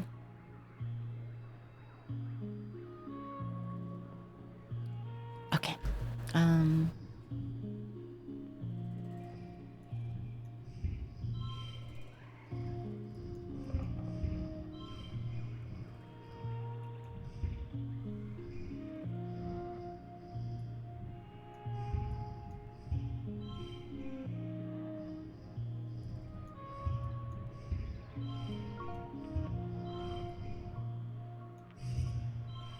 Okay, there's goal.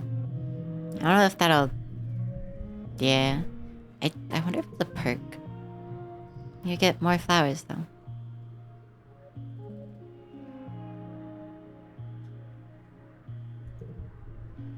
I think that's it for everything we want to actually do here.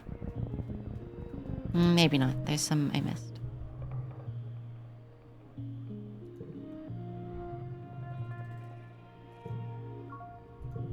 That was useless. Ah, boy. So hard to try to figure out min-maxing things, especially with the buggies.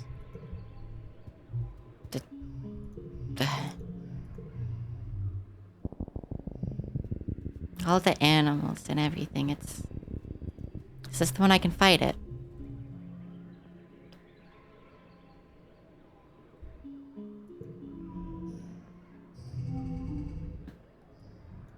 It's not, but I think it might be one that's good anyways.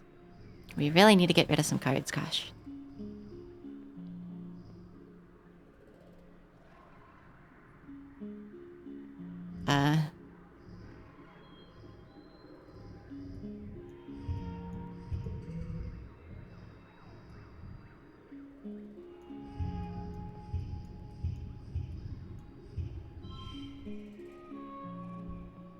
Sure.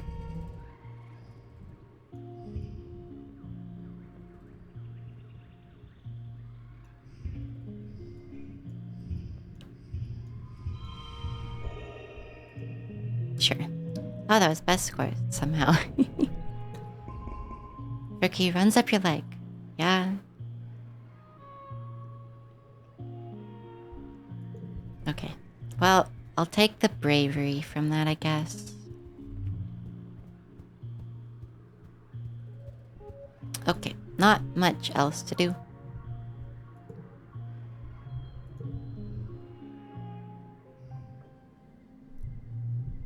2 perception and 2 biology, both things I have mixed. Early what? Mars's birthday.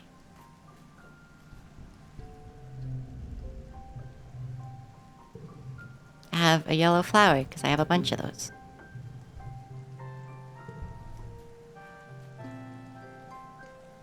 Have a stick. Also a hug.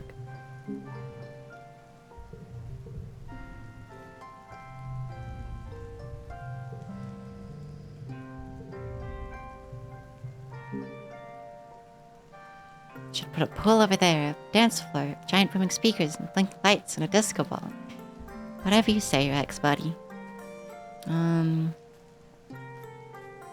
Don't give anything to Tant or Dis yet, because their birthday's this month.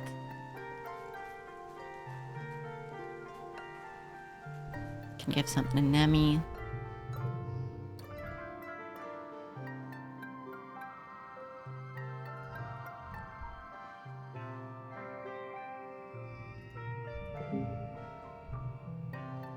This was Calm's favorite food too. Big eggs? Okay.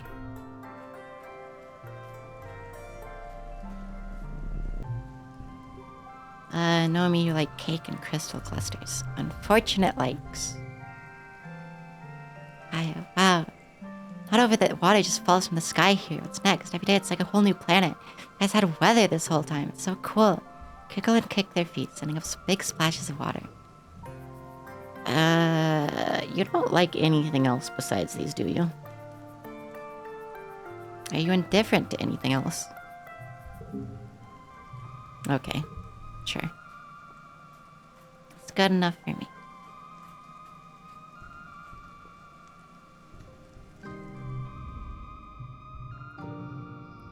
Also, it doesn't say he dislikes sticks.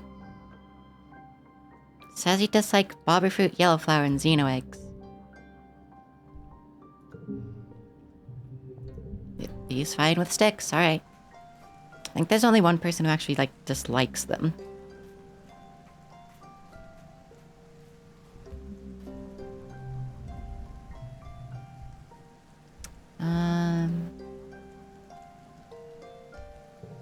You can just have the blue bobber fruit because I never used that. Almost at max friendship because of it.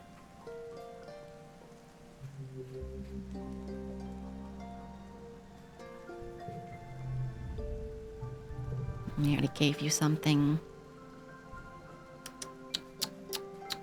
Okay. I guess I should have waited to give Face that until his birthday because it was next month. I wouldn't have made too much of a difference though, because I would have just been a +2 instead of a +1.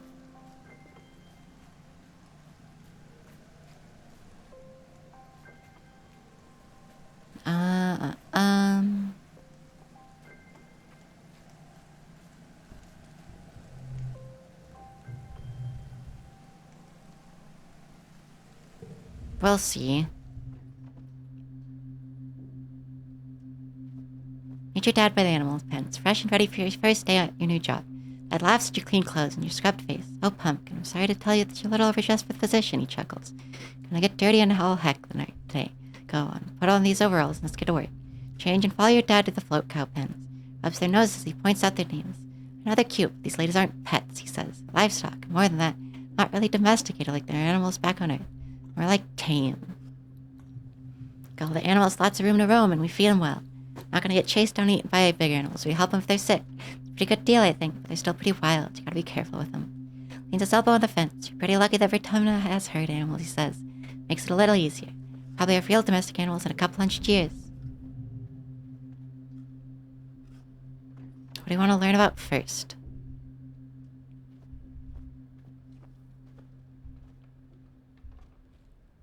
I feel like I know the least about trippets or sugar bugs.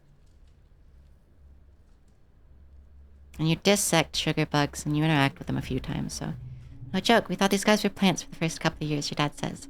Transplanted them from the wild into the greenhouse, so I guess that was just part of their life cycle. It turns out they're sentient and can move around and stuff. Out of the greenhouse into the barns. We don't really treat them differently. It's mostly just sit there.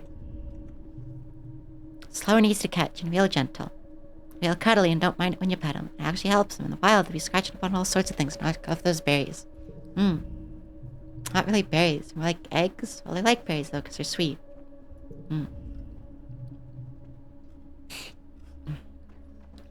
Their milk isn't dairy. Feed them what they'd be eating during a pond, they make milk year-round. Makes them heavy enough that they don't float away. More like an ant. Not that you know what an ant is either. Settle in great. Oh, we actually get Squeecher dialogue since we got one from the wild. She's settled in great. Got her rooted now, and she's all ready to start having her own little squeechers. And then those guys do most of the work caring for her. She's a little grumpy, but pretty cranky too if I'd stay in one place and lay eggs for the rest of my life. You'll be responsible for squeezing that royal jelly out of her. Glad it's you and not me. Careful of the acid mist.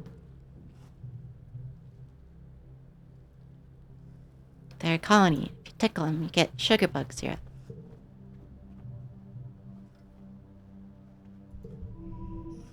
Okay. I don't think I'll get, like, any bonuses to empathy, which is a little unfortunate, because I could definitely use them.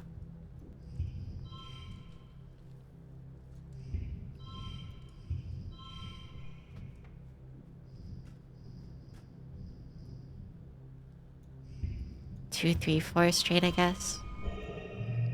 That was the best score somehow. Huh. 22 kudos to empathy. Ah, hi Nebby. Ow, ah. Ow, ow, ow. A bit confused about what to really do.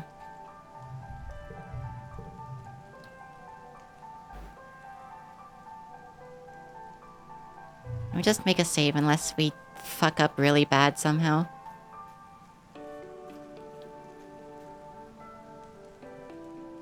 We could honestly do something for toughness and combat, but I'm unsure if I need those stats.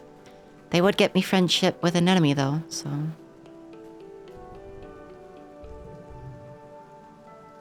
And an enemy has decent friendship, so we could get that up higher and get some events.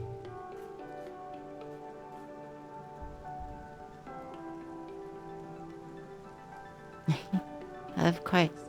I guess we can just do empathy again. We only have to do it 2 more times.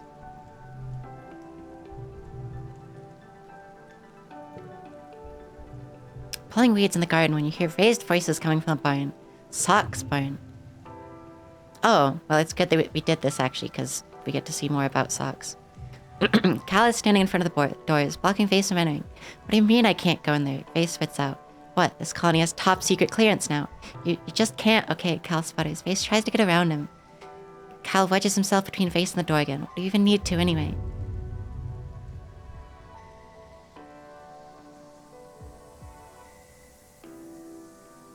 Persuasion 31. We'll see what letting Socks out does, but it doesn't sound good.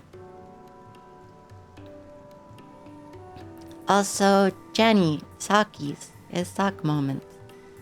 I'm a patrol nullhead. I don't give a shit about what's in the barn, but all of a sudden I care a lot about why you don't want me in there. Yeah, it's exactly what I'd get from the cool jacket, so I'm gonna try this first and then we'll load if it sucks. Cal shoots you a look of pure fear. Socks must be out of her box. What do you do? Sneak around to the other side of the barn and latch the window. Socks raises her head at the strange sound and you beckon her to make a break for it. Well, we have enough animals to... Also, look, Sock's big.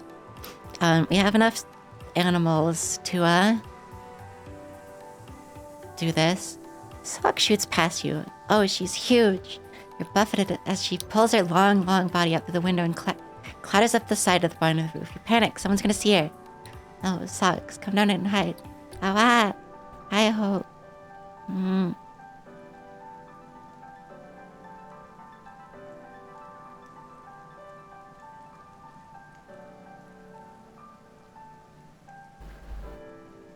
Big Socks, funny Socks. Whisper and gesture to the shelter of the barn wall. She tilts her head at you and calls back down the wall, sticking easily to it with her feet. Must be 10 pairs of them now at least. Socks curls up beside you, a great big dinosaur head in your lap. Aww. At the window, you hear the sound of face searching the barn. Hold her finger to your lips in a shushing motion at Socks. Hope she understands. After a few tense minutes, you hear the barn close. Sound of Face's boots crunching down the garden path. Socks lifts her great body through the window again, and you go around front to meet Cal. Cal closes the barn door and heaves a sigh of relief. That was close, he mutters, wiping his forehead. Did you know you can still stress sweat even if you're always the right temperature? I wonder if telling Vase that the barn is dangerous would be better, though, at least lore-wise, because, like, then Vase probably wouldn't go in there again. Leans his back against the door. It's getting harder to keep Socks a secret, he admits. So many people here now, and she looks like that. Socks curls up and rests her great big head on Cal's lap, looking up at him with an adoring expression. Wraps her nose and scratches behind her frill. Saw the wild dilly pillar eating those rocks. What did it look like? Tell Cal what you remember of the great beast. Even from a distance, you could tell it was at least as long as the whole colony wall. It ate boulders like soy sweets. Back when Socks was a baby caterpillar, you almost didn't recognize them as the same species, but looking at her now, you know that she's got the blood of dragons in her. Cal bites his lip. I was afraid you'd say that, he says softly. What are we gonna do?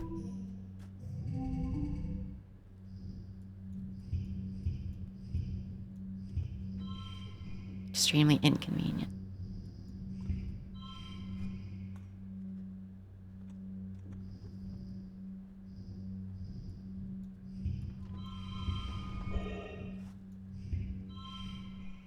Dragon. Wow.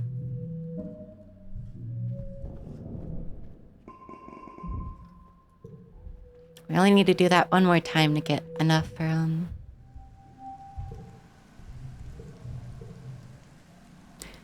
I'm gonna load and see what happens if we, tell Face not to.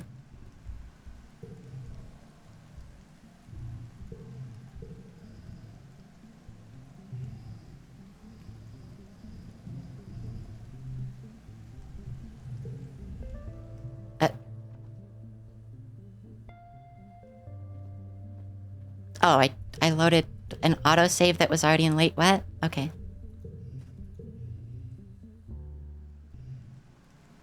What? Why? Okay, I'll just load the mid-wet one. That's fine. I made a save explicitly for this.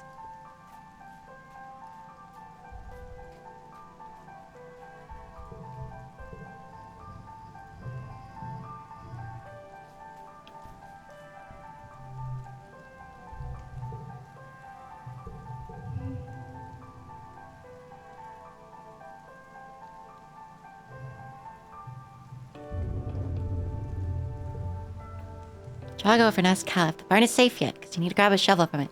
Cal looks confused, so you widen your eyes at him and clarify they don't want to go in there unless they're done fumigating. No fear to dust moth larvae. Face curls. He groans. Forget it. Why don't you just say so?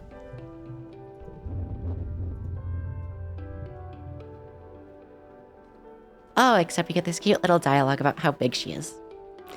Must have doubled in size since last time you saw her. Count 20, no 24 feet. She can't even stretch out in the barn anymore. She trills, sounding worried, and Cal clicks his tongue into past his lap. Okay.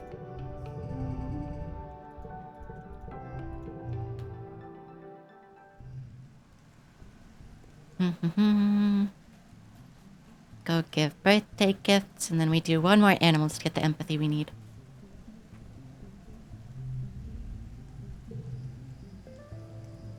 I am running low on those. Friendship 89. We need it to 90, so that's good.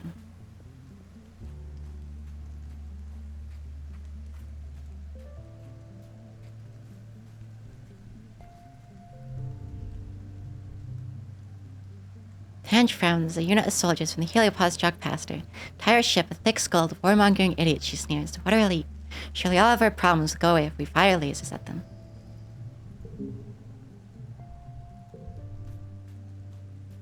Okay. And we do animals, and then I don't know what to do during glow, actually.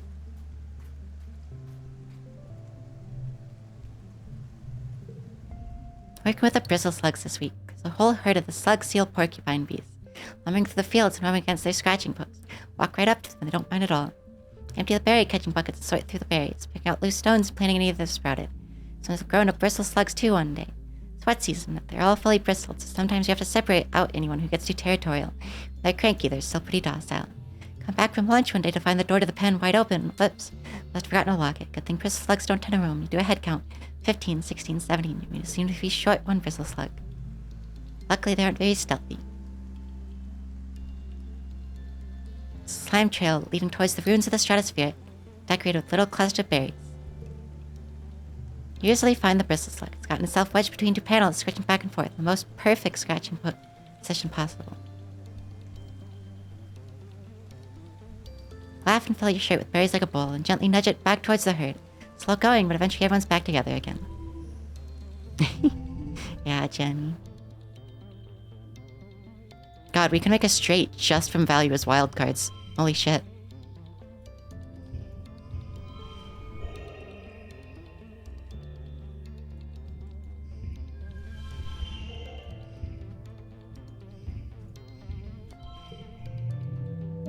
Whatever.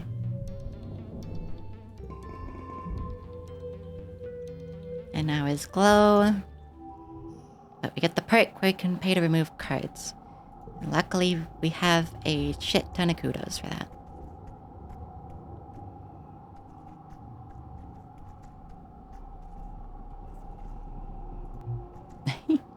Grabbed it through the wall. Let me look around all the... okay, that's not glow-specific dialogue, I don't care. Worried about an attack, he shrugs. No, be fine. Governor's got this. More importantly, we've got explosives. Like, see if the alien no shits beat that. And then you can give them all gifts. Since glow is a different season.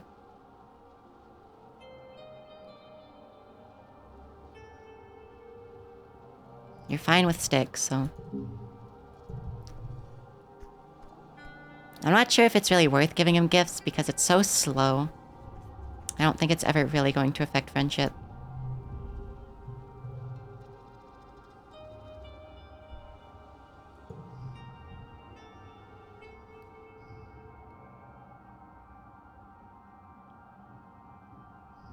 You like yellow flowers.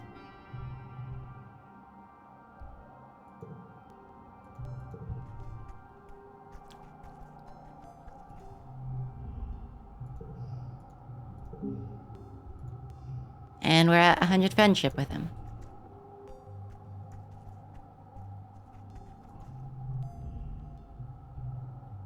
You think it's gonna make a difference, he asks, not looking at you. Soldiers, the walls, the explosives, gonna keep coming harder and harder until we're dead. Take a sip.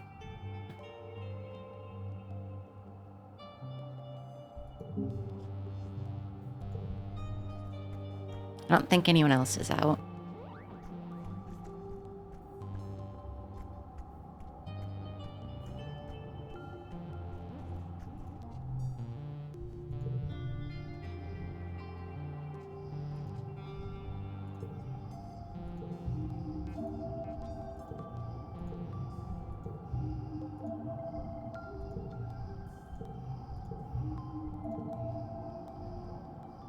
And we don't really actually have that many low value cards in the other categories. You just get a bunch of default ones. Yellow ones when you start the game.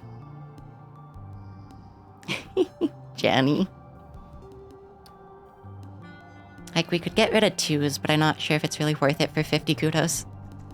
They're fine in other situations.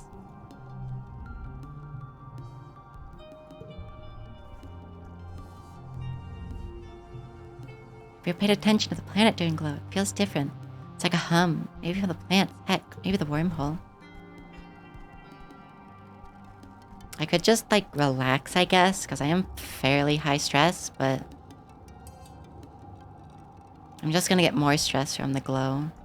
So So it's probably more worth it to rest first seats in a quiet and then explore the other two for bravery bonus. Except the only bravery bonus I need is toughness. So bravery doesn't mean too much of a difference, honestly.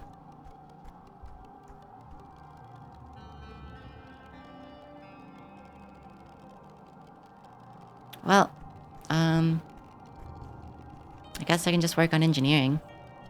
I could also do like toughness or combat upgrades, but yeah.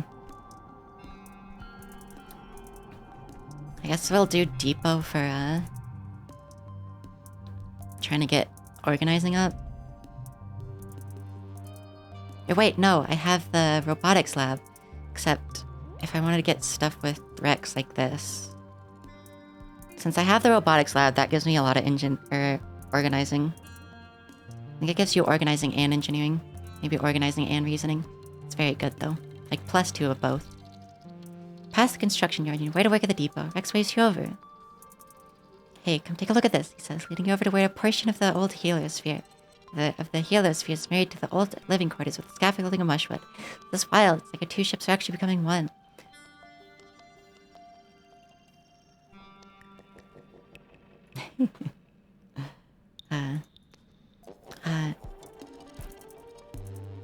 Throws his arm around your shoulder. It's like a metaphor, get it? Colony has us from the Helio, learning how to work together. We build our environment affects how we live, you know. You should come by and help me, he continues. It's really fun. Get to build things, and the construction crew is really nice. Get to hang out with me. Wait, why not start right now?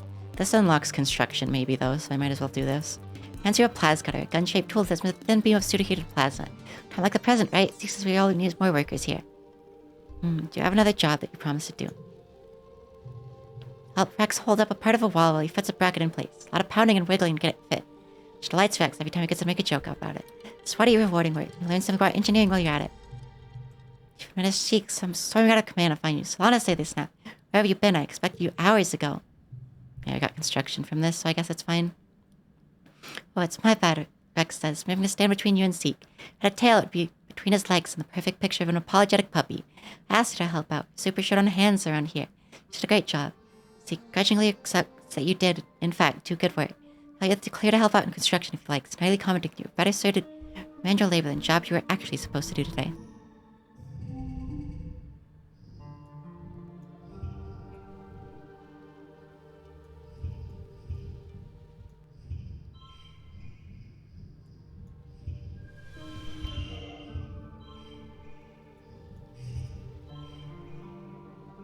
Okay. Best score 50. I don't know how. Relaxing in your quarters with your dad when you hear the colony siren. The enemy is here. Dad looks up from his novel. Seems early this year. We should head to the shelter in the lounge. You've been drilling on new evacuation procedures for the last month. There's no need to be here now that there's so many soldiers from the Helio. Probably best if you just followed instruction and head to the lounge with your dad. Muster the rest of the defense force at the gates. Rat and Lum are arguing about what tactics to employ. Lum keeps trying to rally his soldiers with a heartening speech about giving everything they got. All the drones, all the explosives, and Rat keeps cutting in. Don't need to take any big risks, Rat insists. Smaller attack, then we have more than enough plas rifles and turrets. You should save our resources when we do need them. Why do things halfway, Lum claims. Need to get in there and kick their asses back to the goo they came from. Need to show people that we have everything under control for morale. Rat tries one more time to wrest control of the forces back from Lum, but Lum cuts him off. Fire the explosive rounds, he orders. Arm the charges. Shells scream through the permanent night, followed by explosions you feel vibrate up through your boots. Helios are unfazed, but even though their strato guards exchange nervous looks. You hear yelling, then another boom as a secondary explosive detonate. Baying of bloodthirsty animals reaches your ears then. Lum holds his finger to his ear, speak. Great work, just tragical is incoming. Open the gates. I'm gonna load after this. I'm gonna save, but I'm gonna load because I'm curious as to, if we do lookout duty before glow, if you get special things every time or if it was just that once.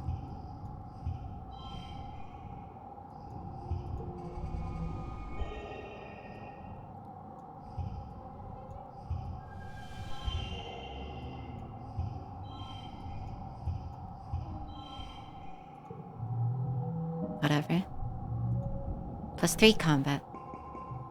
Face off against the lesser Xenos, kind of thin, semi-aquatic thing. It's already half dead, a limping dog could lead the gates. It's almost comically how easy it is to stun and kill it. Time you're done, the other soldiers have dispatched the rest of the creatures. Smoke drifts in from the battlefield from the explosions, an acrid scent of triumph. After the attack, Lum gathers everyone in the lounge and holds a big celebration for the soldiers. Feasting and drinking and songs of valor, as the party goes longer into the night, some drift away in pairs or more. Mars and Rex keep the dancing going. Even Nemi seems to relax, especially with the other cadets. Invite her to drink with them. Kyle and Tammy sit together and talk all night, giggling about something, going quiet when anyone comes near. Tonight, everyone seems convinced this victory means calling the police set free ever. Maybe it will be. Sure want to believe it too. Okay. I wonder if we didn't go out, if that wouldn't have given us that. Year 16, and then let me just load the autosave and see if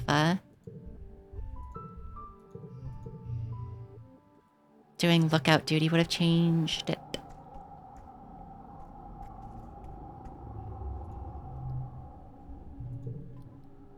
Staring out into the wilderness, and glow is foolish. Everything out there is a black silhouette moving on a black field. Barely rimmed with the eerie fungal light. Just the mushrooms, the black grass swaying in the breeze. Looks like an animal moving in the shadows. Okay, let's see if it actually changes anything, though. We didn't get special dialogue, but that's fine.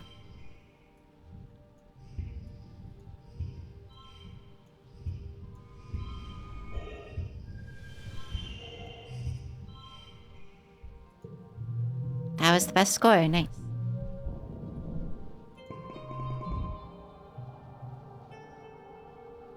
You're on lookout with a few helio kits and you spot something moving in the trees. Whip out your binoculars and they follow suit. It's not that they're faceless, at least. You spot a few lesser beasts coming out of the tree line. There's too many to count, all different sizes. Not that distinctive shambling silhouette. Very funny, they're like, it's not a faceless, and then give you the thing. Okay, so we just get more colony defense if we,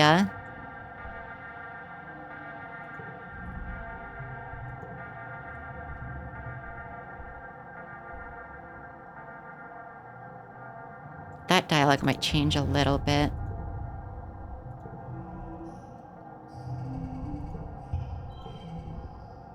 I don't know, just start throwing fucking cards and I don't give a shit.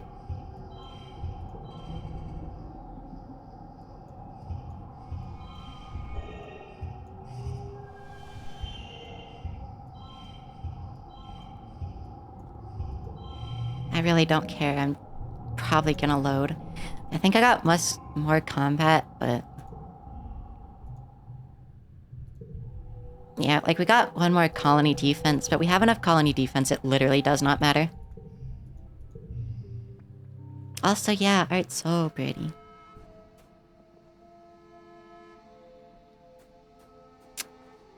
You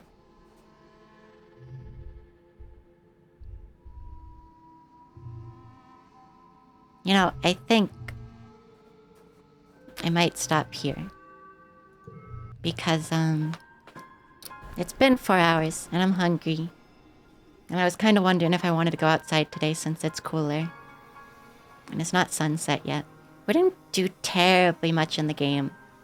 At least to end. I guess we got the Helios and stuff, but not much happened today, and that's okay. We have like 4 more years of the game to do. And quite honestly, more than I want to bother with doing in that short amount of time, but oh well. It'll be fine. We have so much to do. Was that only 1 year? Pretty much, yeah.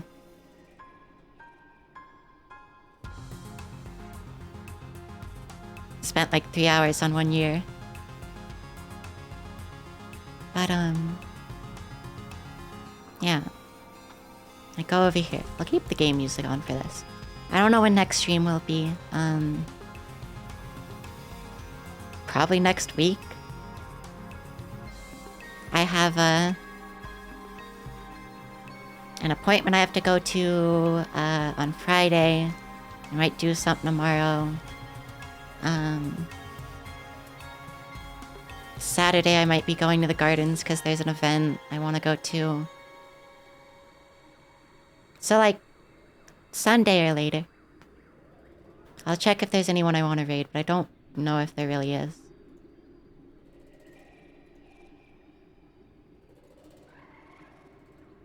Oh, I'm hungry. Oh, Piku is live. We could raid Piku. She's just doing art, but that's okay.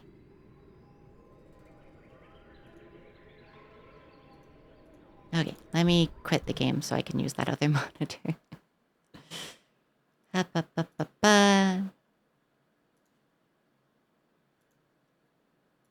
Like, Firefox, please. Drag that over here. Okay.